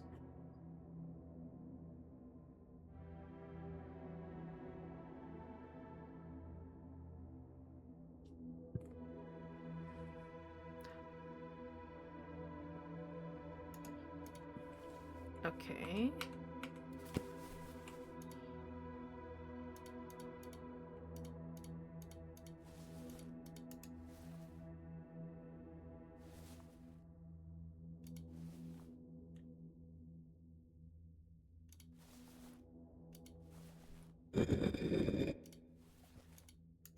Uh.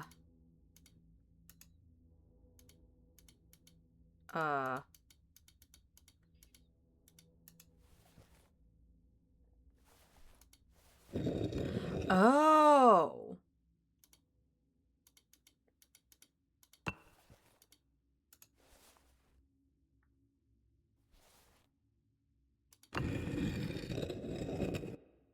Okay. I see now, I see. For some reason, I can't actually look at my notes.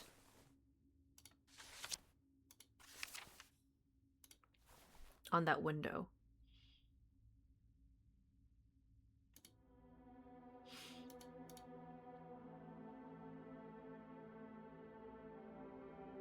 Okay, so the top left, I think, is the one that has to be pushed in, right? This is the one that has to be pushed in. There we go.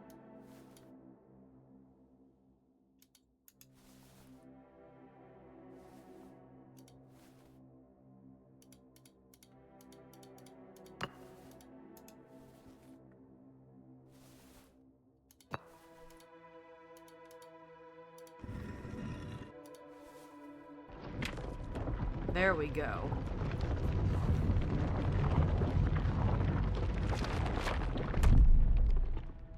Alright, go in, buddy. Oh, it's green in there.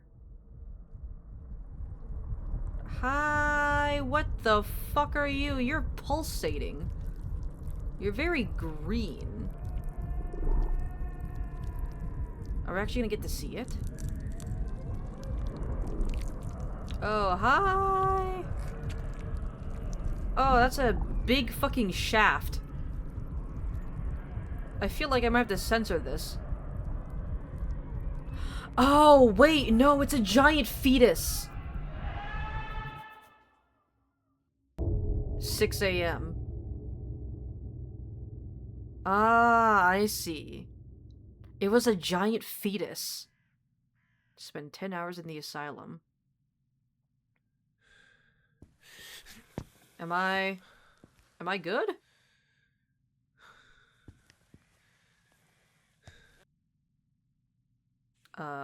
Where the fuck am I? You know, that makes sense. 'Cause, like, there was an awful lot of focus on Rebecca. The whole aspect of,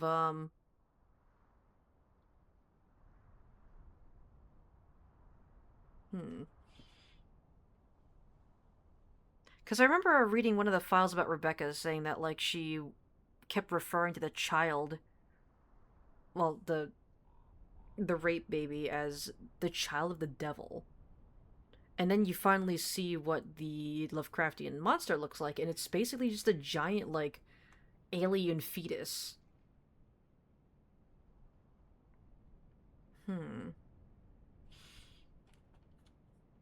Dear God, trying to find these Raiders amiibos is going to be a pain. They sell at Best Buy. No!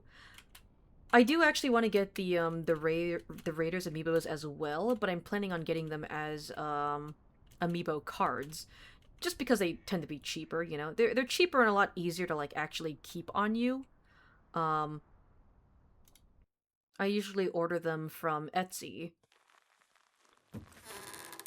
and you can find some pretty high quality, well-made ones. You can find some pretty, like, well-made amiibo cards. Oh, I was sleeping in the shed here. Interesting. On Etsy. So if you don't really care much about the figurines, I would recommend buying them, like, amiibo cards instead. But if you do care about the figurines, then, all I'm gonna say, good luck. Good luck trying to find them. Can I not go through this door? Okay.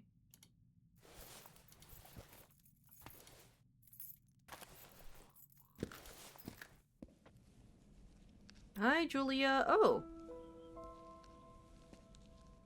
Did you find what you were looking for?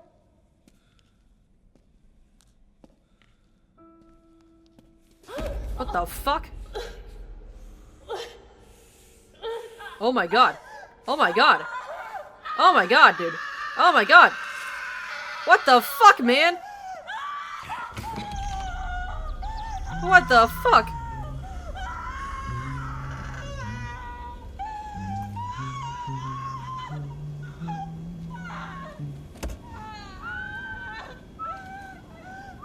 Why did you fucking do that to her? She was so nice to you. Well, I know it's probably because he's insane now.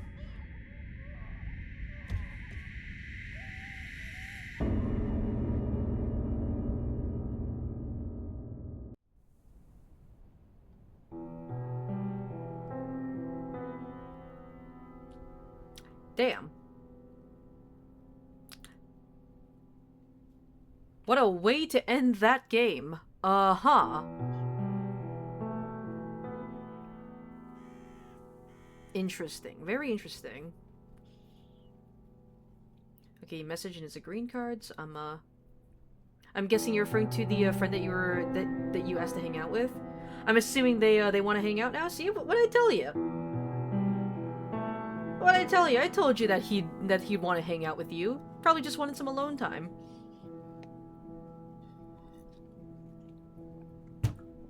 But interesting. Interesting.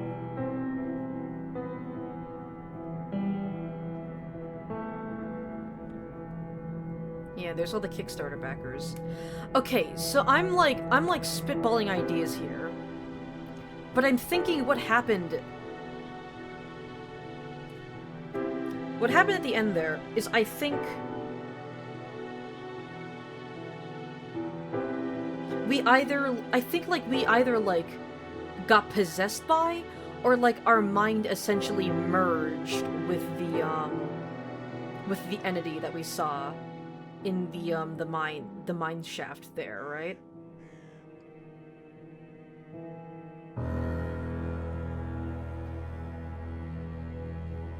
And I feel like possession might be more fitting, because we ended up seeing that the entity was pretty much just a giant alien fetus. And considering the like one of the main themes of the game, like considering the game's focus on Rebecca and her story, and the fact that the child that she's carrying is unwanted. Well, she was forced into a pregnancy that she didn't want, right? I think our possession there at the end of the story, I think at the end of the game, might be something similar.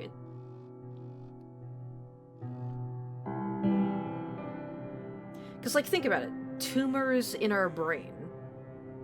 Tumors in our brain, a malignant foreign entity feeding on... Well, in this case, feeding on our body, like eating away at our brain and our sanity. It kind of just reads like a... pretty much a Lovecraftian baby. A Lovecraftian baby that parasitizes off of our sanity. And just like how Rebecca was forced into a pregnancy that she didn't want, forced to carry a child that she didn't want, I think in the same way, our character, I still don't remember what his name is. Our protagonist is kind of put in the same situation, except it's more Lovecraftian and cosmic, you know? Lovecraftian cosmic horror, where instead of having to carry a baby that he didn't want, he's forced to carry a foreign cosmic entity that he didn't ask for. Discharge. Left the asylum. HANWELL Mental Institute. Diagnosis: schizophrenia. I think we got something worse than that.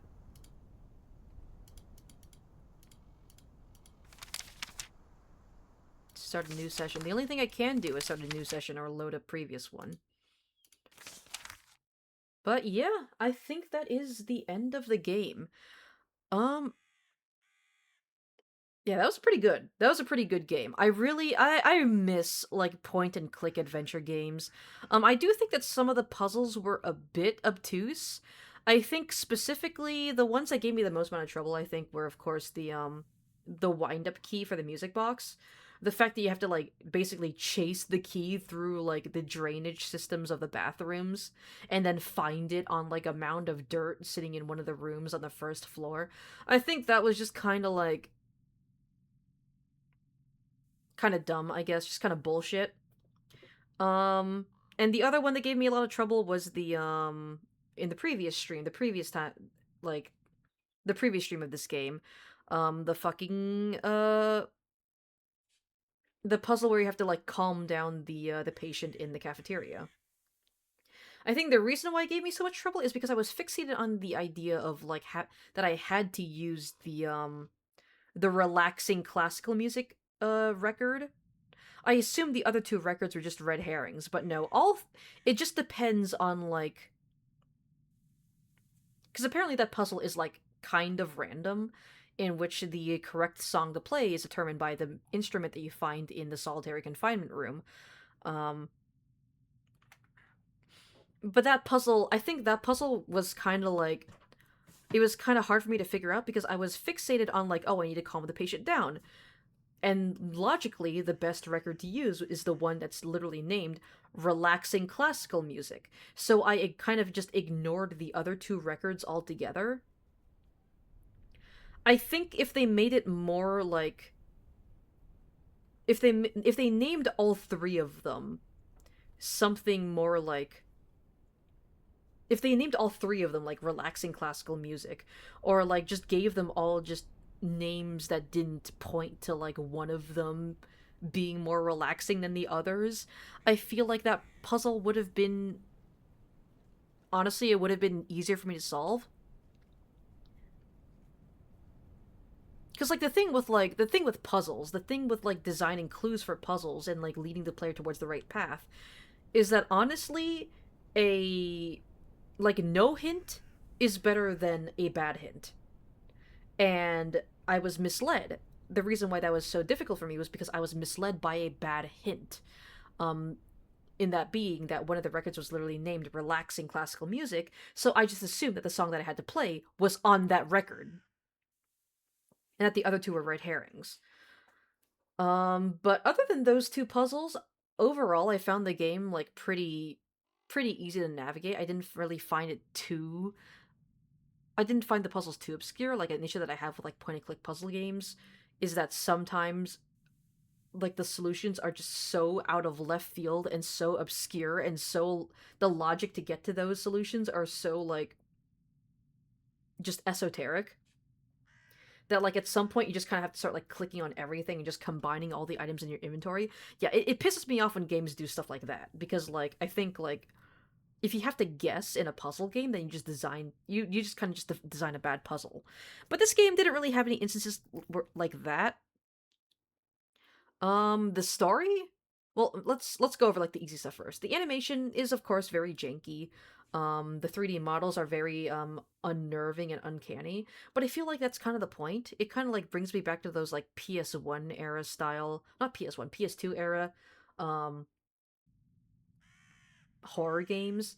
I think like the uncanny almost blob like human 3D models kind of added to like the unsettling feeling of the game and the story.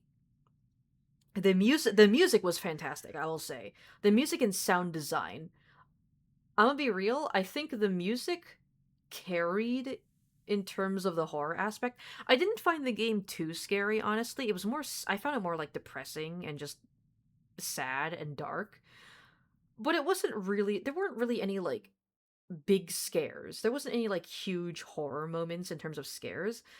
But I will say, in terms of like actually making the game feel unsettling to navigate through, like the music was the was what carried in that aspect. The music and sound design, I would say. Um but yeah, and then of course the story. The story I found pretty simple.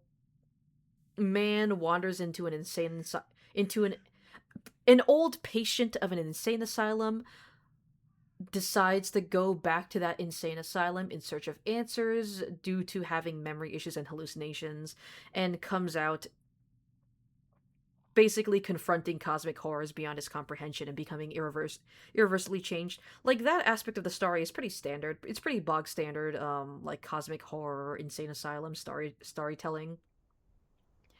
But I do think like the thing that sets it apart is definitely like the pregnancy and like the unwanted pregnancy like imagery and symbolisms. Um,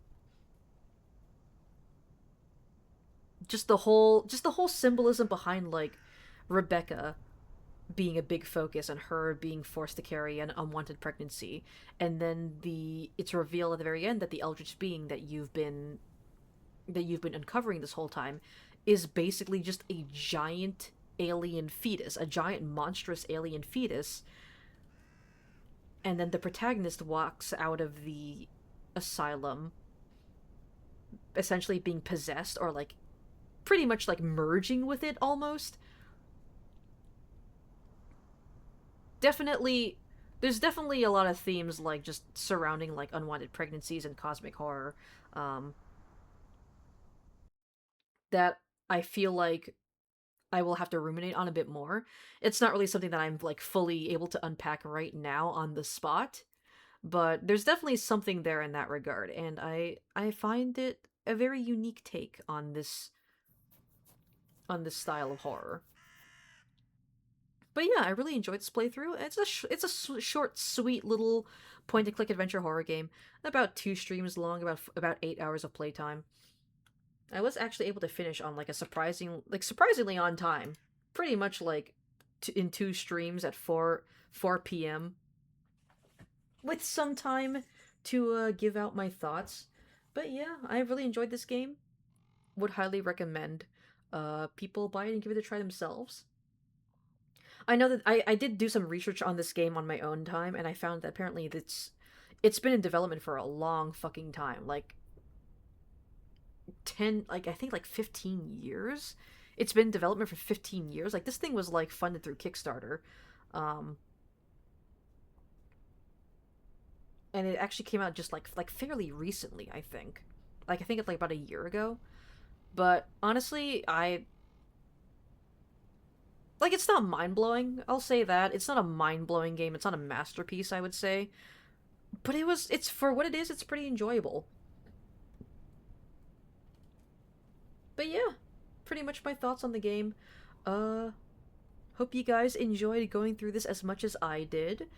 But that does mean that I'm gonna have to think of something new to stream on Fridays, which I will figure out myself. I'll figure it out on my own time. By the time next Friday rolls around, I'll have a game ready and figured out, or maybe I'll do a collab. Who knows? We'll see. We'll see. We'll see. But yeah, thank you for lurking, Rel. Also, you would hug me, but you might get cursed. Bold of you to assume that you're not already cursed, Rel. The second you laid eyes on my stream, the second you decided to follow me, you were already cursed.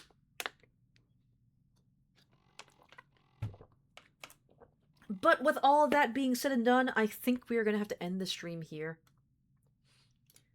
I am going to see if I can find someone who I can raid. But yeah, the plan for the rest of the week. Of course, tomorrow I will be continuing with more Splatoon Raiders. It is Splatter Day after all, and hopefully, I'll be able to finish the main story by the end of the stream tomorrow.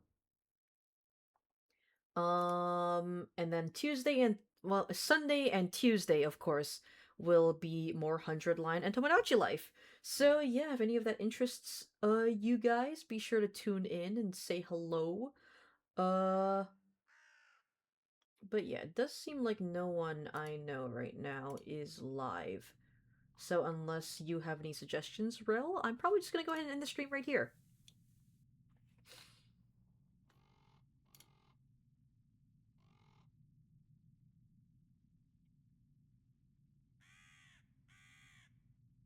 I'm also thinking about my schedule. I know that there is a Splatfest coming up. Let me actually look up when the Splatfest is.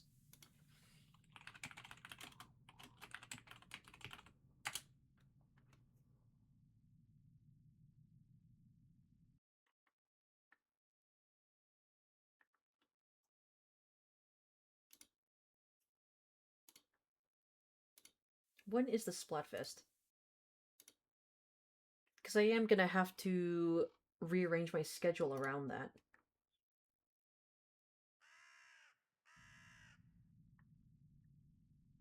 What the fuck. I'll figure it out on my own time. Anyways, I'm gonna go ahead and end the stream here. I'll see you guys tomorrow. Bye! Bye!